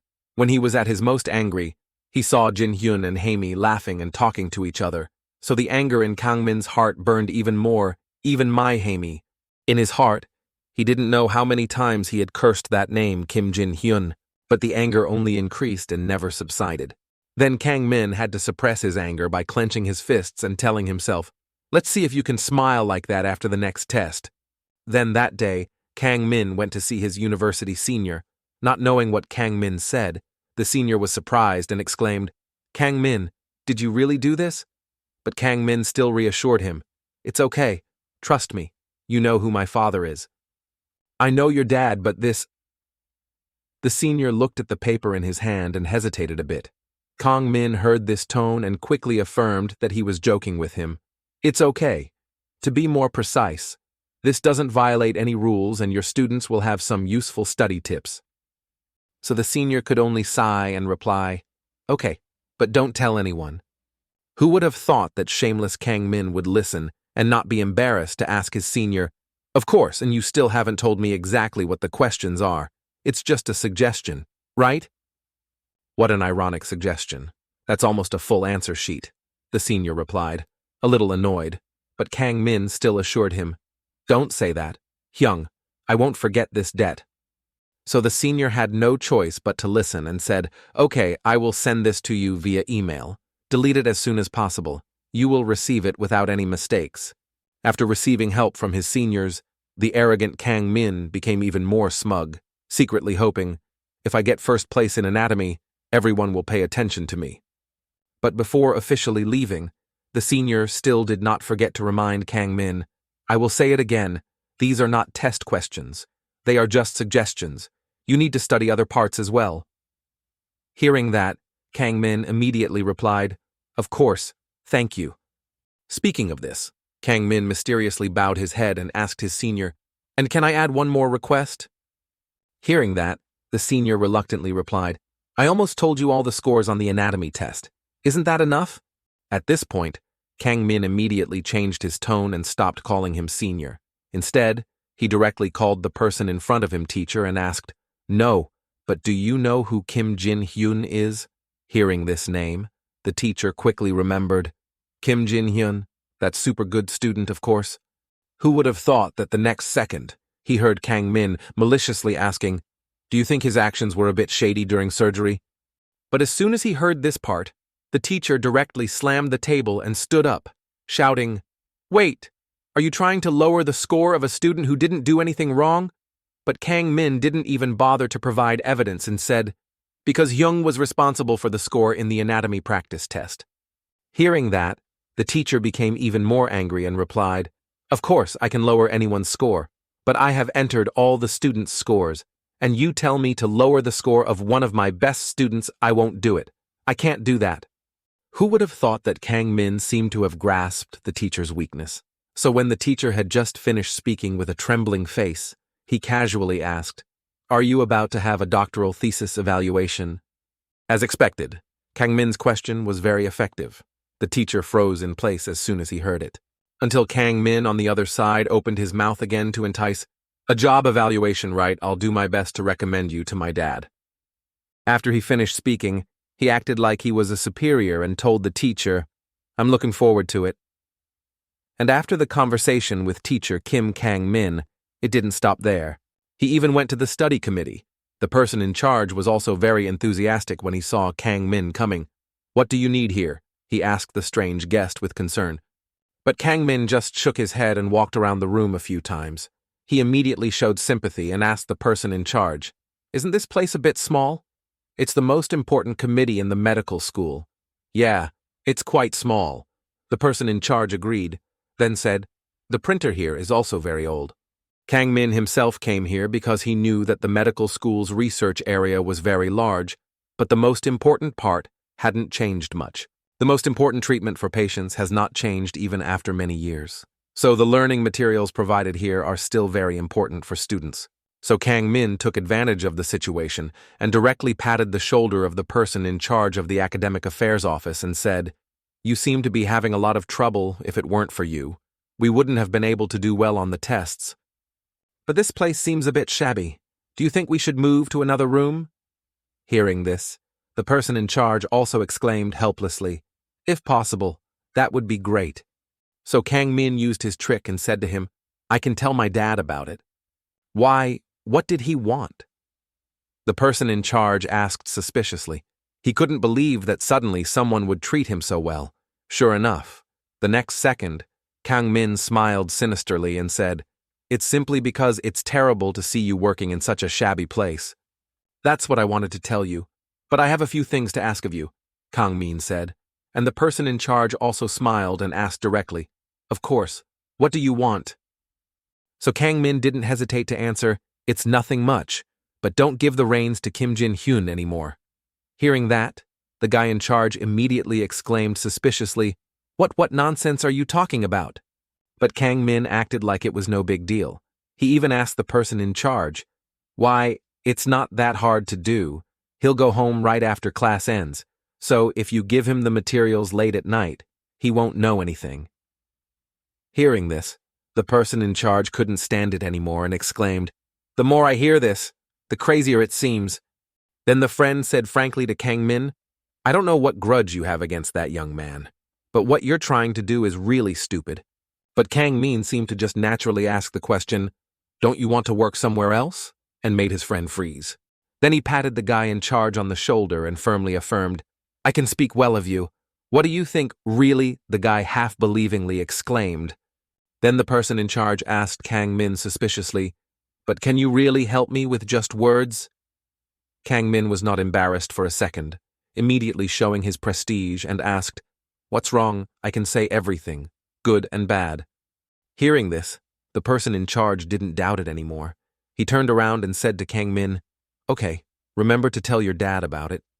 Kang Min's heart was even more smug at this moment. "Kim Jin-hyun, smile while you still can, because this is the last time. Research without documents is almost impossible, struggling as miserably as you want." That night, Jin-hyun suddenly had a dream. It was a dream about his past life. In his dream, he heard himself asking his wife miserably, "Is this the only way?" So his wife could only cry pitifully and say, "I tried my best."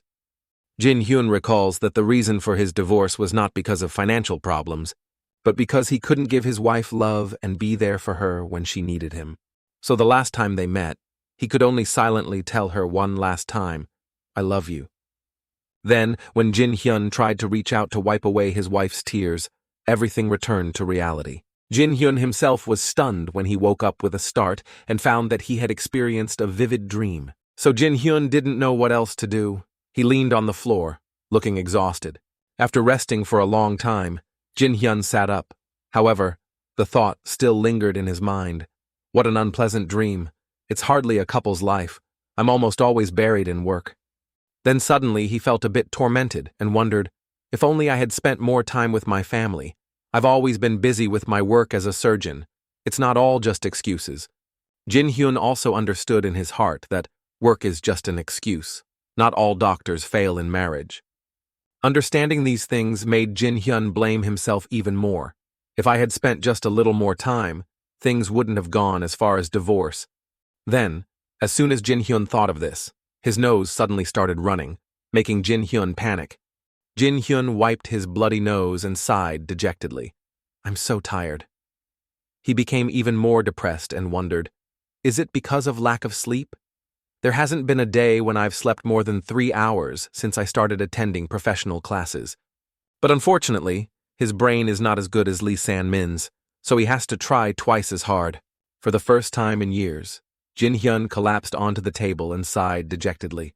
"Gosh, I want to quit this and take a year off." But just a few seconds later, Jin-hyun once again decided, "After I successfully become a dermatologist, I will take my money and live a simple life with my wife by traveling to many places, even though I don't know who I will marry." So these thoughts made Jin-hyun feel more motivated. He stretched and sat up, saying to himself excitedly, "Keep working, never give up." Then suddenly Jin-hyun remembered, but isn't it time to receive the documents? This test is quite broad in scope, so studying without that would be quite troublesome. It's been so long, and the materials still haven't been distributed. While waiting to receive the documents, Jin-hyun suddenly thought, I have the documents too, but that's an old set. A new set of documents would be much better because it's closer to the real exam. Thinking of this, Jin-hyun felt even more frustrated. The exam is next week. I thought it should have been sent to everyone. Right, maybe it was sent out, but I'm the only one who doesn't know. It's unacceptable. Thinking of this, Jin-hyun immediately took out his phone and dialed a number. As soon as the other side greeted Jin-hyun, he quickly shouted, "Hyun-min, this is Jin-hyun." Ah, Jin-hyun. The other end of the line seemed very hesitant, so Jin-hyun immediately asked, "What's the matter? Your voice sounds strange. Is there any new documents?" But Jin-hyun's response was only silence, causing Jin-hyun to call several times, thinking the other side had hung up. Then, just when Jin-hyun thought there was a problem with the signal, the other end of the line said, "Not yet, and there won't be any more documents." "Really?" Jin-hyun asked again, confused. Even though he was confused, Jin-hyun still didn't forget to ask his friend, "But Hyun-min, what happened? Your voice sounds strange." "Ah, it's nothing. I'm fine," Hyun-min replied awkwardly. Jin-hyun still kindly asked, "Are you not feeling well? You're about to have a checkup. Take care of yourself." "Of course. I'm busy. I'll talk to you later," Hyun-min quickly replied and hung up. Then Jin-hyun was a bit confused when his friend Hyun-min suddenly hung up like that. This made Jin-hyun even more confused. He's so strange. Is he sick if there's no new documents? I'll just have to use the old ones. Hyun-min on the other end of the line was speechless. He just stared blankly at the name Jin-hyun still running on his phone. And after that day, a lot of subjects arose not long after, and the pile of tests also increased from there. After every test, there are always nosy friends who run up to Jin-hyun and ask, "Did Jin-hyun do well?" Every time, Jin-hyun honestly answers, "I don't know either." But when he heard it, his friends scolded him. "You're lying again. You'll be number one again. Just you wait and see." So Jin-hyun could only smile and reply, "It's very difficult." Actually, he himself was not sure about the result because the exam was really difficult. Some questions were so difficult that they wanted to kill people. Do they want me to answer or gamble? The more Jin-hyun thought about it, the more annoyed he became at that extremely difficult exam. But being a good student, Jin-hyun immediately corrected himself. Maybe it's better to just guess instead of trying to solve it correctly. There are some subjects where the class average is relatively low, so it's probably okay to leave the paper blank, he said to himself. The fat Kang-min behind saw Jin-hyun sigh and walk out of the classroom, making him even more smug and arrogant, thinking, the test was hard, right, first place is mine.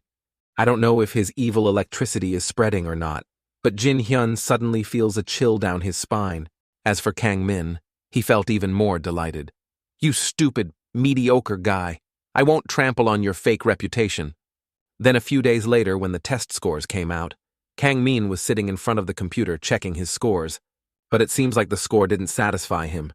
Looking at the score, he was shaking so much that he felt like he was lost in another universe.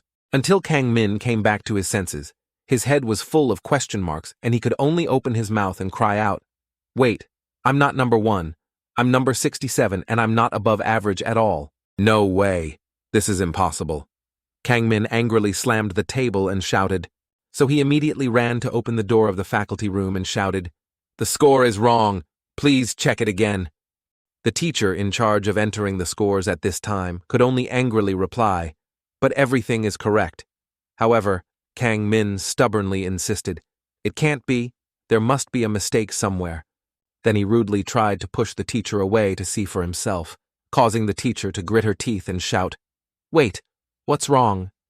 Then he heard Kang-min unwillingly affirm, "That's right, you mistook my score for someone else's." So frustrated with this guy, the teacher had to turn on the screen and tell him, "Look here, everything is normal." But Kang-min was still stubborn. "No way. Please look at it again. Here's the name." The teacher could only helplessly plead with him. "But I checked it twice. There's nothing wrong, so get out." Kang-min still refused to understand and said, "You definitely did well on the test, but your score is like that. There must be a mistake." Hearing that, the teacher could only soften her voice and advise him, "Maybe you're the one who's wrong. The feeling when you do it will be very different from your actual score. That can happen." Hearing her say this, Kang-min became even more frustrated. He gritted his teeth as if he was trying to hold back. Then, the next second, he got so excited that he aggressively pointed his finger straight at the teacher's face and ordered, "Hey, do you know who my father is? Check it out right now." At this point, the teacher could not stand it any longer. She was so angry that she yelled at him, This stupid. I know your dad is terrible. I've had enough of you coming into this room. The teacher was so angry that she banged on the table and stood up to scold. After that, she was no longer afraid and directly threatened the fat Kang Min. So what? Do you think your dad will enjoy what you do? I'm busy. So get out, the teacher yelled, and without any hesitation directly picked up Kang Min and threw him out. Then she closed the door in an exaggerated manner, as if to express her anger. Kang Min now started to sullenly lower his head and wondered, how could an excellent student like me have such a score impossible? This can't be happening. His current emotions were extremely indignant. Then suddenly, Kang Min heard someone say, "Thank you for helping," causing him to raise his head to look towards where the sound came from. All he saw in front of him at this moment was Haemi, intimately patting Jin Hyun's shoulder and flattering him. "I survived thanks to you. What do you want to eat? This beauty will treat you." Jin Hyun immediately replied with a smile. "No need. Thank you. You can eat whatever you want." While the two were laughing and talking to each other, Kang Min finally couldn't hold it in anymore. He raised his voice and called out to Jin Hyun, "Hey Kim Jin Hyun!" Without waiting for Jin Hyun to reply, he rudely asked, "You cheated, right? Stop lying." Jin Hyun listened in confusion and could only reply, "What the hell are you talking about?" Who would have thought that suddenly the Kang Min in front of him would get angry and directly yell and blame Jin Hyun? "I know you cheated. If not, how could someone as lowly as you be ranked first in class instead of me?" After convicting Jin Hyun, he was extremely angry and pointed his finger at Jin Hyun's face, forcing him to tell the truth. "You lied, right, you piece of trash." And even though he was accused without reason, from beginning to end, Jin Hyun only calmly asked one question: "Why do you think I cheated indeed?" This one question made Kang Min speechless. He immediately became flustered and kept answering, "Because," and couldn't come up with the next sentence. So Jin Hyun didn't wait for him to finish speaking. He immediately took out a document and asked bluntly, "Are you talking about this?" Sure enough, after seeing the document in Jin Hyun's hand, Kang Min immediately opened his mouth as if he couldn't believe his eyes. He was so helpless that he had to blurt out to Jin Hyun, "You, how?" So Jin Hyun just asked blandly, "How did I get this? This is something everyone gets. Why do you think I'm the only one who doesn't have it?" Because... Kang Min was now cornered. He was so stupid that he couldn't come up with an excuse. He could only stand there, stuttering, unable to say anything. Jin Hyun on this side suddenly became frighteningly silent. He called his name in a low voice. "Kim Kang Min, do you want to die?" Jin Hyun showed an aggressive attitude towards someone for the first time at school. Maybe at this moment he couldn't hold it in anymore. Then, standing in front of Kang Min, Jin Hyun didn't hesitate to ask directly, "Don't you have anything else to do besides these things? Not only that, you also tried to sabotage my anatomy practice score." Hearing Jin Hyun say his crime, Kang Min suddenly became startled and exclaimed, "Wait, how did you know?" Looking at his stupid and evil-doing face, Jin Hyun felt a bit helpless, wondering, what should I do with this guy? Then Jin Hyun said directly, "I was going to talk to you privately later, but you're here, and you brought your own face here. Luckily, Lee Hyun-min called me and told me everything." As soon as Jin Hyun finished saying everything, Haemi beside him also understood. She seemed to not dare to believe it and exclaimed, "What Kim Kang Min prevented you from receiving the documents? He even tried to sabotage your number." So Jin Hyun had no need to keep up appearances for him. He nodded and said to her frankly, "Yes, that's the problem." Sure enough, without waiting for Jin Hyun to get any angrier, Haemi furiously declared, "This is not a problem that we can laugh off and ignore. Not only about the documents, he also tried to sabotage my grades. I will report it to my superiors." Hearing the girl he liked showing her hatred towards him, Kang Min could only tremble and stand there like a pillar, looking at her, then waited until he had the courage to say, "Lee Haemi, But Haemi didn't even bother to listen and interrupted Jin Hyun. "There's no need to talk to people like him. I'll tell the department head. This is a serious matter." As soon as he heard Haemi's words, Kang Min's heart suddenly realized, "Wait, Lee Haemi's family is extremely powerful. My father is the head of the department. There's nothing to her. If Haemi says everything, It will all end. Kang Min was extremely scared. He was almost out of his mind now. So before Haemi and Jin Hyun left, he hurriedly chased after them and shouted, "Stop! Lee Haemi, stop!" he shouted and reached out to grab her, until his hand grabbed Haemi's hair, causing her to scream in pain as her hair was pulled back. But he, who just a few minutes ago still loved her, now aggressively grabbed Haemi's hair and dragged her back. Then he seemed to have lost all his composure and shouted, "Let's go! Now!" Until he saw Jin Hyun's expression when he turned his head, he suddenly felt his whole body tremble with fear. But it was too late, because Jin Hyun turned around and angrily punched Kang Min in the face. This punch was so strong that Haemi, who was standing next to him, was stunned for a moment. But Jin Hyun seemed to be getting more and more excited as he fought, his expression now extremely ferocious.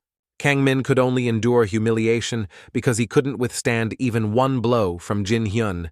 Then, after being beaten by Jin Hyun for a while, Kang Min was also angrily thrown painfully onto the floor by him. He had no way to fight back, even with honor, so he could only lie there in pain, screaming Kim Jin Hyun as if he wanted to eat his name alive. Then, until he lost all reason, he shouted, "You bastard!" And without knowing where he got the strength, he stood up and rushed towards Jin Hyun. But then Jin Hyun angrily threw another punch at him.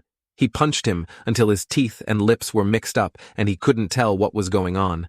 And just like that, Jin Hyun's punches were continuously thrown out. Fat Kang Min was beaten until his eyes were dizzy and he couldn't dodge even a single punch. As for Jin Hyun, he learned boxing, so dealing with this fat guy was as easy as dealing with a shrimp. He beat him until he passed out. After dealing with that arrogant fat guy, Jin Hyun finally calmed down and turned around to ask, "Haemi, are you okay?"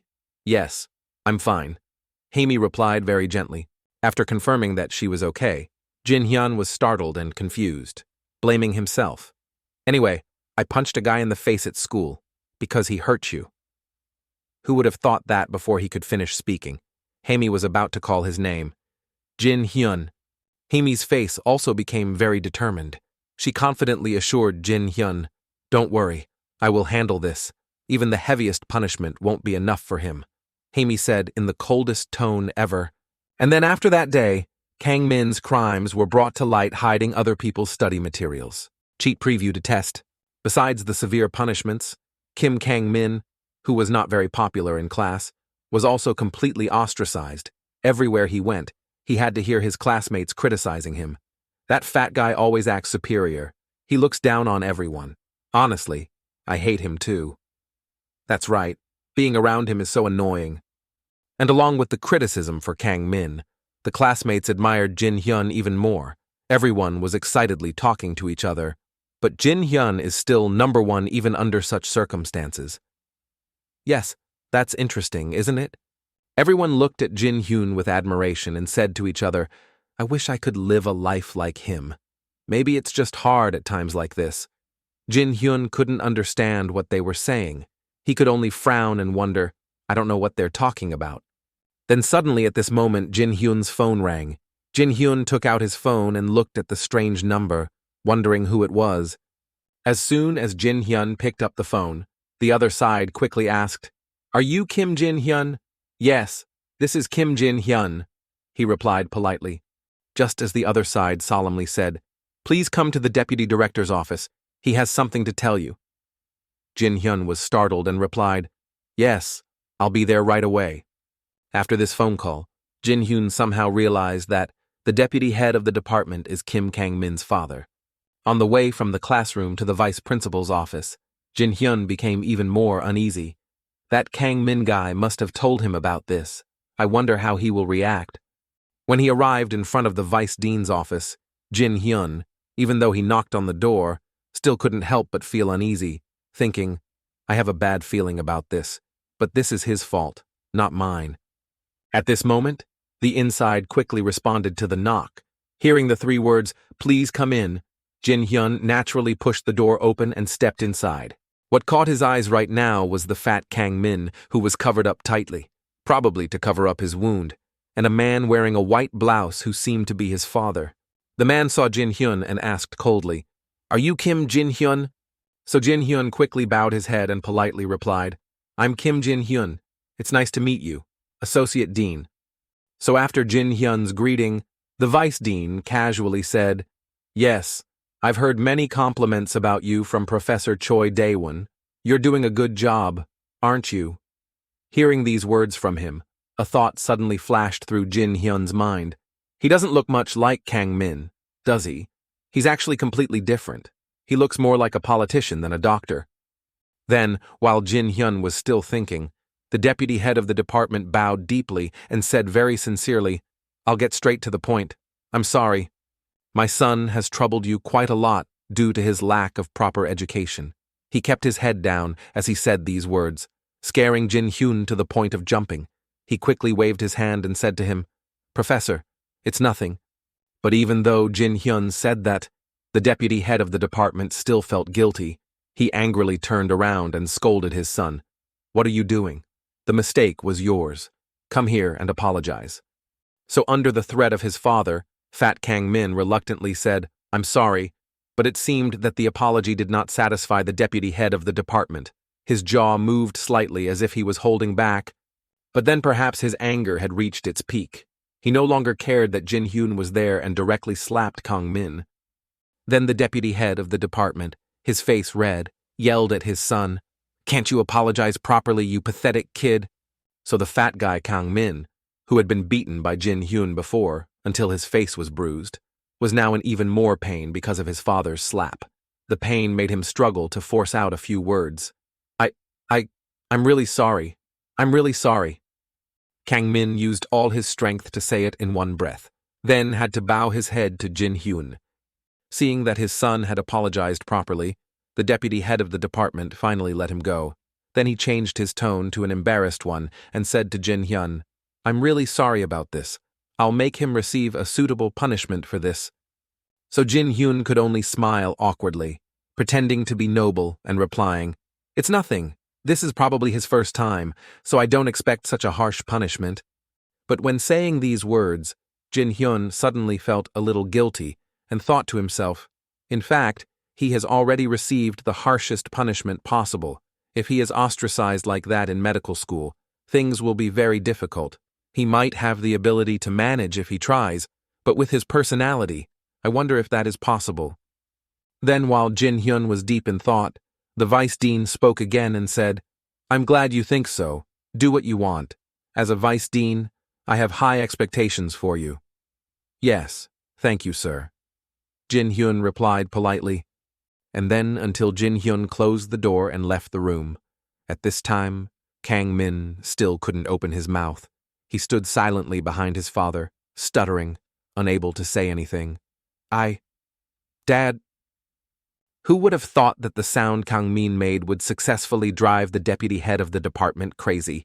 He once again turned his head and shouted at his son, "And you pathetic child, you dared to defame your father like that?" "I'm sorry, Dad." Kang Min could only lower his head and mumble in response, but his father kept scolding him. "What an idiot. Of all people, you would dare to touch Lee Haemo. Do you know which family she comes from?" Having said that, he didn't give Kang Min another chance to open his mouth and angrily ordered him to complete your leave application immediately. Hearing this, Kang Min's whole body shook. Medical schools can only be entered annually, so if I drop out now, I'll have to wait another year. Why are you treating me like this? Kang Min thought to himself in fear. Then, in that anxiety, he could only helplessly shout, "Dad!" But his father didn't seem to want to hear anymore. He looked extremely annoyed and lectured him. "Don't you understand the seriousness of this? You should be grateful that you're not expelled from school completely." After saying everything he wanted to say, Kang Min's father coldly chased him away. "Now get out of my sight." After that, Kang Min naturally had no way to say anything more. He could only turn around and leave his father's office. Seeing that he had already left, the deputy head of the department turned his head and frowned in annoyance. Then in his sadness, he took out a cigarette and lit it himself. So he stood alone. The lonely figure finished a whole cigarette but still couldn't say a word. Until the cigarette in his hand had died down, he suddenly called Kim Jin Hyun's name unconsciously. And back to Jin Hyun's side. After the first quarter, he had a short vacation. Although it was only a Saturday and a Sunday. Although it was short, there were no exams ahead, so the students could rest assured. At this moment, Jin Hyun was allowing himself to be absent-minded for a few days. He lay on the soft bed and smiled to himself. Although the second quarter will be right after this weekend, how long have I been sleeping like this? But after what seemed like a good night's sleep, Jin Hyun woke up with a frown on his face as if he had a nightmare. At this moment, when Jin Hyun tried to sit up, he still couldn't escape from the thoughts, "It's that dream again. Am I too tired?" Then, after looking at the clock on the wall, Jin suddenly let out a long breath and thought to himself, "It's only 12:30. It's not too late." Then he thought about the date with Haimi and wondered, we could have met in front of the school, but why did she want to go to Gwanghwamun? Then, when he remembered what Haimi told him, "Don't call my brother, and it will be just the two of us." Although at that time Jin Hyun didn't understand, he just laughed and replied, "What nonsense are you talking about?" But now, he suddenly realized that something was wrong. Jin Hyun. After carefully examining those words, now realizing something was wrong and wondering, wait, is this a date? But when that thought just flashed, he quickly reassured himself. It's impossible. It can only be a date, if both sides like each other. And even though he tried to calm himself down, Jin Hyun couldn't help but sigh. Even though I've never really dated before, I didn't have much time to hang out with my wife before, I should have treated her better. He felt a little self-reproachful. I don't know why I keep dreaming about her like this, Jin Hyun thought as he walked to the wardrobe. Now he was even more confused. What should I wear? She wants to go to a show. It's not like her at all. It would be easier to just go to a coffee shop like usual. After thinking for a while, Jin Hyun took out his newest set of clothes. Is the outfit I bought when I first entered school? Okay, I think it would be better if I looked a bit more mature, Jin Hyun thought while happily looking at his handsome face in the mirror. And also because of looking in the mirror for too long. Just a few minutes later, Jin Hyun had to run out the door. It's late. Have to go quickly. Who would have thought that when Jin Hyun just stuck his head out of the dormitory, he suddenly heard someone calling his name, Jin Hyun ah.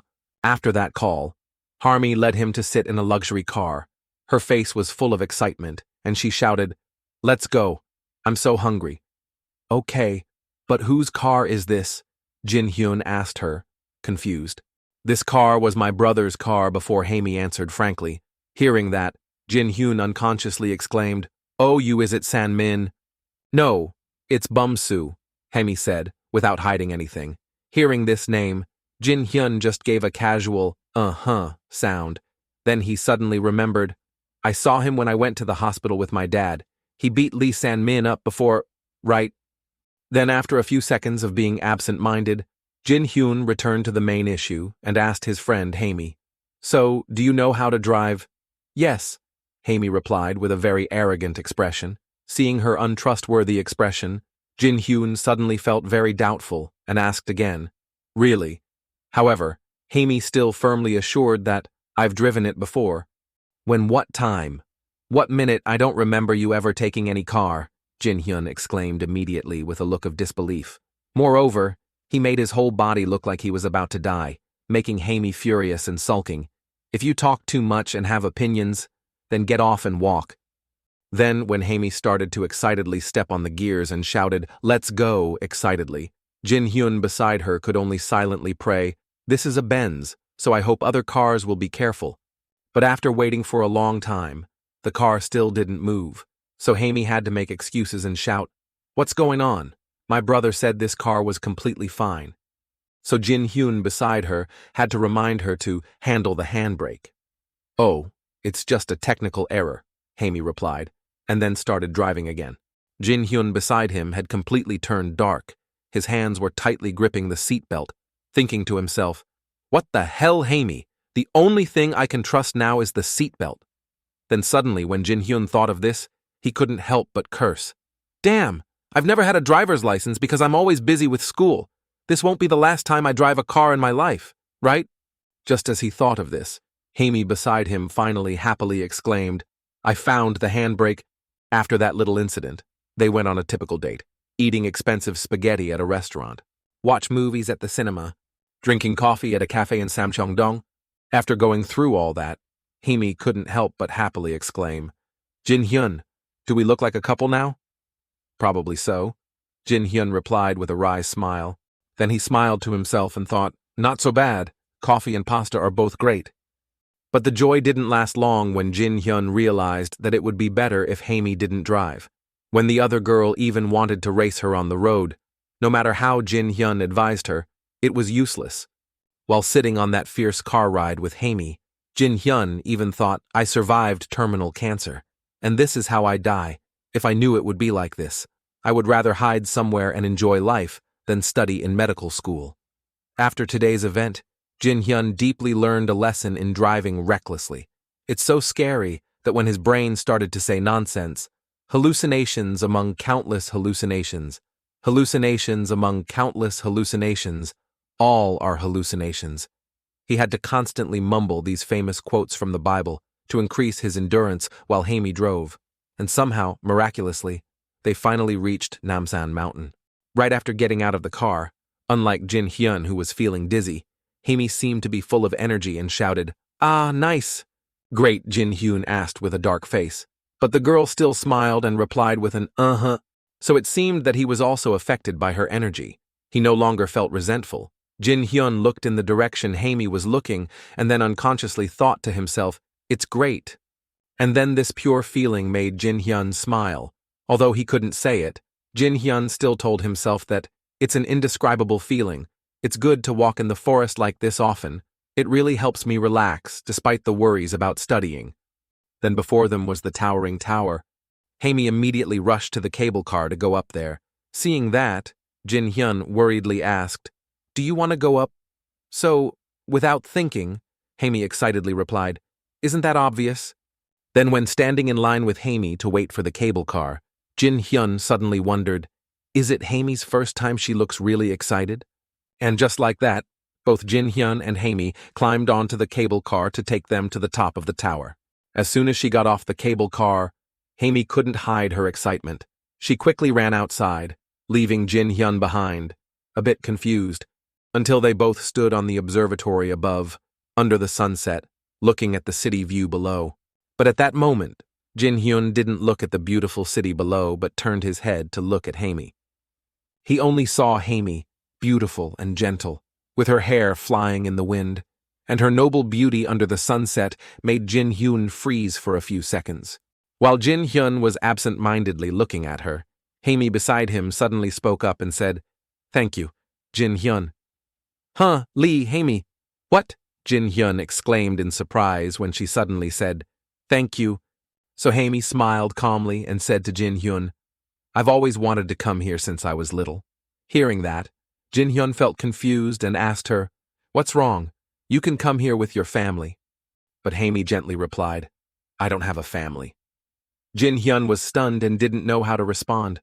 Until Haemi, feeling a little lonely, continued, I don't have anything called family. You know, the three of us siblings are all from different mothers. While she said these words with such a calm expression, Jin Hyun felt a little sad. He suddenly looked at her again very carefully. Then Haemi herself continued to ask Jin Hyun, isn't it funny right now I don't really care? I don't have a mother and it's hard to call him father. It's a normal problem in every family. But I don't have to worry about financial problems, that's a good point, Haemi said, as if everything was just a matter of course. Then, after she finished saying all her thoughts, she suddenly smiled mysteriously.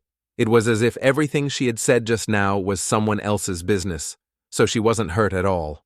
After finishing her thoughts, Haemi immediately returned to her usual cheerful demeanor. She laughed loudly and said to Jin Hyun, did I ruin the atmosphere again? Thank you anyway. I just don't have anyone to go with me. But even though she tried to act calm, Jin Hyun seemed to become sad. He gently called her name, Lee Haemi. Cheer up, Jin Hyun said to her very gently. Then Jin Hyun made a hand gesture as if encouraging Haemi. He told Haemi again to cheer up. Haemi then tearfully replied, thank you.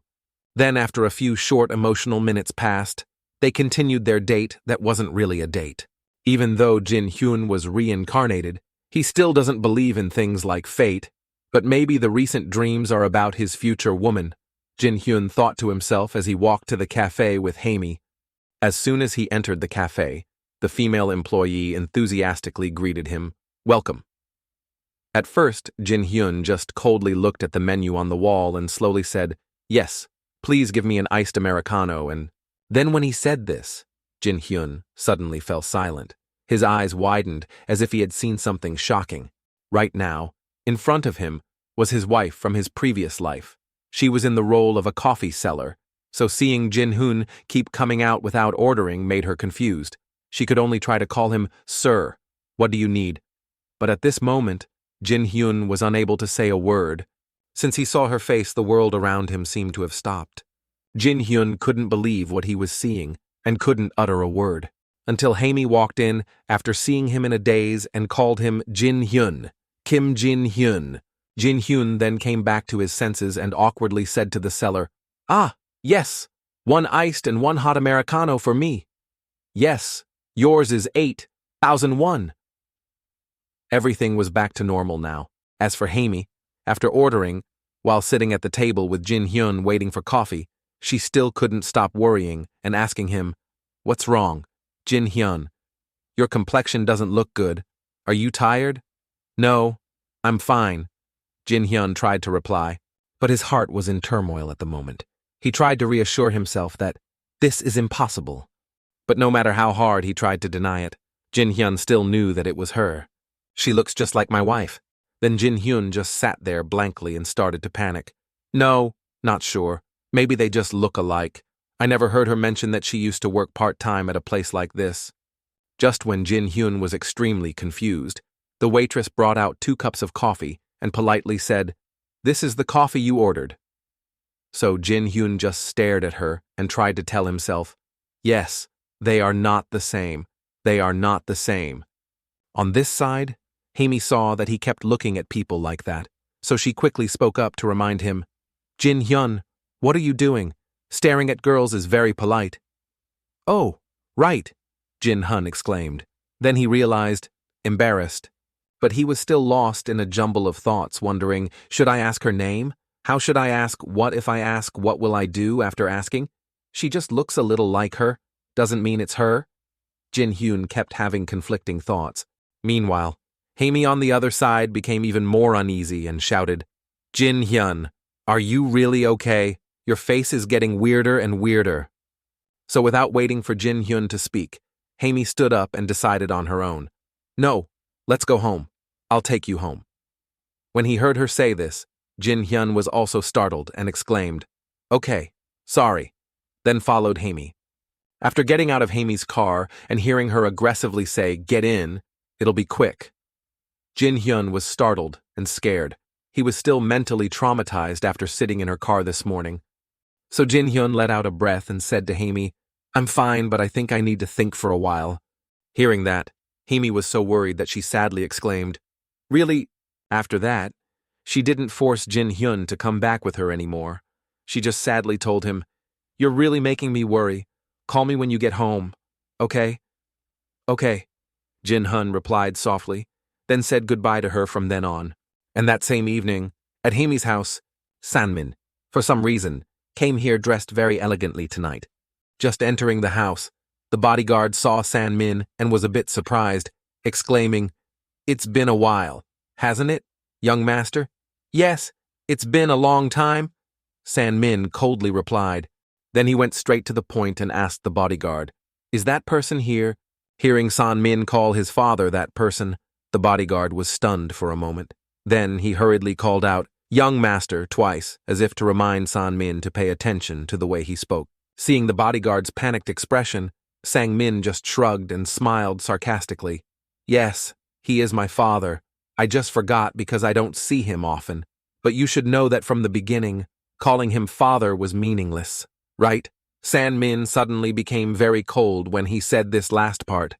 The bodyguard also knew that he couldn't say anything more to advise him.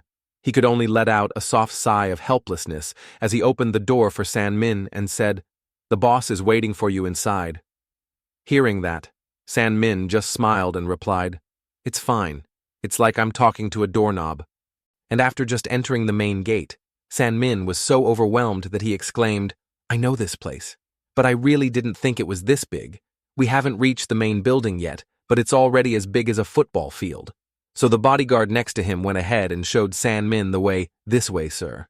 After a while, they arrived in front of a building, and another servant respectfully bowed to San Min.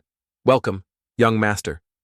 San Min calmly put his hands in his pockets and leisurely replied, "Yes, it's been a while.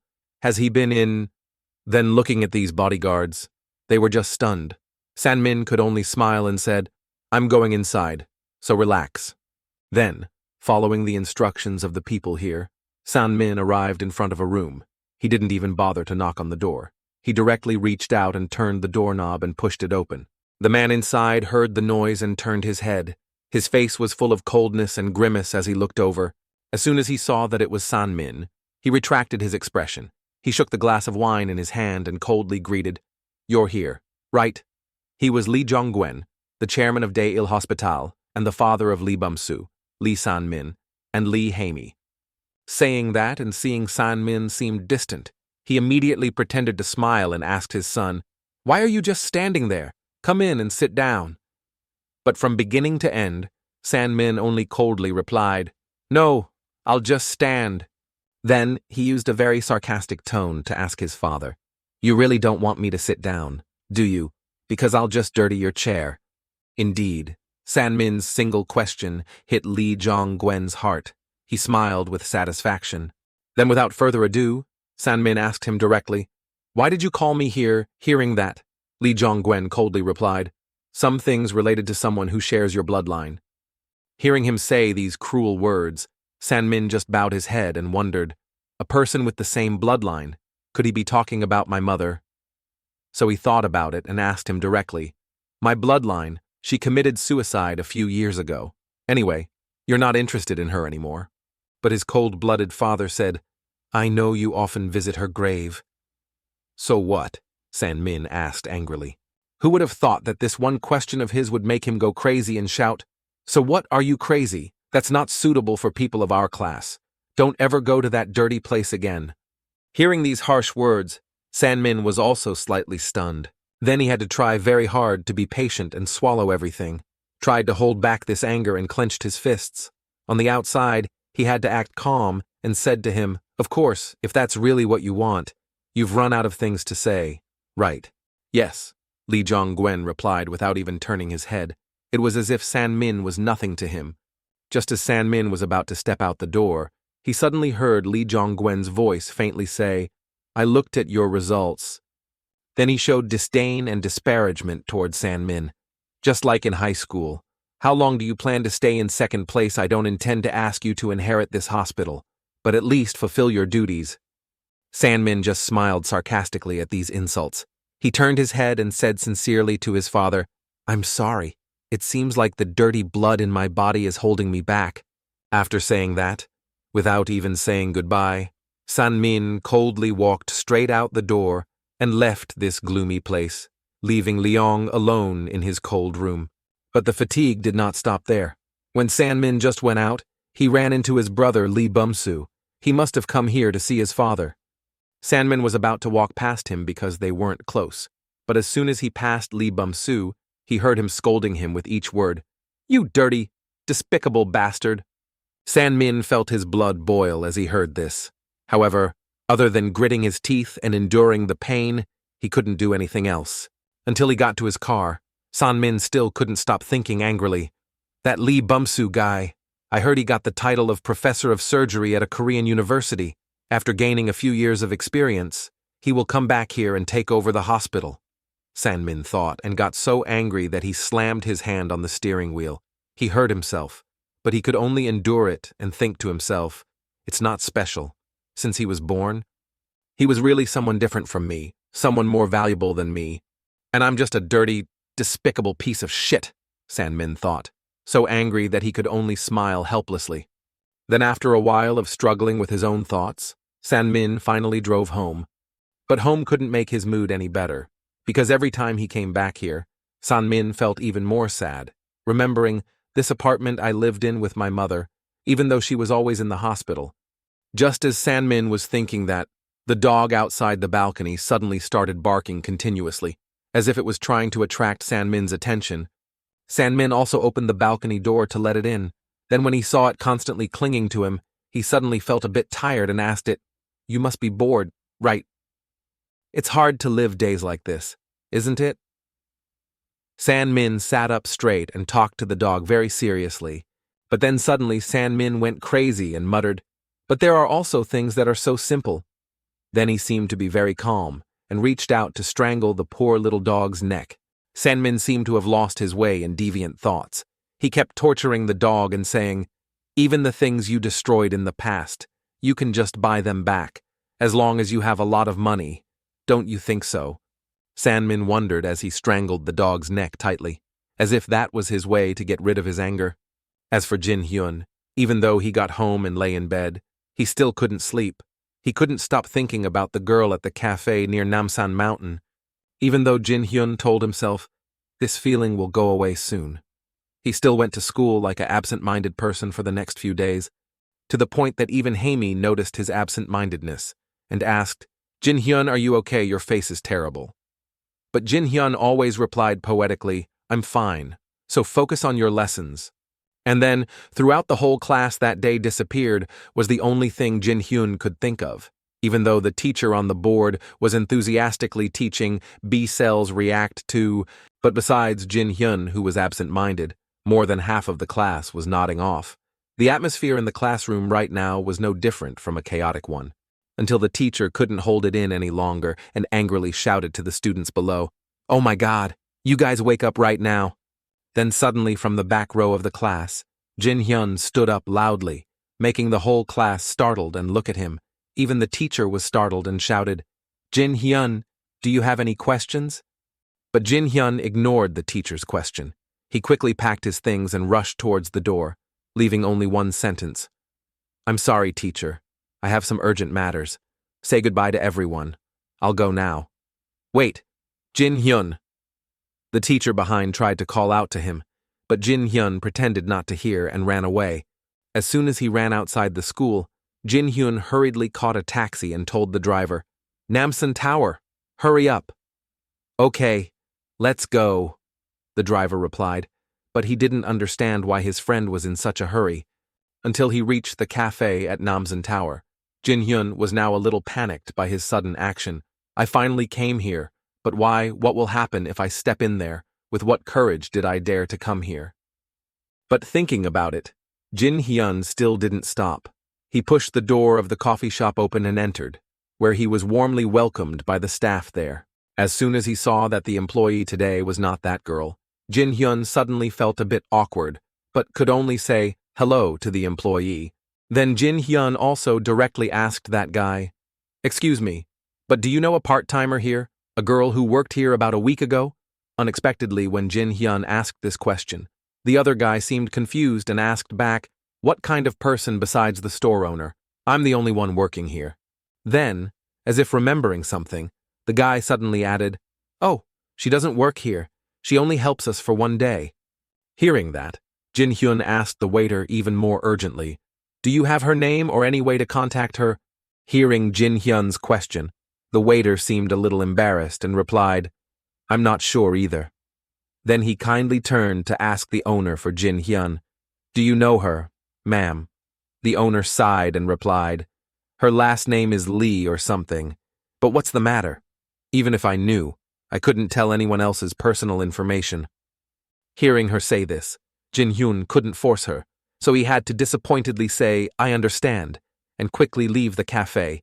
But Jin-hyun didn't return to school. He just stopped at a nearby park, bored, looking for a place to sit down. After a while of pondering and being frustrated because he couldn't find that girl, Jin-hyun at this time could only comfort himself.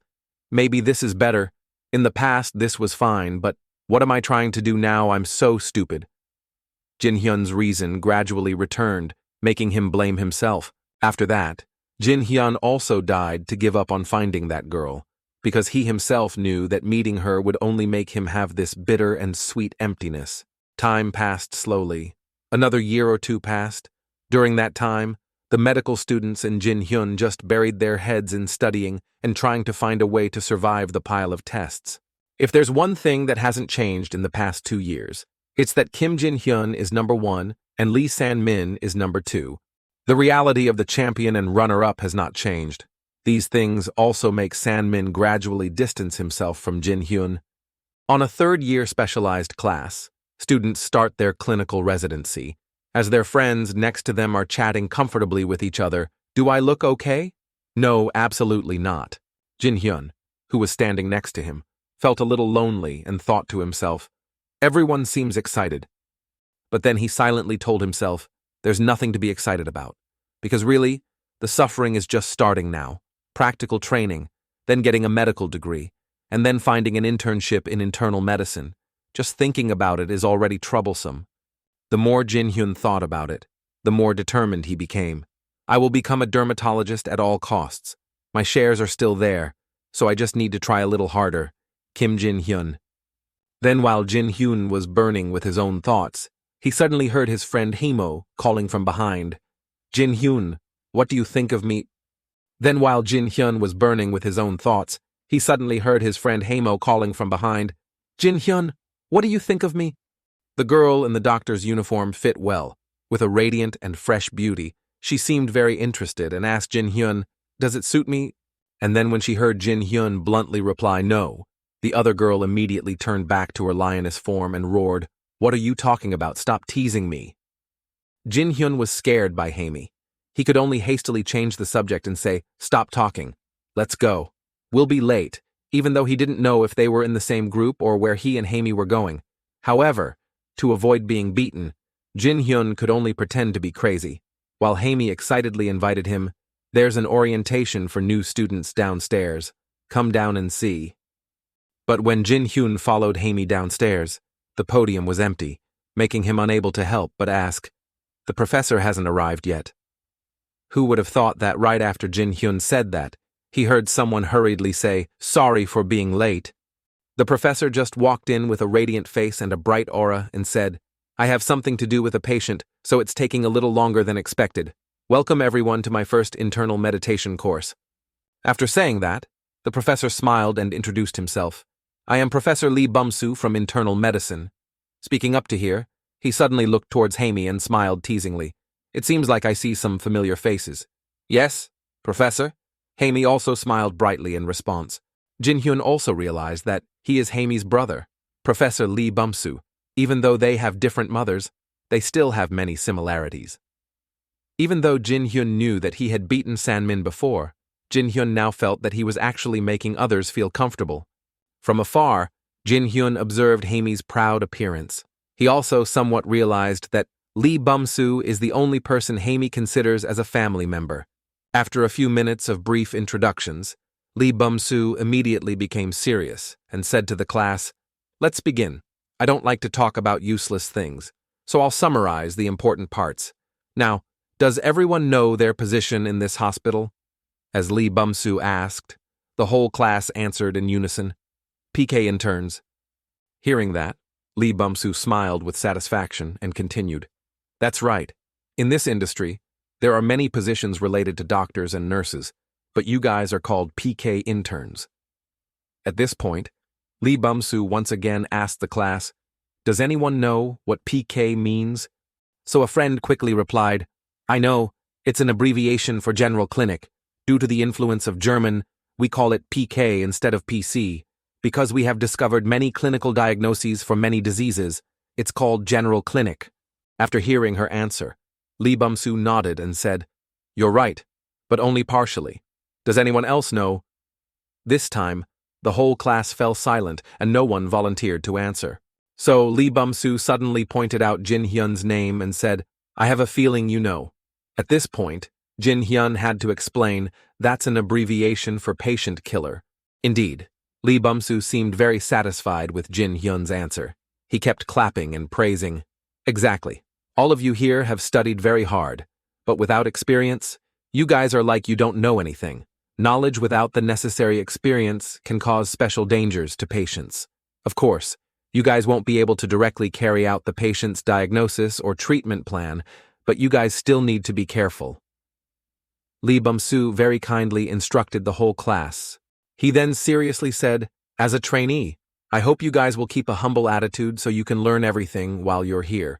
We can end with a few questions from someone here, said Lee Bumsu, then turned to his sister and asked, Haimi, do you have any questions? So Haimi had to quickly exclaim, no, bro. No. Sorry, Professor, I don't have any questions. As soon as Hamey finished saying that, Lee Bum-soo smiled gently and said, "If there's nothing else, let's go. To celebrate your first time here, I'll bring you some coffee." As expected, upon hearing this, the whole class excitedly shouted in unison, "Thank you, Professor." After receiving the cup and the coffee that Lee Bum-soo gave him, Jin-hyun was even more curious and wondered, he seems like a nice guy, but why is his relationship with San-min so bad? Then he could only say to himself, that's none of my business. I don't know what he was thinking in the first place anyway. Jin-hyun then turned to chat and asked Hamey, "We're about to meet the patients, right?" After Jin-hyun's question, the group quickly went to the internal medicine room. As soon as he opened the door and entered, a senior inside looked surprised and exclaimed, "There are so many people, are they all interns this time?" Then, after a few seconds of shock, the senior introduced himself. "I'm the manager of this place, Lee Jun-song. That guy over there is the first-year doctor on duty, Min Jung-ho," he said as he pointed to the friend who was sleeping behind him. Then, as the manager Jun-song took charge of guiding the new interns, welcoming everyone with the study of internal medicine, and when the patient is allowed by the supervisor and the professor, the treatment and care plan will be carried out with the on-calligrapher. The professor handles the general decisions. Meanwhile, the on-calligrapher handles the experimental work. Lee Jun-song then pointed to the sleeping guy Min Jung-ho and said, "So you guys should follow this guy and observe how he takes care of the patients." Min Jung-ho immediately stood up when he heard that. "Wait, I'm busy enough." So Lee Jun-song immediately warned, "You better do it. If you don't do it, what will happen to these new people?" But Min Jung-ho still insisted, "I'm busy, and where did these kids suddenly appear?" The students just stood there silently watching the two seniors argue like cats and dogs. So after a while of arguing, Lee Jun-song quickly ran out the door and still didn't forget to tell his friend, Min Jung-ho, "Anyway, good luck, and remember to treat them well. I have something to do. Goodbye." Min Jung-ho was so angry that he could only helplessly shout, "Wait! The professor will be back soon!" Then after seeing his friend had disappeared, Min Jung-ho could only helplessly exclaim, "Are you kidding me? I have to become the caretaker of these things." Then, after that sentence, Jin-hyun and his group had to stand and look at Min Jung-ho for the next 20 minutes, but he still didn't move. It was only then that he looked annoyed, sighed in disgust, and stood up, yelling at Jin-hyun and the others, "Hey, why are you guys just standing there like you're retarded?" Then while these people still didn't know why they were being scolded, he suddenly got interested and asked Hamey, "You look pretty good. Do you have a boyfriend yet?" "Huh, I don't have one yet." Hamey, although confused, still politely replied. Who would have thought that he would hear the rude Min Jung-ho laughing and saying, "Really, you look like you have a few guys. Anyway, you'll probably get good marks in this internal magic lesson. The professor really likes pretty girls like you at karaoke bars." Hearing this, Hamey became even more confused and exclaimed, "What?" Having said that, Hamey tried her best to endure everything, but the rude Min Jung-ho kept laughing and insulting her. "Do you know what the most important thing about practical training is? There's no need to be so diligent with girls like you. If you know how to pour wine in places like that." But without waiting for Hamey to speak, Jin-hyun angrily interrupted him. "Hey, the more I listen, the more uncomfortable I feel. What you just said could be considered sexual harassment." As soon as he heard him defend himself, Hamey became even more emotional, muttering his name, Jin-hyun. As for Jung-ho, when he saw Jin-hyun standing up, he immediately acted arrogant and scolded him. "What? How dare you act superior and noble?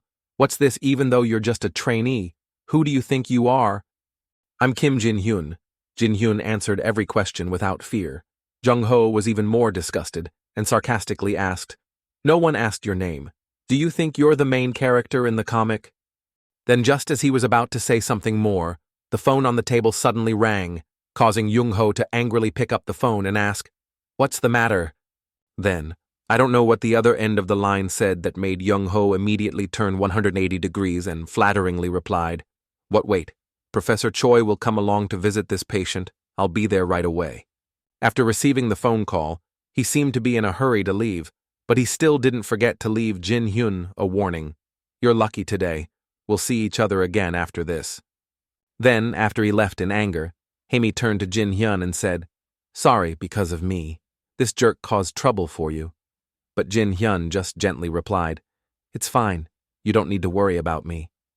But even though Jin Hyun said it was okay, Amy still seemed very angry. She transformed back into a lioness and said, "I wish killing was legal. That guy would die if we were in India." Hearing her tone made Jin Hyun suddenly feel a little nervous, wondering, "Why did you bring India into this? I don't think killing is legal there." Even though they were annoyed, they couldn't help but follow that Young Ho guy to learn. As for Young Ho, after arriving at the professor's place, he immediately turned into a docile cat and said, "Sorry, we're late, Professor." At this moment, Professor Choi turned around and asked him in surprise, "Why are you alone? Where's your manager?" Young Ho pretended to feel sorry and said, "I told him to come, but he said he had something else to do." After hearing this, the professor was a bit annoyed and replied, "Same as usual. Lee Jun-song. That guy hasn't changed at all even though he's been promoted to department head. Let's do this ourselves." He said, then looked at the people behind Young Ho and said, "Is it time for the interns?" So, Young Ho smiled and said, "Yes, we will start now. They are still quite inexperienced, right?" Who would have thought that the professor would not pay any attention to Young Ho anymore, but happily looked at Jin Hyun and exclaimed, "Hey, Jin Hyun is here too. Are you okay?" Then the boss called Jin Hyun aside to talk privately and asked him, "Is your father's health good?" "Yes, thank you, Professor. My father is very healthy." Seeing this scene, Young Ho could only tremble and secretly exclaim, "Oh my God, what I've never seen the professor have such an expression before." As for Professor Choi, he always showed an enthusiastic attitude while talking to Jin Hyun. "It's like it was just yesterday when you were still young, right? But now you're already an intern. Time flies so fast. I remember Mr. Jang's Mind Bio contacted me again about you." Speaking of this, the professor suddenly asked Jin Hyun's opinion. "There are a few things related to the new project. Are you interested in biotechnology?" However, as soon as Jin Hyun heard this, he firmly affirmed, "I never thought about it." But after a few seconds of firmly refusing, Jin Hyun was a bit curious and asked the professor, "But what is the new project?" So the professor did not hide it and said, "Developing some drugs, but I don't know the details." Hearing this, Jin Hyun became even more curious and recalled from his previous life, developing new drugs. The TC-80 project is not like RI-84. It is a large-scale project worth at least hundreds of millions of won. But the chairman didn't contact me about it, Jin Hyun thought, and just smiled at the professor without saying anything more. Meanwhile, Jung Ho next to him was so angry that his eyes turned red. He couldn't believe the scene before his eyes. Wait, that scary Professor Choi has a good relationship with this guy? At this point, the professor also stopped talking to Jin Hyun. "Fine, but let's stop talking for now. Let's start," he said, then led the group of interns slowly into the hospital room. Before entering the patient's room, Jin Hyun and his group were also told by the professor that, usually before meeting a patient, doctors will discuss the patient's condition. Then, they will specify the treatment plan when meeting in person. At this moment, when he arrived at a patient's bed, Young Ho immediately took out the medical record and reported to the professor. "She is being treated for gastric ulcers. Because her condition is serious, she is being treated with vancomycin." Unexpectedly, upon hearing this, the professor suddenly asked in a serious voice, "Vancomycin? What about injections and medication?" Who would have thought that stupid Young Ho would still say frankly, "The injection is still effective, so we're still doing it." Sure enough, upon hearing this, the professor got really angry and yelled at him, "Injection? Are you serious? How did you pass those tests?" But even though he was scolded by the professor, Young Ho still stupidly continued to ask, "Sorry, but what do you mean?"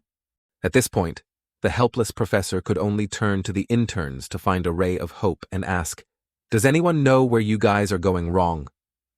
But the only people who responded to him were the bewildered and absent-minded guards. None of them could confidently answer a single question. At this point, the professor became even more devastated and exclaimed, "My God, How can you guys not know such basic knowledge? Do you guys study seriously in school? It was not until he heard Jin Hyun softly say pill that the professor looked expectantly and called out, "Okay, Mr. Kim Jin Hyun," meaning he wanted him to continue. Even though Jin Hyun had told himself that he didn't want to be noticed by Professor Choi, he couldn't help but say, "This knowledge about gastric ulcers is not like other diseases. It is a basic condition when treating it with medicine. Through countless studies, treatment with injections has been proven to be useless." Hearing this, the professor was indeed very satisfied and nodded in approval. "Good. That's right." Then he asked again, "In the case of drug treatment, how much should the patient take?" Jin Hyun saw Young-ho silently hiding behind him. He could only sigh and wonder. The supervisors of the new soldiers should know about this. Then, because no one could answer the professor's question, Jin Hyun had to answer 125 mi 4 times a day. For how long? The professor continued to pursue the matter to the end. But Jin Hyun calmly replied, "It depends on the patient's condition, usually 10 to 14 days. At this point, the professor finally smiled and praised, "Good, exactly."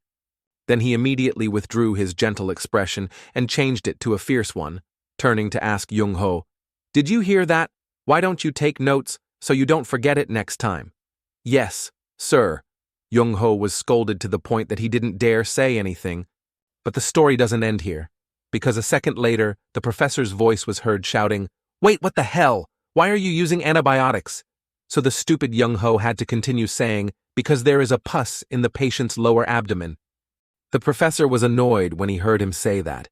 He turned to the interns and asked angrily, "Do you guys know what went wrong? Of course not."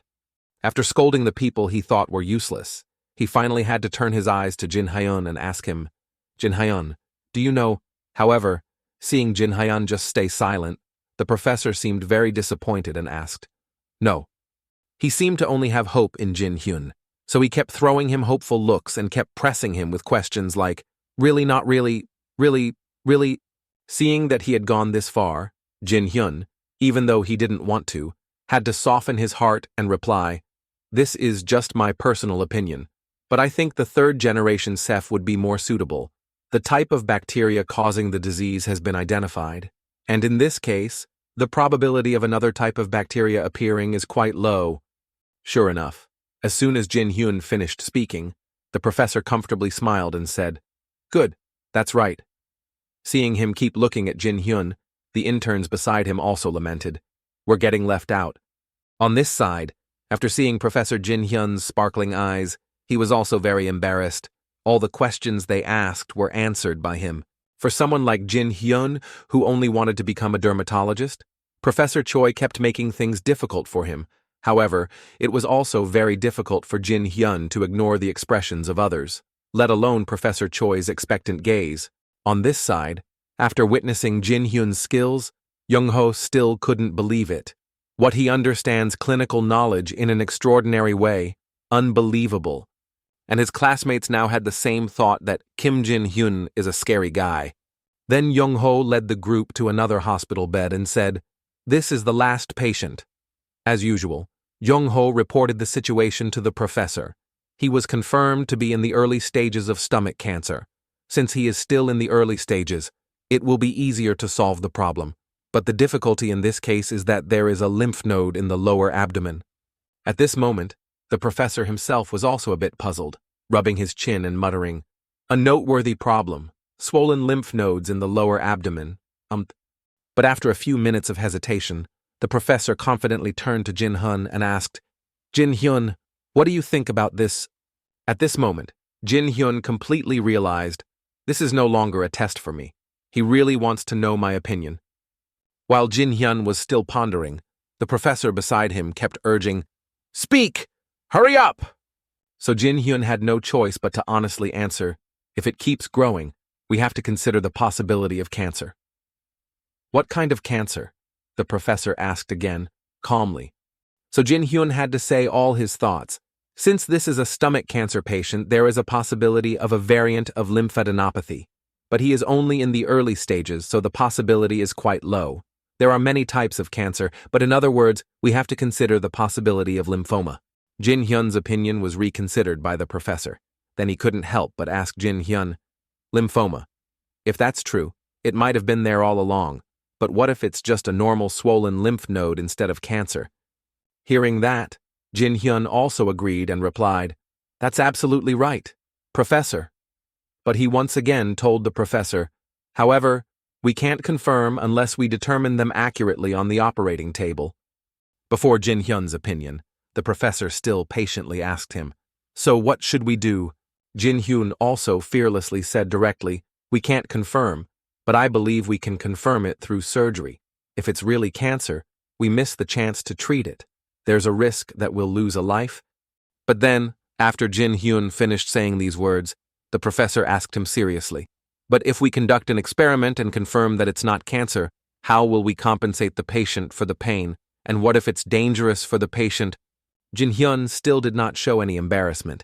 He even became more determined and replied, "That could happen, but the risk of ignoring the timing of cancer treatment is too great, so I think it's right to perform surgery. There's no need to use a scalpel when you can just look at it. I think it's only necessary to use endoscopic techniques to understand the condition of the disease correctly." From the beginning to the end, when Jin Hyun said these words with his carefulness, Professor Choi on the opposite side remained silent, listening carefully to every word he said. It wasn't until Jin Hyun finished saying everything that he gently smiled, a smile like a teacher proud of his student. Behind Jin Hyun, the crowd couldn't believe their eyes. Everyone had to rub their eyes 2 or 3 times and wondered, did Professor Choi just smile? What is this guy? Until the whole room heard Professor Choi directly ask Jin Hyun a question. "Will you become an internist and become my student?" As soon as the Windmaster finished speaking, Jin Hyun felt like he had heard the scariest question in the world, but Jin Hyun didn't know how to answer. He just stood there, staring at the professor. Then after that meeting, Jin Hyun still couldn't answer the professor. He was confused and thought to himself, "What a headache. Professor Choi pinning me down like this is not good at all." Meanwhile, his friend Haimi excitedly kept asking, "Jin Hyun, what are you worried about?"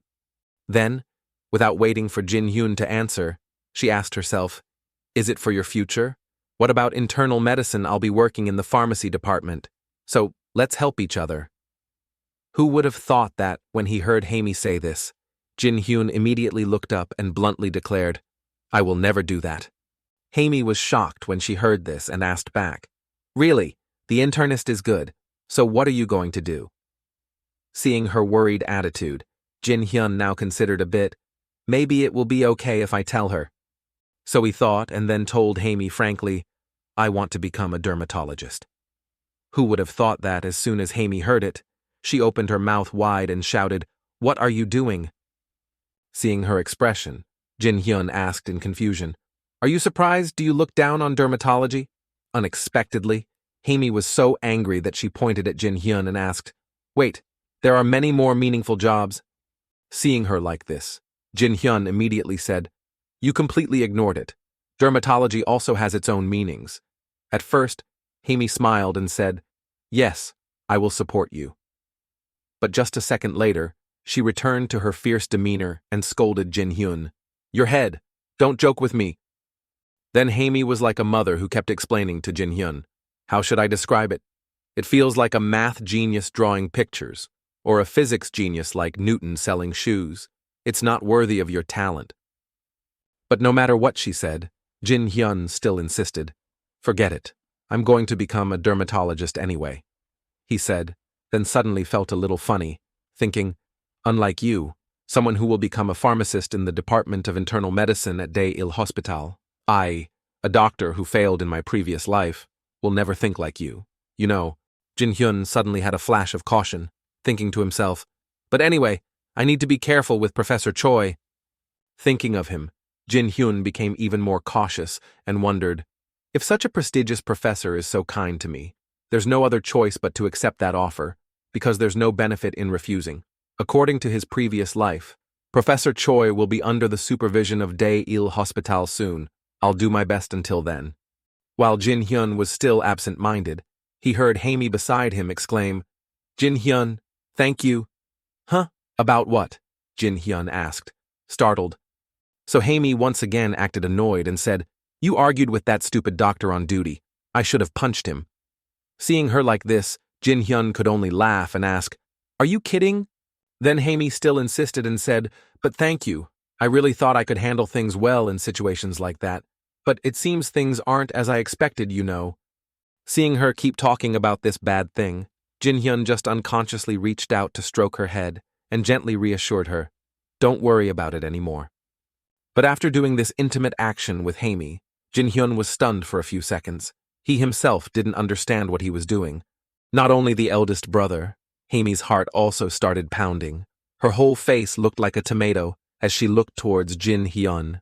Then, after that extremely awkward moment, Haimi awkwardly stood up and slammed the table, saying to Jin Hyun, "Anyway, thanks." Then she just awkwardly and angrily left the break room. Before leaving, she didn't forget to leave a sentence, "Have a nice day."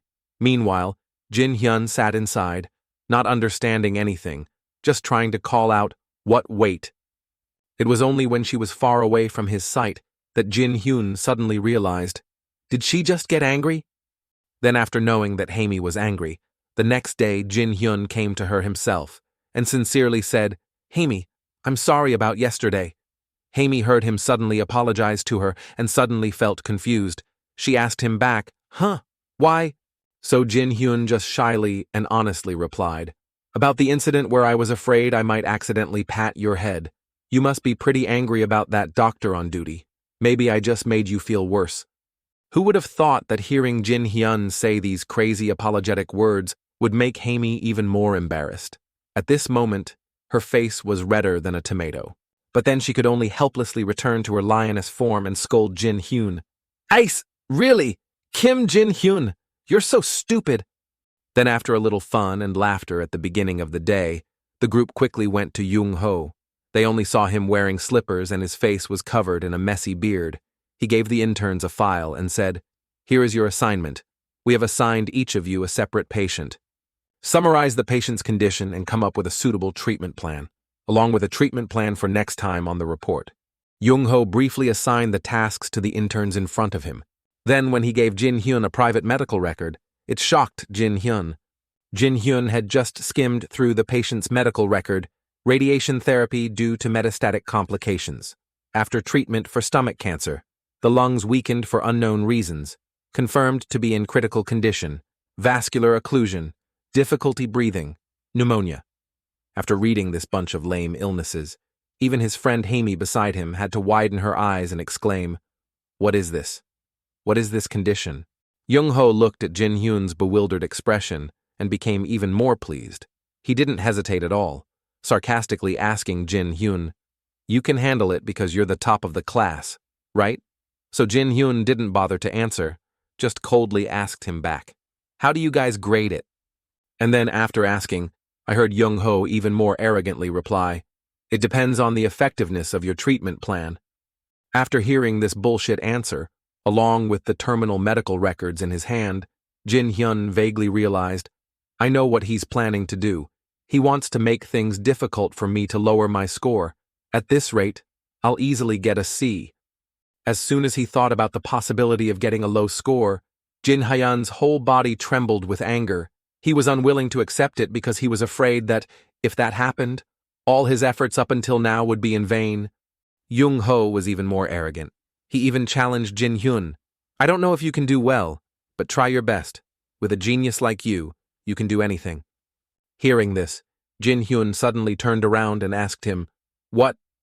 Then Jung Ho took the opportunity to smile and ask, "What can't you do it?" But then, when he saw Jung Ho's hateful expression, Jin Hyun could only tell himself to leave. Then Haimi worriedly asked him, "Jin Hyun, can you do it? This case is very difficult." But no matter what, Jin Hyun remained calm and replied, "No, I'll be fine." No matter how difficult it is, Jin Hyun still has to tell himself, 14 credits, 3 credits per semester, so it's almost half. If I get a C, it's all over. Even becoming a dermatologist is difficult.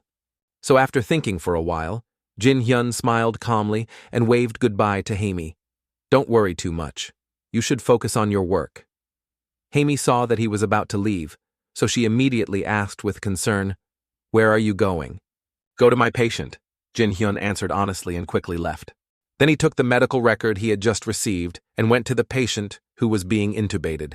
Seeing him lying motionless, Jin Hyun greeted him, "Sir," several times, but the man didn't even bother to open his eyes, let alone answer Jin Hyun. Seeing Jin Hyun standing there struggling to call out, a nearby nurse was confused and walked over to ask, "Who are you?" So Jin Hyun honestly replied, "I'm an internal medicine student. I came to see my patient." So after hearing that Jin Hyun was an intern, the nurse coldly turned away, only leaving Jin Hyun frustrated thinking, "No help if I'm just a student." So after receiving no help, Jin Hyun had no choice but to do it himself. At first, he pulled open the patient's shirt, thinking, "Let's diagnose the skin first." But after a quick examination, Jin Hyun felt frustrated and realized that his lungs looked pretty bad. Wait, if it's pneumonia, he should have a lot of prescriptions. Or is it not pneumonia? Then Jin Hyun started to look at the medical record again. The patient's symptoms everywhere made Jin Hyun wonder, why is there swelling in the body instead of the lungs? I think the problem is somewhere else. Then while Jin Hyun was still thinking, the hateful Jung Ho suddenly appeared from somewhere. He seemed very happy and asked, "Are you still doing well?" Then he sarcastically smirked and asked Jin Hyun, "It's like you'll know everything just by looking at it, right?" Having said that, he immediately walked directly to the patient and used the tone of a good doctor to tell him, "Sir, you will get better when you stop taking antibiotics, so try to hold on a little longer." "Okay." The man on the bed struggled to reply to the doctor, and that Jung Ho guy kept on saying things that provoked Jin Hyun. "You definitely did your best. This is an extremely important part of your academic results." As soon as he finished speaking, Jin Hyun asked directly, "For example, besides the medicine to help remove fluid from the lungs or antibiotics for pneumonia, does he take any other medicine?" Who would have thought that even though Jin Hyun had said this, Jung Ho still stubbornly asked, "Why do we have to give him other medicine? In this case, most of the symptoms are similar to pneumonia. We should use antibiotics." But before Jung Ho's affirmation, Jin Hyun became even more silent, because after examining this patient, he vaguely saw that his illness was not like pneumonia. There was no sign of inflammation, no phlegm, and strangely, the body was swollen. After carefully considering that this patient's illness was not similar to pneumonia, Jin Hyun decided to go and discuss it with Min Jung Ho, even though he felt uncomfortable. Who would have thought that just as Jin Hyun turned his head, beeping sounds suddenly rang out from the patient's bed. The continuous beeping of the heart monitor made Jin Hyun and the nurse panic. While Jin Hyun was still confusedly watching the heart monitor and wondering, why is there no heartbeat here? The nurse quickly pressed the internal button to call the doctor immediately. "Please hurry. It's an emergency situation." Just a few seconds after the nurse pressed the bell to call someone, Jung Ho also ran over with a dissatisfied face and asked, "Calling me again? How annoying." But just after cursing, he saw the patient in front of him dying, and he was also panicking. As a doctor, he was screaming, "What is this? What is happening? What should I do?" So after a few minutes of confusion, Jung Ho picked up the phone and wanted to call the head of the department for help, because he was useless and didn't know how to give first aid. Who would have thought that at this urgent moment, the head of department's phone would keep ringing until a message came from inside? "The person you are calling is currently busy. Please call again later." This unreachable message made Jung Ho even more furious. He shouted, "Damn it! The head of the department is always like that. I see that he only cares about doing useless things and not saving people." The nurse next to him also had to quickly remind him, "Doctor, what should we do? We have to do something." So the nurse's call made Jung Ho regain his composure for a moment. Then he hurriedly ordered the nurse to support the heart rate, give me digoxin. "Yes, doctor," the nurse replied, and quickly ran to get him things. In this tense atmosphere, Jin Hyun was startled when he heard that he wanted to use digoxin and loudly reminded him, "Hey, the waves might have disturbed the heart rhythm. Digoxin is extremely dangerous. Use type 1A medicine." However, Jung Ho, who heard him remind him, not only was not grateful, but instead raised his neck and challenged him, asking, "What? Damn it! Shut up! How dare you talk back to me when you're just an apprentice?" Despite being criticized by this Jung Ho, Jin Hyun still worriedly reminded him, "This is too reckless." While the two people were arguing non-stop, The patient's heart monitor kept beeping, so much so that the nurse was scared and cried out, "Doctor, this is it." The nurse was so scared that she called out, "Doctor, this is it." Following that call, the nurse named Jung-ho also looked at the blood pressure monitor. Then he was shocked, but after a few seconds of fear, not only did he not try to correct the mistake, but he angrily shouted, "Nonsense!" While he was still lost in thought, Jin-hyun quickly and skillfully performed first aid on the patient. Because he was so worried, Jin-hyun directly shouted and ordered, "Hey, bring the defibrillator here." But after Jin-hyun said that, Jung-ho was still standing there absent-mindedly, making him unable to hold back his anger and yell, "Hey, focus!" But that Jung-ho guy was still standing there like the sky was falling. He kept asking Jin-hyun, "What?" and his whole face looked stupid. At this point, Jin-hyun couldn't hold it in anymore and fiercely swore, "Fuck!" After that, he immediately ignored everyone in this room. He directly shouted, "Bring it out here." After receiving the defibrillator, Jin-hyun immediately placed it on the patient's chest and ordered the nurse to charge it. Just like that, after a while of Jin-hyun giving first aid to the patient, his heart rate finally returned to normal. The heart monitor also stopped making loud beeping sounds. After saving the patient, Jin-hyun asked Jung-ho, who was still gaping, "Why don't we try to diagnose with a blood test? There's a chance we'll find the problem." But Jin-hyun talked for a while, but Jung-ho was still absent-minded and didn't respond, so he had to call out loudly. Then Jung-ho was startled and exclaimed, "Ah, yeah, that's right." Then, after everything was settled, Jung-ho returned to his room and was immediately scolded by his manager. "You are such an idiot. Who would use digoxin on a patient with delta waves? Are you crazy?" Jin-hyun's side was no better, although he wasn't the one being scolded. However, he was sitting outside, listening to all these words. The more he listened, the more tired and bored he felt. In the end, Jin-hyun seemed to have completely collapsed. He could only try to hold on and blame himself. "I really shouldn't have done that." The next day, while Jin-hyun was sitting at home leisurely eating fruit, suddenly a phone call came in and said, "Jin-hyun, this is Professor Choi. Can you come here for a moment?" So Jin-hyun had to quickly swallow the half-eaten apple and replied, "Yes, Professor, I'll be there right away." Then on the way to the professor's room, Jin-hyun was still worried and bewildered. "What's going on? It's only 6:15 a.m. Is it because of the serious patient yesterday?" Then when Jin-hyun arrived at the professor's room, Jung-ho was waiting there. When he heard the professor ask about the patient yesterday, he was so scared that he replied, "There's nothing worth mentioning anymore." However, the professor still asked again with a serious face, "Really, are you sure?" So at this time, Jin-hyun had to speak up to confirm, "Yes, Professor, nothing special happened." Then, after hearing Jin-hyun say that, the professor asked with a serious face, "But what were the emergency measures you used yesterday? I heard that you guys performed an electric shock treatment when you were just internal medicine interns." So, in response to Professor Jin-hyun's question, he frankly said, "Because at that time, the supervisor Min Jung-ho was there. I simply listened to his instructions." Jin-hyun's words made Jung-ho surprised. At this moment, he felt extremely humiliated. I always make things difficult for him, and yet he speaks up for me. Then, while Jung-ho was still thinking, the professor across from him asked again, "Mr. Jin-hyun, is that true?" Furthermore, the professor coldly said, "If that is a lie, you will have to face unpredictable consequences. Is that really true?" Hearing the professor's constant threats in his ear, Jin-hyun could only suppress all the thoughts in his head. "Even though I hate him, I sometimes act impulsively like that. It's not just me, everyone is like that." Then, as the professor on the opposite side repeated the sentence again, "I'll ask you again. Are you sure?" Jin-hyun immediately answered firmly without any hesitation, "Yes, Professor." Sure enough, after hearing Jin-hyun's determined answer, the professor immediately smiled comfortably. It was as if the questions he asked were just to test Jin-hyun. Then he let out a breath and waited for his pleasant appearance to say, "If you guys are so sure, then I accept." After saying that, he did not forget to turn to Jung-ho and said, "Thank you for your work." Supervisor Min Jung-ho was startled and replied, "Yes." As for Jin-hyun, looking at the professor's expression at this moment, he vaguely realized, Professor Choi. He must have known everything.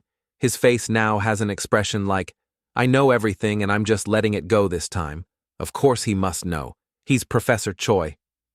Jin Hyun lamented and could only scream in his heart.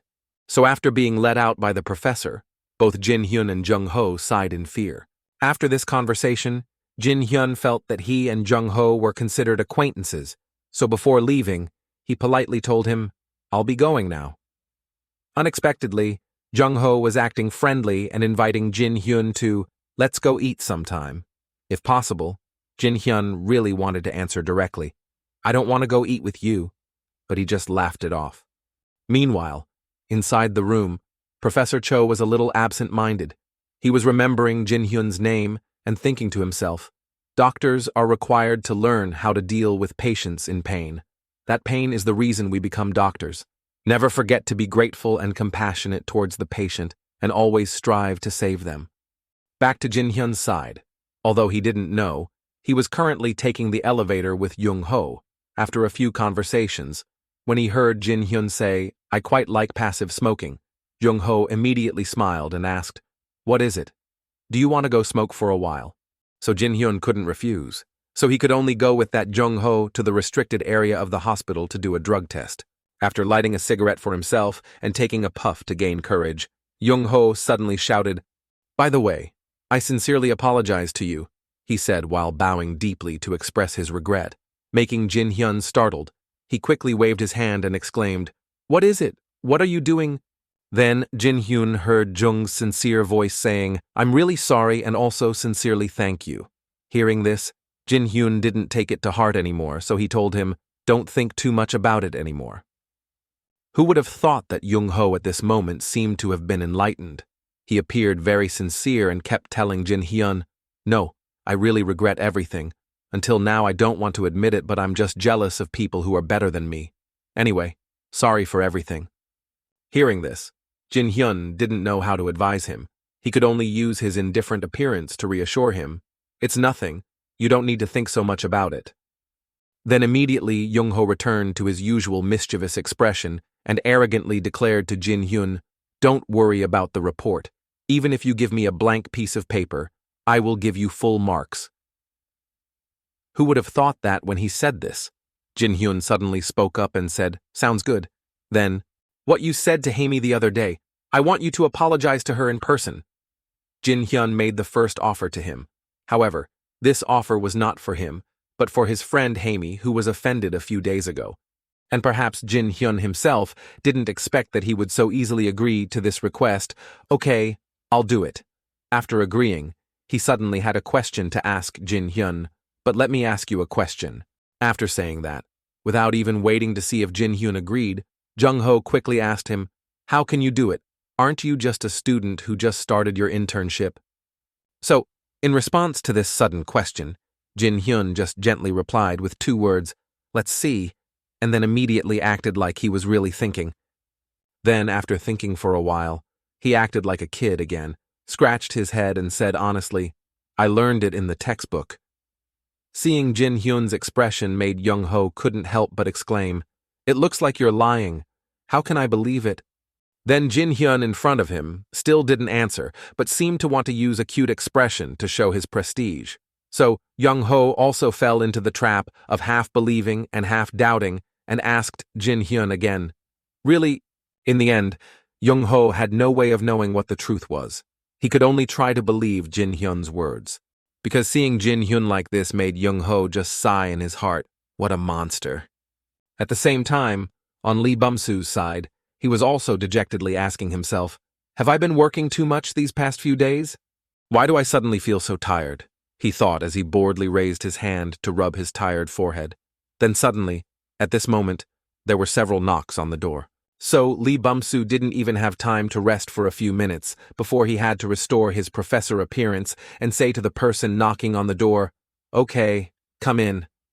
Right after receiving his consent, San-min walked in with an innocent smile and asked, what are you doing, big brother? Oh no, it's Professor Lee Bum-soo. Sure enough, just this smile from San-min made Lee Bum-soo so angry that he shouted loudly, you bastard! How dare you come here, get lost! But in the face of that anger, Sanmin still kept a gentle expression and asked, "What a student is not allowed to meet his professor?" But no matter what reasoning Sanmin used, Lee Bumsu still kept scolding. "There's no reason for you to come here. Get lost immediately." Seeing his angry appearance, Sanmin still smiled and asked, "I haven't done anything wrong, right?" Who would have thought that Sanmin's later words of not doing anything would make Lee Bumsu so angry that his eyes would pop out and he would ask harshly, "So what? That dirty blood, do you know what she did in my house just because of that bitch? My family is broken. Seeing you makes me so uncomfortable, so get lost." At this point, Sanmin immediately pretended to go out and said, "If you really want to, I'll go." But after only 2 steps, he turned back and asked his brother, "I also have a few things to ask." So Lee Bumsu immediately lost his grip and ordered, "Speak quickly." Who would have thought that the question Sanmin asked him was, "What will happen if the calcium concentration in the body increases, Professor?" Sanmin's question made Lee Bumsu even more annoyed and angry. He replied, "Why are you asking me such a basic question? A stroke will happen. Enough. Now get lost."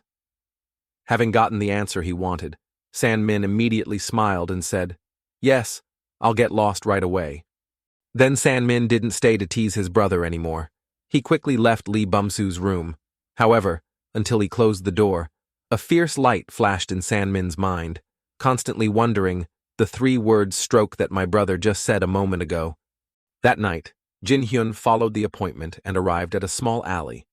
When he first arrived here, Jin Hyun suddenly felt a little emotional and thought to himself, "It's been a while, hasn't it? Nothing has changed." But after wandering around for a while and still not finding a meeting place, Jin Hyun had no choice but to take out his phone and look at it while muttering, "Let's see, it's definitely somewhere around here." While Jin Hyun was trying to find his way again, Mojin suddenly recognized him from inside the glass door where he was standing and happily called out to him loudly, "Jin Hyun!" Then, seemingly afraid that Jin Hyun hadn't seen Mojin yet, he even stood up and waved his hand, continuing to call out loudly, "Jin Hyun is here. Chung-wook and I got here first, so we ordered food first.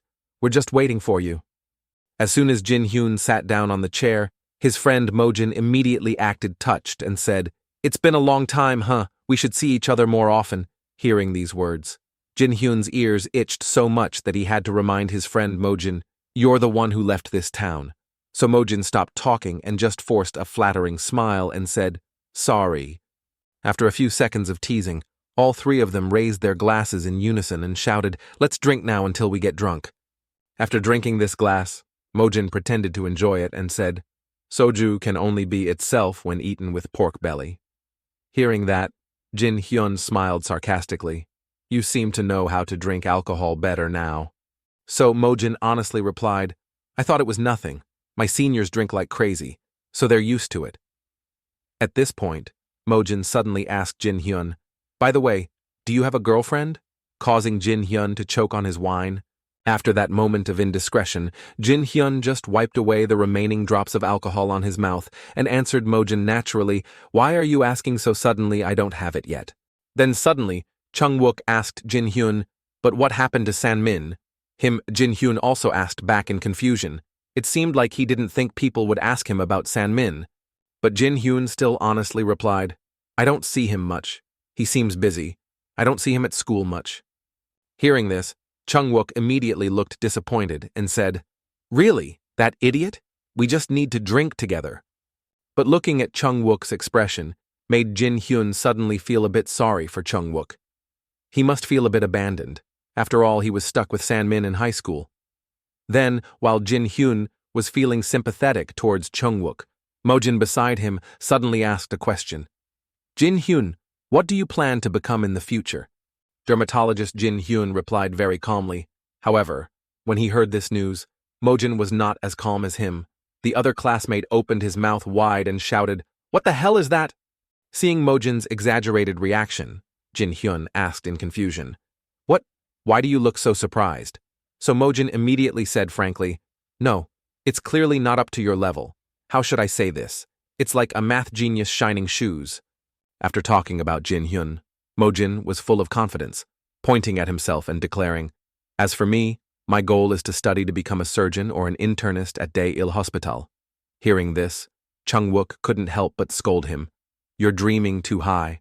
After scolding him, he seemed to be drunk, so he started to scold his two friends aggressively. You bastards, don't make me a useless person because I'm a bad student. I'm just trying to pay for my daily life. Don't make me jealous anymore. Hearing that, Jin-hyun and Mojin immediately put their own matters aside and focused on asking Chung-wook. So Chung-wook, what are your dreams? Chung-wook was already a bit drunk at this point, so he didn't hesitate to say, Me. My dream job is to work for the government. I'm trying to get into the police force. Hearing this, both Mojin and Jin-hyun were so surprised that they choked on the glasses of wine they had just drunk. Even the usually gentle Mojin couldn't help but directly shout and ask, Is this guy really going to study seriously? So this sentence became a sentence that touched Chung-wook's ego, making him angry and sarcastically retort, What? The fact that you studied in medical school sounds so fucking funny, doesn't it? The two of them kept fighting. Meanwhile, Jin-hyun, who was next to him, was so scared that his face turned pale. It wasn't until a while later that he exclaimed, Wait, Chung-wook, are you going to be a police officer? It really doesn't look like you at all. Not a gangster, but a servant. Hearing Jin-hyun say that about him made Chung-wook almost mad with anger and scolded his two friends. You bastards, are you trying to humiliate me? Just wait and see. I will become a pillar police officer for the people to rely on. Just wait. When you do something illegal, your father will come and arrest your whole family. Hearing Chung-wook's aggressive tone, Jin-hyun stopped teasing and smiled happily. So after that fleeting moment of disagreement, the three of them happily promised each other, Okay, let's wait until that day. And so a drunken evening passed very quickly. It was time for Jin-hyun to say goodbye to his two friends and go home. On the way back, Jin-hyun, drunk, couldn't help but think to himself, I really want to drink some more soju. And in that stupid thought, there was even a time when Jin-hyun lost his mind and asked himself, Should I invite Haimi to go drinking? But that was just a fleeting thought for a moment. Then Jin-hyun regained his senses and told himself, Forget it and go home to sleep. Then after Jin-hyun walked home drunk, his mother was very worried and kept asking Jin-hyun, Oh my gosh, you smell like alcohol. Did you just come home from drinking with friends? Hurry up and take a shower and go to bed. Okay. When his mother caught him like this, Jin-hyun could only scratch his head in embarrassment and reply, Yes. Then he was half awake after taking care of his personal hygiene for a few 30 seconds. Jin-hyun climbed into bed, intending to enjoy a refreshing night. But when he was lying on the bed, Jin-hyun still couldn't sleep. He looked around the whole house and then said to himself with a bit of sadness, My house is too old. My family should move to another place soon. When this thought suddenly flashed through Jin-hyun's mind, should I sell some stocks to buy a new house? Although the Gangnam house seems a bit expensive, but owning a good apartment in a good area is worth it. But after considering those things, Jin-hyun suddenly woke up and told himself, No, if I sell the stock now, I will definitely lose, because it is about to increase by 300 to 400%. I will hold it until the value peaks. Then Jin-hyun bought a better apartment for his parents. Jin-hyun was extremely determined that night. On the other hand, on the side of the company that Jin-hyun put all his trust in, MindBio is a startup company in the biotechnology industry, with huge potential. The company's extraordinary growth recently even made them consider building their own building instead of renting like before. They are on a very stable development path after the RI-84 project that Jin-hyun helped them complete. But even though he has achieved such great progress, Chairman Yang Igi's face has recently been full of unpleasant expressions, because the cooperation with the American pharmaceutical company Hanes is not going very well. For example, at this moment, an employee ran in to report to him, Sir, we discovered another side effect. Hearing that, the chairman became depressed and could only reply, Another, not good at all. Then, after looking through the documents that the staff brought, the chairman became even more worried and said to Dr. Kim, The medicine that can suppress depression seems to be perfect. What's wrong? Hearing that, Dr. Kim beside him also became worried and exclaimed, What could be the side effects if this continues? The project will be... But before Dr. Sar Kim could say any unlucky words, the chairman quickly and decisively interrupted, No, We have put all our heart into this project. Can't fail. Quickly find a solution to this side effect. And just as the president had just made up his mind, another employee ran in and anxiously called him, "Sir, we have a guest named Amy from Haynes." After the staff's report, the blonde-haired, white-skinned Ami was quickly able to meet the president. The president had to lower his voice as soon as he saw her and said enthusiastically, "Hello? Do you need anything?" But Ami just coldly said, "I came to give you bad news." The chairman immediately changed his attitude upon hearing this and asked her, "Bad news? What do you mean?" But heard Ami say to herself without hesitation, "Because the side effects keep appearing. The headquarters is considering canceling the TC-80 project." The chairman was shocked when he heard this and could only open his mouth and ask her again, "What?" However, Ami still coldly conveyed that, among the side effects, abdominal pain and diarrhea are really serious. We have confirmed that the drug causes digestive disorders. Since we have seen a lot of negative effects during the trial, we are discussing ending the project, in case other serious effects arise. Hearing her say those words, the chairman hurriedly pleaded, "Please, give us a little more time. We will find a solution right away." However, Ami still kept her cold expression and sighed. "At Haynes, we tried our best to minimize the side effects, but it seems useless. What are you going to do to fix something that is beyond repair?" As expected, Ami's question left the chairman speechless. He just looked at her, unable to say another word. His mind was in turmoil, constantly wondering, what should I do? Should I cancel it? But then, in that confusion, a name flashed in the chairman's mind, so he seemed to regain his composure and said to Ami, "We will try an expert's opinion." "And who is that?" Ami asked coldly. So the chairman did not hide it and said, "It's a student from a Korean university." Hearing this, Ami seemed to immediately ask, "What, a student?" She then directly sneered at the president. "You're asking for advice from a college student. We, Haynes, have consulted many experts on this matter." But even though Ami looked down on him, the president still insisted, "I'm not joking. That student can bring a breath of fresh air to this project." After hearing these words, Ami immediately laughed, as if she was hearing some bragging, and sarcastically said, "Maybe there are other geniuses in Korea that even we don't know about." But in the face of those mocking words, the chairman still firmly said, "Yes, he really is a genius." Then, facing Amy's dissatisfaction, the president at this time didn't know what else to do but bow his head and beg her, "Please give us a little more time. That student is really a genius," he said, as if he believed that if he just called Jin Hyun, everything would be solved immediately. Then after talking to Ami, the president didn't waste any time and immediately called Jin Hyun. However, when he saw the name of the caller ID that was displayed, Jin Hyun didn't want to pick up the phone. He was about to ignore the phone, but it kept ringing non-stop, making Jin Hyun annoyed and secretly scolding. "Why does he keep calling?"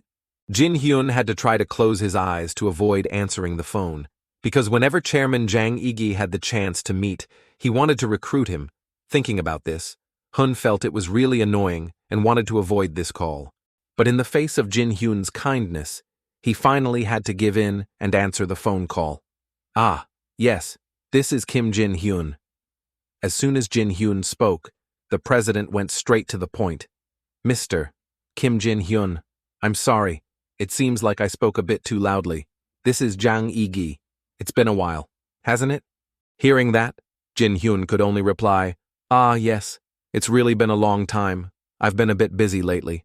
But before he could finish his sentence, the president on the other side quickly interrupted and said, "To be honest, we have developed a new drug project, but we want to hear your opinion." So when Jin Hyun heard this, he immediately found an excuse to refuse. "But I don't think I can help much. If it's about drug development, I don't think a student's opinion is valuable."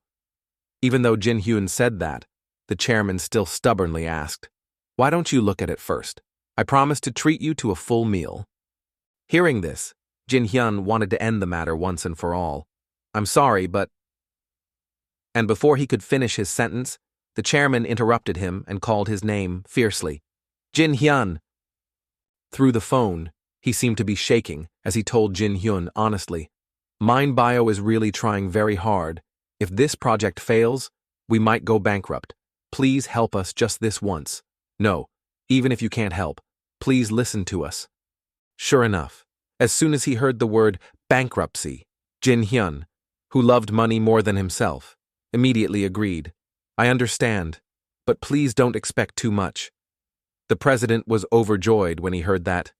Thank you. Thank you. Then he hung up the phone.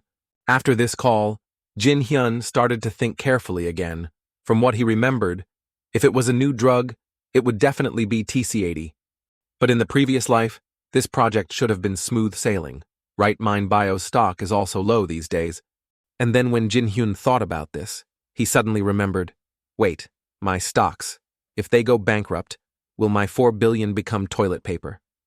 Thinking of this, Jin Hyun, who loves money like his life, became even more determined. I have to keep the money. It's very important. 4 billion won, my 4 billion. Then the next day, as promised, Jin Hyun arrived at the meeting place to a very warm welcome from the president. Welcome, Jin Hyun. It's been a long time, hasn't it? How are you? Hearing these words, Jin Hyun still very politely bowed his head and replied, It's been a long time, sir. Seeing him like that, the chairman was so happy that his whole body was floating, saying, It's good to see you. Before we eat, I want to introduce you to someone. As soon as he finished speaking, Ami beside him introduced herself to Jin Hyun. I am the vice president of Haynes, Ami. After listening, Jin Hyun politely smiled and replied, Nice to meet you. I'm Kim Jin Hyun. Nice to meet you, Ami said in a cold voice. And at that moment, she was just like the old president looking down on Jin Hyun thinking, he's too young. What is he going to do with him? What a waste of time. Then as soon as the three of them sat down at the table, the chairman quickly started speaking, Good. Now let's get straight to the point. To be frank, the reason I called you here is because of the TC80 project, a collaborative project to develop a new drug. Recently, we have been experiencing side effects. After saying that, he quickly handed Jin Hyun a bunch of papers and said, Here is the molecular formula of TC80, and the operating platform, the results of the first test, and the plan for the second and third tests. Jin Hyun politely took it with both hands and said to him, Okay, please give me some time to look over these summaries. So while starting to flip through that messy pile of data, Jin Hyun was also filled with determination. I need to bring Mind Bio back to its proper form. If I fail, all 4 billion of my money will be gone. Then, after a few short minutes passed, Ami seemed to have lost patience, urging Jin Hyun, Okay, do you understand the situation?